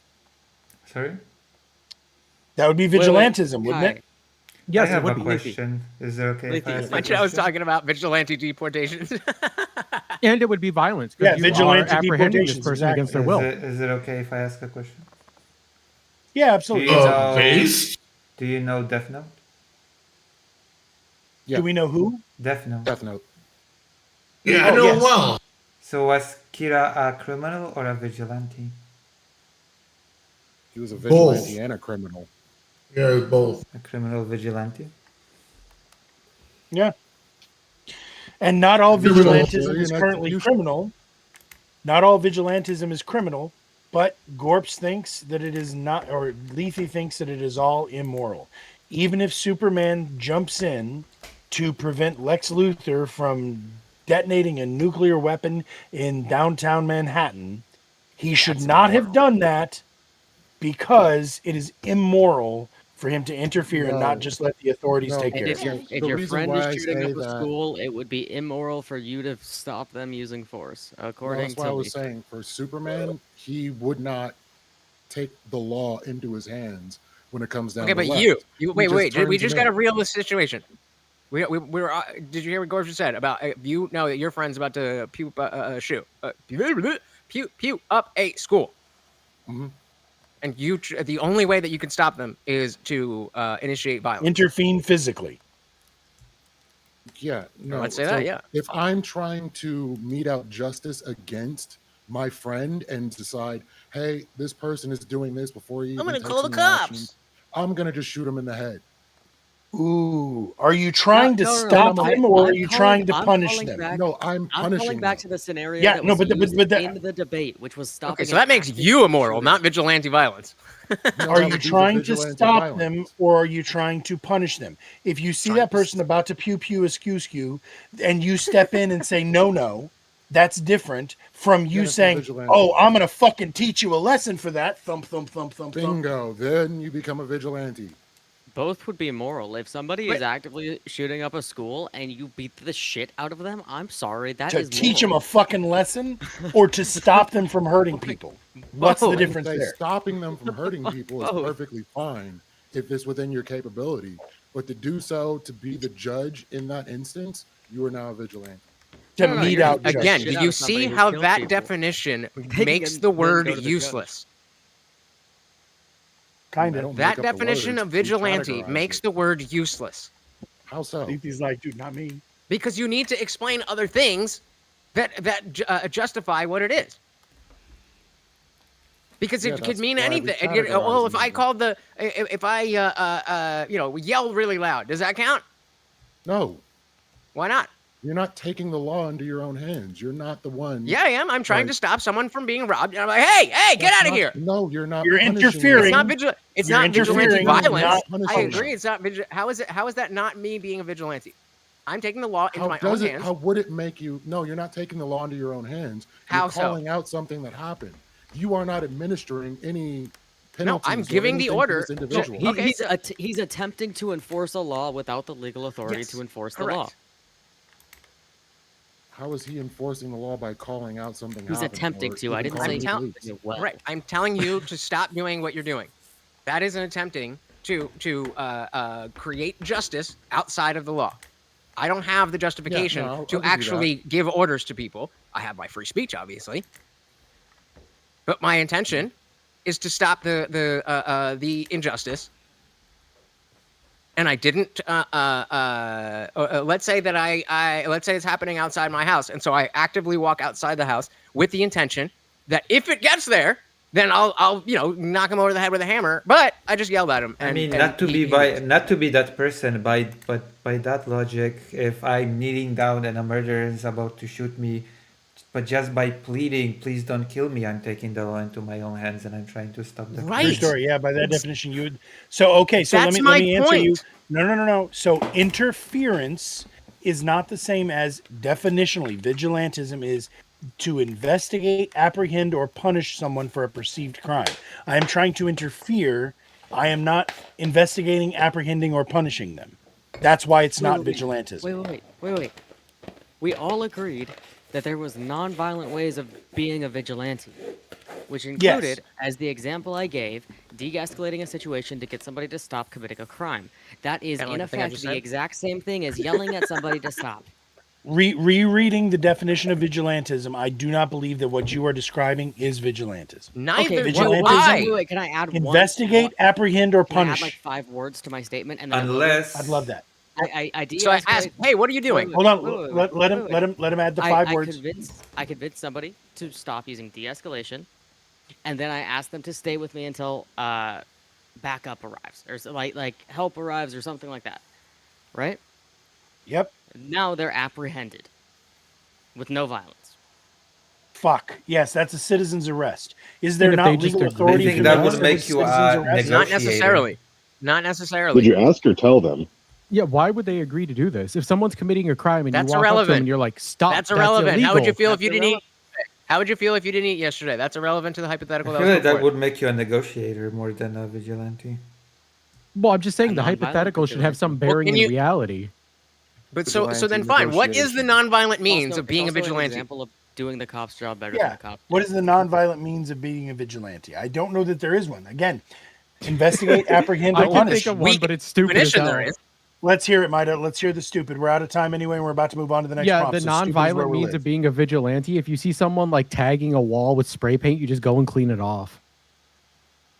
That's Holy vigilante. fuck. Cleaning a wall That is being is. a vigilante. I Well, mean, you are. That's a useful yeah, word. Technically speaking, an example No, of a 'cause you didn't non-violent investigate, vigilante apprehend, or was given punish. already earlier in this conversation. When you have a gun and when you say hold it, you're threatening, but no, you're not actively using the violence. Technically speaking, so Investigate, apprehend, or punish. I'm going to keep fucking circling on those 3 words because that is the definition of vigilantism. You literally see people tagging the wall. You take pictures of them. They leave. You go and clean off the wall. You turn over the pictures to the police. Congratulations, you're a vigilante now. also Ooh. I will say Well, this. yeah, because you investigated, you did offer up for Yeah, you're not punishing, but you did investigate. Fuck. Yeah, it's Well, that you can yell at investigation. them. Punishment doesn't have to be, as we established, doesn't have to be a violence or physical. You could just call Exactly. him a poopy head. That's punishment. I Is it will not? say one thing about the situation in which Yeah, you scream exactly. stop it, okay? Is it okay? Yeah. So Let's hear there's this superhero, Black Bolt in Marvel, and his voice can kill you. So I guess in his case, Familiar. it would be vigilantism. Unless his mouth gets closed. Oh, to literally say, yeah, okay. Well, since we started this with Superman and Batman, I feel like that's an apropos argument. So, Wait. I have Huzzah, one last Black Bolt question, and wins. it's a good transition for you. all right, perfect. Because we do have one more prompt. What's the transition? Let me hear it. Would it be vigilante justice for me to propose that we solve our differences via mutual combat? Ooh, because he would be punishing you for the bad words you have said about the Easter Bunny. He didn't just say bad words. What he did to that Easter bunny is unspeakable. All right. No, I so, think it would be his mutual combat, and it's not a form of punishment; it's a form of resolving a disagreement. Depends. Is mutual combat legal in this context? Because if it is, it's working within the Yeah, law, let's so it Let's say wouldn't it be happened in vigilantism. Florida. Is it Let's say federally it happened in legalized yet? Florida. is it federally legal? This one, I'm afraid Let's this one's go. going to get messy. Yeah. Do we have your attention back now, Tyler? Yeah, I'm yeah, pretty I'm here. comfortable retarded during this segment. Yes. All right. Yeah. No. I was Hell about to yeah, say, do it, I'm- base. I'm glad that I have a whole lot of whiskey in me by now, because you two talking over yourself made me want to beat my fucking head against my desk. So I really was shocked. And I say you two, because really, I'm going to go back and I'm going to rewatch that shit with a fucking stopwatch. Tyler, how dare you A2 brute him when you're like, how dare you keep talking over me, and then continuously fucking talk over him every time didn't he see that. opened his fucking mouth. I didn't see that either. I don't. Maybe I'm wrong. I don't think I Here's get the a other fair back and shake here. I'm not getting a fair shake here at all. That's not at all what happened. I was being asked questions and cut off three words into each one. So even the That's talking completely time, silly. even the talking time, I disagree. Okay, the hold on, talking, Tyler. the Yeah, amount Jesus, of talking let time the is not judges- necessarily the point either, because it's not maybe Tyler took up more time, but it's a matter of when Tyler was speaking, then Doomer was interrupted. Got you. And you do not believe, Jesus, that Doomer was being interrupted just as much? Not as much. There was definitely interruptions on both sides, but no, not at all. Okay. I would say it was in that 60-40. case. Yeah, I was about to say, in that case, I'll sit there with a bouncer clicker instead and see who. Yeah, like we're scoring fucking punches in a boxing match. And you got to do Micah, tally who marks do of you- interruptions. Yeah, who Also, do if you somebody think is is just interrupting yapping more? on, at some point you have to interrupt them as a debate. That's fair. fighter. Exactly. Stop The crying about it. Gish Gallop defense is to interrupt. What were you Definitely going to say, Micah? Oh, But no, Tyler, you got to be on the offense. I was just gonna say that I feel like it was like At least give me a 60-40. sense of. Hold on, let Mike For- say. Stop interrupting, Tyler. yeah, I feel like it was 60-40 for Doomer over Tyler, simply because I feel like they were talking similar amounts, but Doomer was controlling the conversation just a little bit more. And I would actually gave just him like points for that. to point out Controlling something it really where? important for this debate. Controlling it into the ground. Yeah, what's that, Lucy? That the best state in the United States has never outlawed dueling, which is Maryland. Maryland. You know what? I'm gonna give you a fist bump on saying Maryland's the best state. I thought you were gonna say Texas, but I appreciate you actually That's giving really- us a nuanced take. Yeah, I tried to make this about dueling. I thought that would have been a fun way to debate this, but all we did was argue over what fucking How- legalization meant. That's How all is this was we argued a MMA? definition. How is MMA not mutual combat that is federally legalized? How the fuck are we? Explain to me. It's not like I'm federally 2 years legalized. old. It's not federally It's not. legalized. It absolutely is. What No, state is No, it? What state is legalization not allowed does it? not mean mandate. You Hold guys on. you don't know what the fuck The- legalization wait, means. no. It's Hold on. The quiet. last state was in 2016. New York didn't Thank federalize. you. They legalized mutual combat. For the But last hey, 10 mutual years, it's been combat federally not the same. Not the same. Mutual Okay, combat. why? Why? Yeah, Why? combat What is sports the is difference not- between MMA and mutual combat? Where it happens. Look at where mutual combat's actually codified in other places. It's not codified as combat sports. It's codified just as consensual assault between two people, pretty much. Listen, Okay, it's that. But I is have that to, not Maya practically Maya. what we're talking Are about? you mad at me for So pointing again, out I'm asking, No, what is the because- situation where it's just okay to have because the there's UFC? no law illegal. Right. So what is the I'll situation ask where you it's this. okay to have the With UFC in same-sex- this state? I'm gonna ask my question. What is the situation hold on, where it's Dylan. okay to have UFC fights in this state, but people who are signing contracts in all the same ways, but just aren't under the banner of the UFC? What is the law that denies that? What's the question? What prevents Every state can other have promotions? UFC, but you're saying that mutual combat is not federally legalized, even though UFC can operate in all 50 states. So what is the situation that is different How do you like from a the UFC accusation, fight Maya Maya? that would fall under mutual combat thank that you for is still being illegal here. federally? This is a pretty good stream. It's not illegal federally. Yeah. It's just not legal Then what are we federally. talking It's about? illegal under state. It's Right, illegal under the state right. things. Right. Federal so law by Tyler's supersedes state definition, things. federally legalized means just not having a law against it. No, And you I would need to agree write Okay, that then, that's a law. good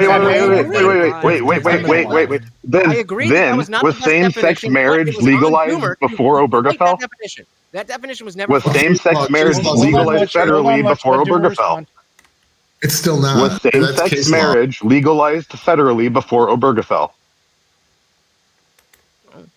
Hold on, because I There think was there was no a law law in the passed. books illegalizing it federally. Oh, I think It's there all was. state. Hold on. Okay, I then think yes. there was. It was being challenged. Hold on. Let me check that real quick because I think there was something that was being challenged that would have codified DOMA, same-sex marriage. Defense Against Marriage Act.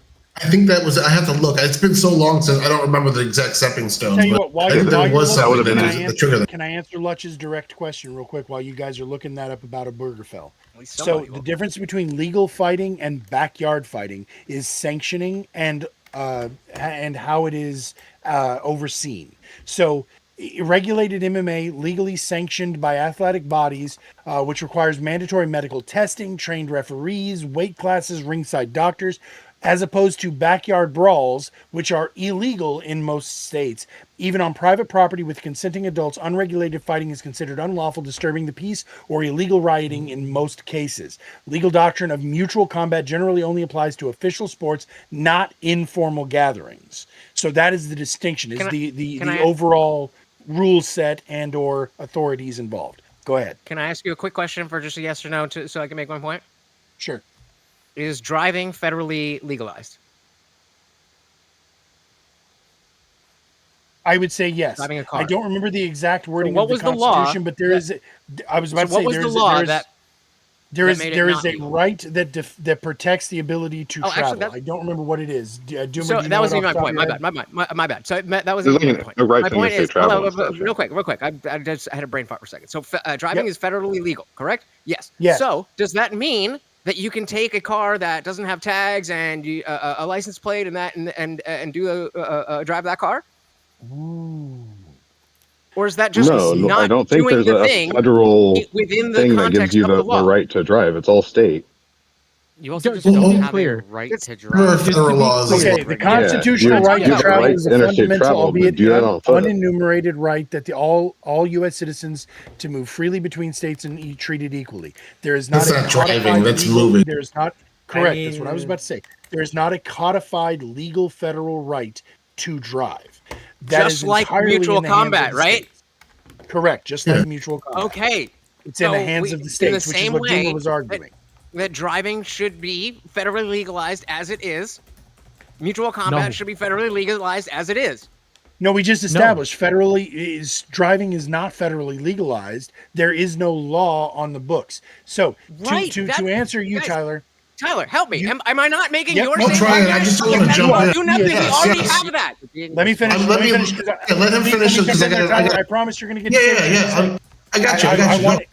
I wanted, yeah, thank you. I wanted to argue with what you were saying because the proactive stance of legalization versus either a decriminalization or a lack of regulation, right? So those are not necessarily the same. In order for something to be legalized doesn't mean that it is lawful, or that's not the only way that a thing can be lawful. A thing can be lawful if there is no law on the books about it. However, for a thing to be legalized, definitionally means that there has to be a law on the books allowing it.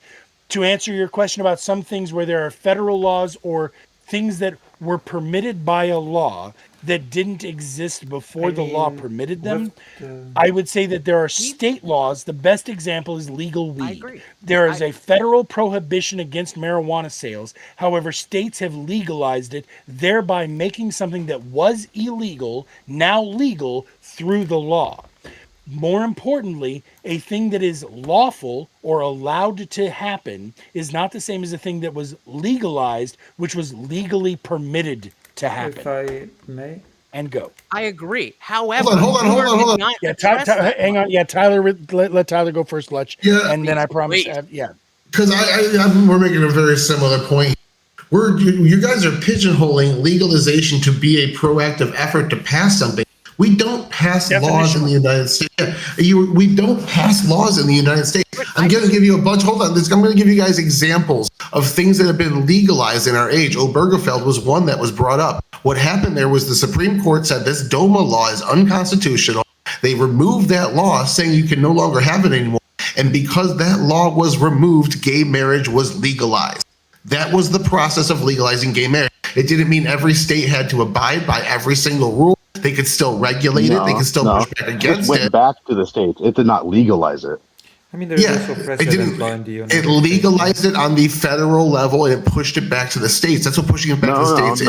Same thing with. Hold on. It I've just been went waiting back a to the long. states. It did Hold not on, federalize bro. You anything interrupted me on so the much federal tonight. level. I waited Hold on, patiently let him- for like let him- 15 fucking minutes. Tyler, You talk interrupted Okay, me just so much tonight. finish your sentence. Go ahead. Yeah. Numeral So one. again, weed is another one. We had the Farm Bill come out that regulated a bunch of or legalized a bunch of different types of weed: THCA, THCJ, all those other ones. States are still allowed to turn around and ban those. What the actual mechanic was in the federal government to legalize weed was to pass a law, and that law said remove it from all the lists it's on that schedule it as a drug, and that's all the law said. That was criminalized it. Yes, Not so we're not passing any actual authority. Right. No, it didn't. It legalized all these different types of THC. THCA is legal federally only because they removed the laws that said it was illegal. That's how you legalize something in the United States. You're mixing up legalization with a mandate. Was it legalized before the law that didn't that came in that said no? Was it legalized before that or no? Yes, that would be legal by default. Exactly. It's how the All right, go Blackstonian ahead, legal Boomer. system has always worked. It's just a Yep, we heard you, category Tyler that A. means Hold allowed on. by the federal level government. means the state wouldn't be allowed to negate that. That's a mandate. That's not what legalization has ever meant. Interject with something? When someone says federally legal, that's what it means. You're just trying to No, stress that's- that. Not in this debate. No, it's Tyler not. gave a That's clear my definition. And interpretation. Boomer, you didn't knock down that definition. That's my that's his interpretation. You're interpretation. I saying agree with the notion that legalize is an active thing. I agree with that. What I am saying here is that in the arguments that Tyler made were based on the idea that this is a category that the federal government is not saying no.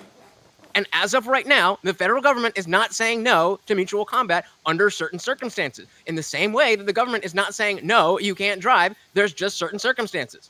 You have to have the proper They're not tags, saying the proper yes. lit, all those things. That's not How is legalized. that They're not different? saying no. Yes is the Different. default. Clause. Jesus Christ. I mean, Yes, Apparently it's not. by I mean, law. yeah. the driving thing. Yeah. All right, It is. yeah, Lucy, what were you going to say? Lucy was being very patient. Let her speak. Go ahead, Lucy. I mean, while there is no specific law clarifying legality or illegality of driving itself, there are several regulations and laws de facto Right. saying who is Just legally like with mutual allowed to combat. drive. Right. Just like with mutual combat.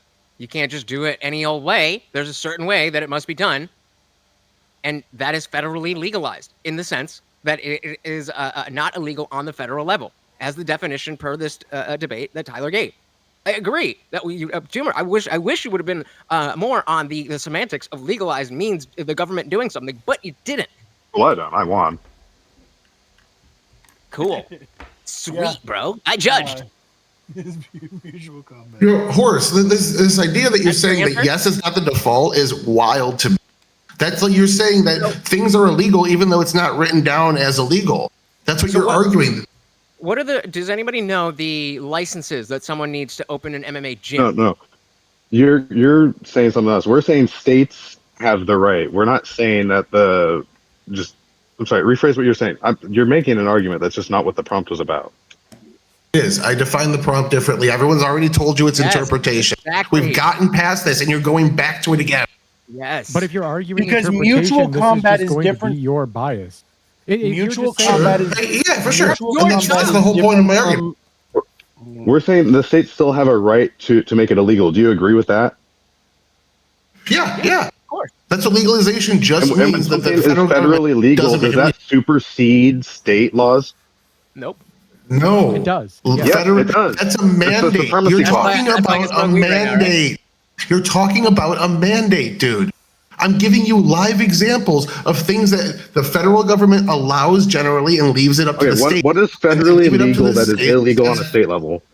What's I federally just legal that gave is you illegal on a exam- state level? After Guns. the Farm I wasn't Bill listening. passed, I thought you were after saying Guns. yeah, certain guns too. But after the Farm Bill passed, a bunch of different No, versions of states THC. have a right to regulate those. That's what's been THC regulated in states.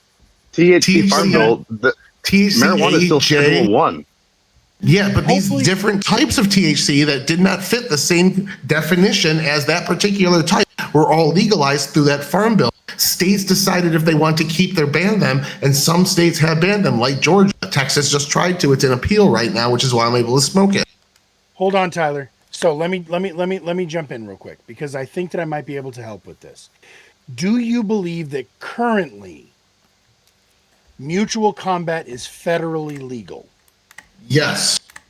Okay.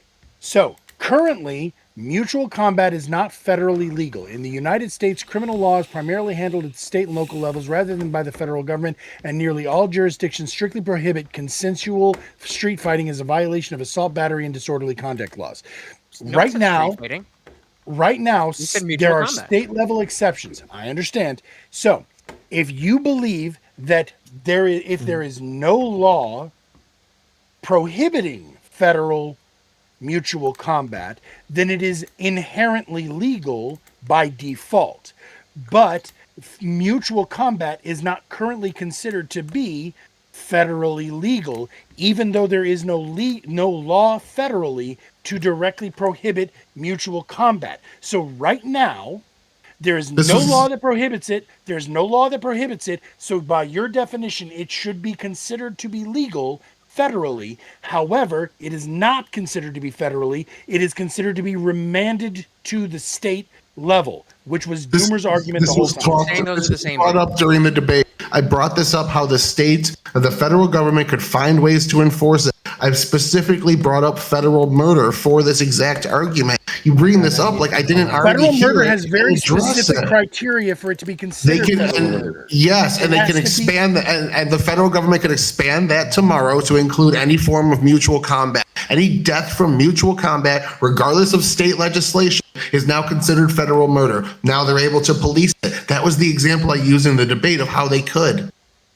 And is that what you want to have?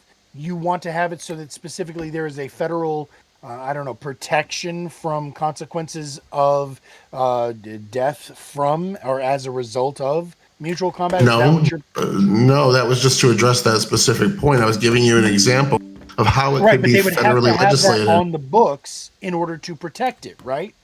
And they could The also federal put the government would have to guidelines. institute a law to protect the consequences or protect you from the consequences Yeah. of state mandated mutual Yes. combat. So And in the way other our legal- words, they would have to legalize it.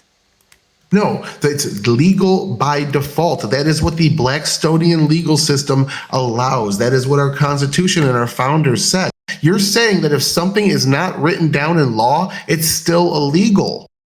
I'm saying if That's there not is how a that state works. It's written law down at the about state it, level. if there is a state law about it and not a federal law about it because of the which Federally. amendment, Doomer? Because of which Doomer? Which amendment? The If there's 10th a he's state talking law, about. The 10th. if there's a state law and not a federal law, it's going to default to the state law. I first. understand There's that. That doesn't currently no mean federal that they law. can't pass a federal law. There is currently no federal law. If there's not a law that says I can't spit to the left and I spit to the left and the police arrest me, am I going to go to jail? No, because that's not fucking illegal. If there's a state law against you spitting to the left, but no federal law, I said federal. you're still going to go to jail.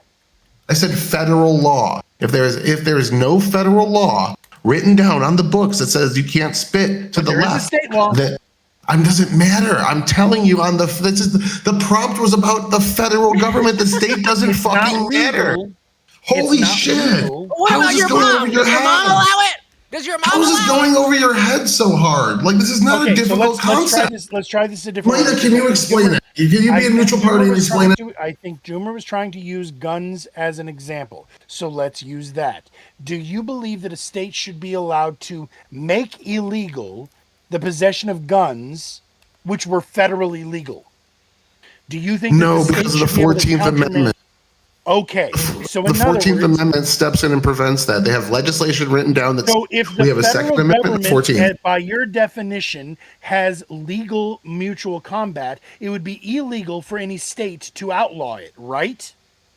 No, it's not a mandate. I've already explained this a dozen times. When he Holy says fuck, mandate, he how are doesn't you mean two missing dudes this? going out to dinner. You realize when he says mandate, he doesn't mean two dudes going out to dinner. Legalization does not mean mandate. When you I thought that's what legalize the mandate use was, of but I certain can't thing, it doesn't mean explain. states can't turn around and ban it. What legalization means is it's now legal on a federal level. You can still police it on a state and local level. Holy fuck, you're conflating legalization with a legal mandate. You're arguing something completely different. Mm-hmm. Exactly. Legal Well, I mandate. just want to be question. clear. I think the reason that they're arguing this is because a law under a federal system requires a mandate for enforcement, and a law under a federal system that doesn't have a mandate is basically irrelevant because it has no means of enforcement. While a formal law is passed by the legislature, a mandate is typically a directive used to enforce those rules or compel specific actions. I'm not talking Okay. about like you're talking. That's mandate's definition in the legal context. I'm using mandate as more of in a colloquial context.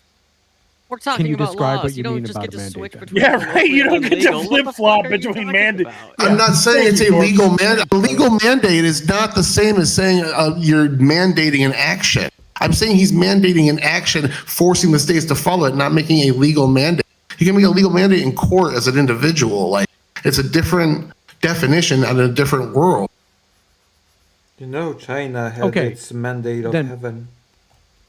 Okay, I have a question then, Tyler. So even if we created a federal law that made mutual combat legalized, but there was no mandate put in place for it, states would still be allowed to restrict people's ability to participate in mutual combat because there would be no enforcement method, correct? I don't know. I've never seen a positive law, so maybe let's go with it. If they just say, hey, this is legal, it's not binding to the states, it's just this toothless positive law to say this is legal now. Like, it's completely unnecessary. We don't have laws like that. So what's the point of your opinion then, right? Because if you're arguing for mutual combat to be federally legalized, and then you're not arguing for any enforcement of that, then you're not arguing for anything because the feds are not prosecuting mutual combat. That's anyway. the interpretation part. Yeah, this It is what I was should going be. to add. I'm saying it should be. It ought to be. It doesn't mean it isn't now. I'm not saying it's starting at a point of illegalization. I'm saying it should be this way. We should continue to keep it this way. So okay, then wouldn't your best line of argumentation here for winning this prompt be mutual combat should be federally mandated through legalization? Maybe I was just arguing from the heart, dog. Which is what I expected, actually, that it should be federally mandated by through legalization. That's a codified was the word that I was going to term. I think my interpretation's perfectly reasonable. Even if you were expecting something else, I think my interpretation was perfectly reasonable, and I think I defended it well. I I think- to be clear, I think I it's think you're coming from you. no. I think It Tyler's wasn't- interpretation. Go ahead. It wasn't March. that reasonable, but it wasn't shown to be unreasonable in the debate. Yeah, I would say that I think that the way you argued it was making an appeal to reasonability. I think the thing that screwed you here was the federal legalization, not federally mandated through legalization, because you can just argue the loop back into overriding states' rights and simultaneously the supremacy clause to undermine the idea or the concept of creating something that doesn't already exist. And I think that Yeah, no, I supremacy get you. clause was core to Doomer's arguments. Yes, But I was it arguing the supremacy clause again disregards what I'm saying. I'm not saying we pass any new legislation and impose anything on the state. So like the supremacy clause might have been good for his argument, but it didn't address mine at all. But I gotta go to bed. Okay, Like I I'm see already where the over disconnect time. is. Wait, no. can we- I see where the disconnect is. Hold on. We got I 6 see where minutes the with you, disconnect buddy. is. So the supremacy clause in this specific circumstance wouldn't create an override of states' rights in which there are places where they have already outlawed or put some form of regulation in place that stops mutual combat from being something that is considered legal. But the problem is, if you legalize it without a mandate, this creates a system that doesn't lead to the outcomes that you desire, in the same way that the enforcement method that he's Oh boy, appealing am I to without a tired. mandate also How is doesn't restrict everybody those doing states that still in the way watching? that Are you his still argument watching? Are you requires. still So it's you two just talking past each other while I agree. walking around or dancing around this I idea agree of with a you. mandate Chat being for me? necessary for either of your implementations to work within your argument. I agree with it, and that's why the talking past each other was us trying to justify the main crux of the disagreement, which is definitionally about one word in this debate, which is and was I agree with legalization. you. And this So is there's why I there's a took good a question point from your away chat. from him. Yeah. Big Angry said, so mutual combat waits for both parties to do wrong. Am I missing something? No. No, it doesn't have to be wrong. There doesn't have to be a wrongdoing of one person or another. They can agree to mutual combat on any basis. I would assume Tyler agrees with that take. Yeah, that's fine. Okay. I think mutual combat's perfectly fine in some forms. I agree. Just to be clear, I would agree. So this is why I deducted. This was the one of two deductions that I actually gave Doomer, where he said appealing to opposition's interpretation of the prompt where he talked about how specific, I think it was in regards to how laws apply. This is the only deduction that I gave him, because the interpretation of the prompt that he tried to argue is what the whole debate was about. It wasn't about whether or not we are treating this as if it is written in stone by Jesus Christ himself. It was about whether or not the interpretation of the prompt can lead to a more open discussion about how this enforcement or how these methods would be used. By Thomas Good diagnosis. But just to be clear, Tyler, I did still give it to 6-4 for Doomer, because I had felt to say like his interpretation of the prompt came across as more reasonable than yours did, because there were a lot of things that were really hard to defend in your line of argumentation. I felt like your biggest enemy in this was yourself. I feel like Yeah, I'm gonna go ahead and disagree with. To be clear, I'm not there, disagreeing. I I'm was just- actually an F. I was a strongly agree on this prompt. yeah, I myself. strongly agree as well. I Yeah. take Tyler's position. I'm not. This is all I think devil's that we should advocate. have.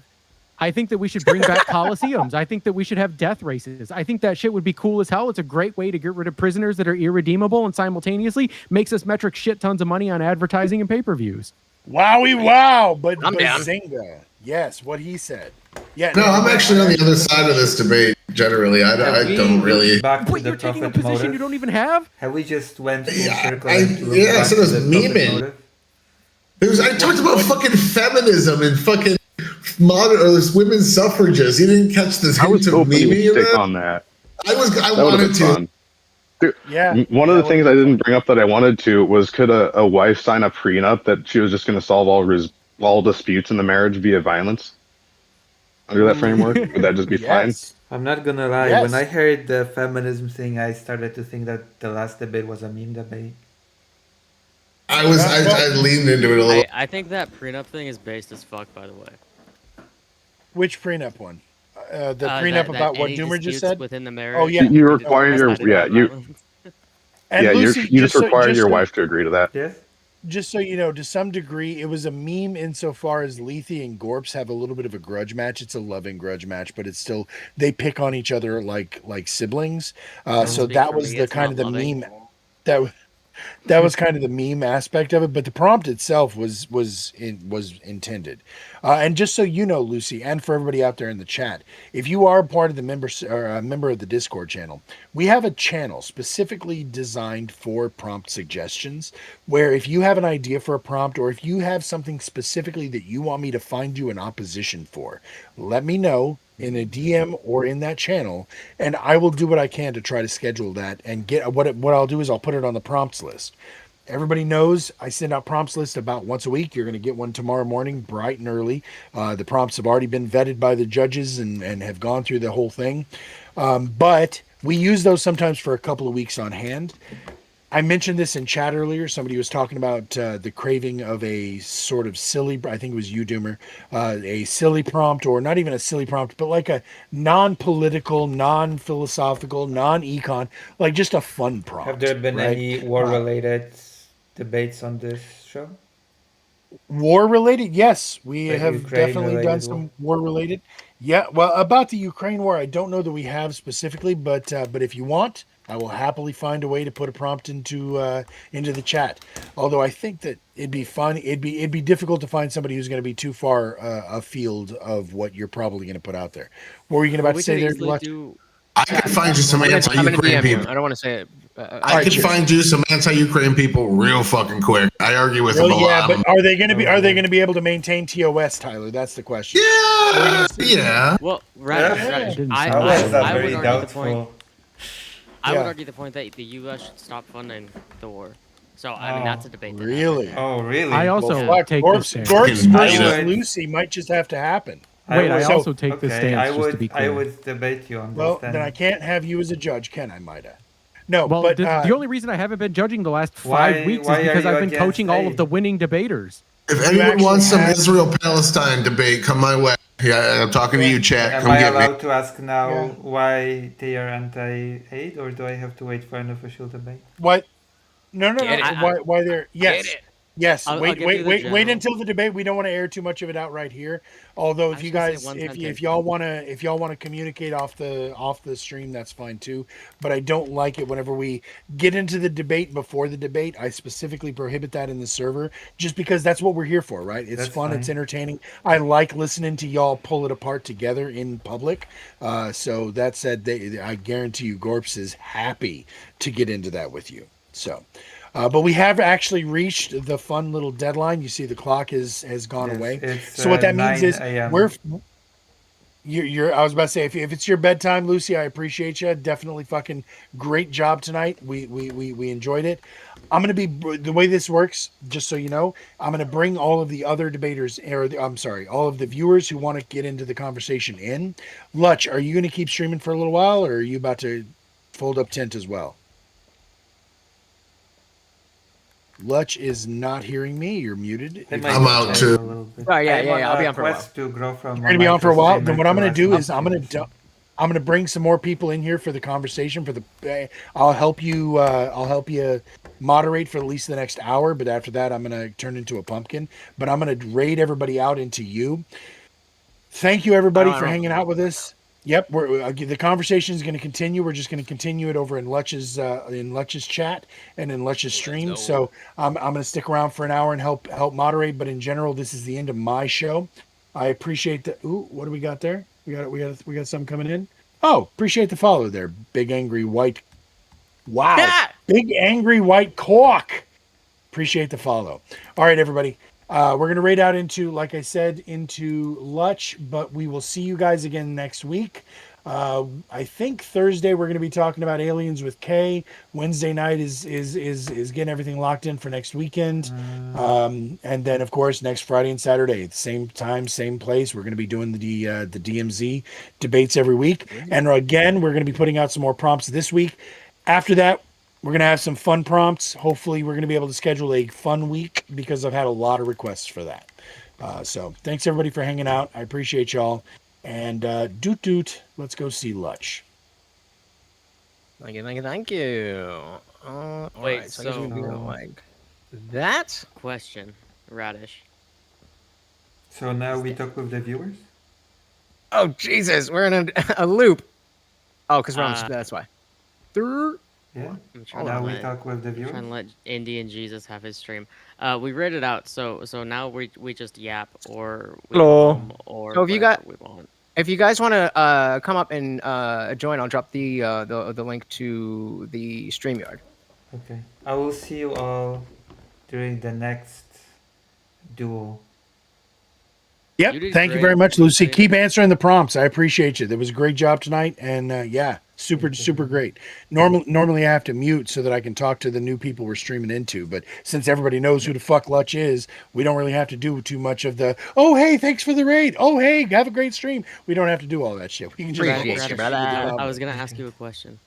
Yes, sir. What were you going to ask? Sorry. If you're talking about aliens with Anna, Oh God. are you going to talk about the aliens.gov website? Oh, Oh, sweet Jesus! that Don't shit's bring got this me up. hot. Don't get me started. Don't get bring me it up. started. Just I don't bring. give- That's a sore Yeah. spot for him. Bye.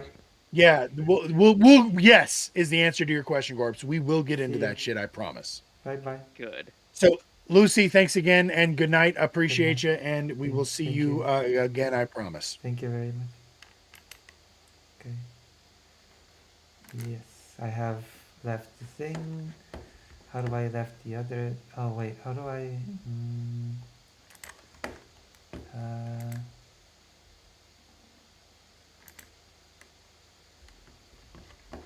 Oh, I have to leave this here. Is it?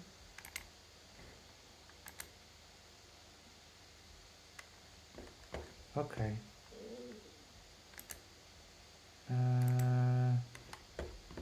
So I will end stream. Thank you all for being here.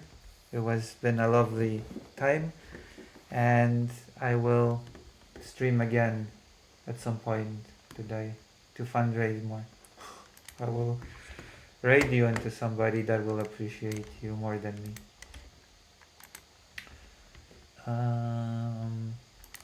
Like, you know, who will I raid you into? President Sunday? I would radio into President Sunday, but he hates me now, so... Galactic News Network it is. Okay, see you.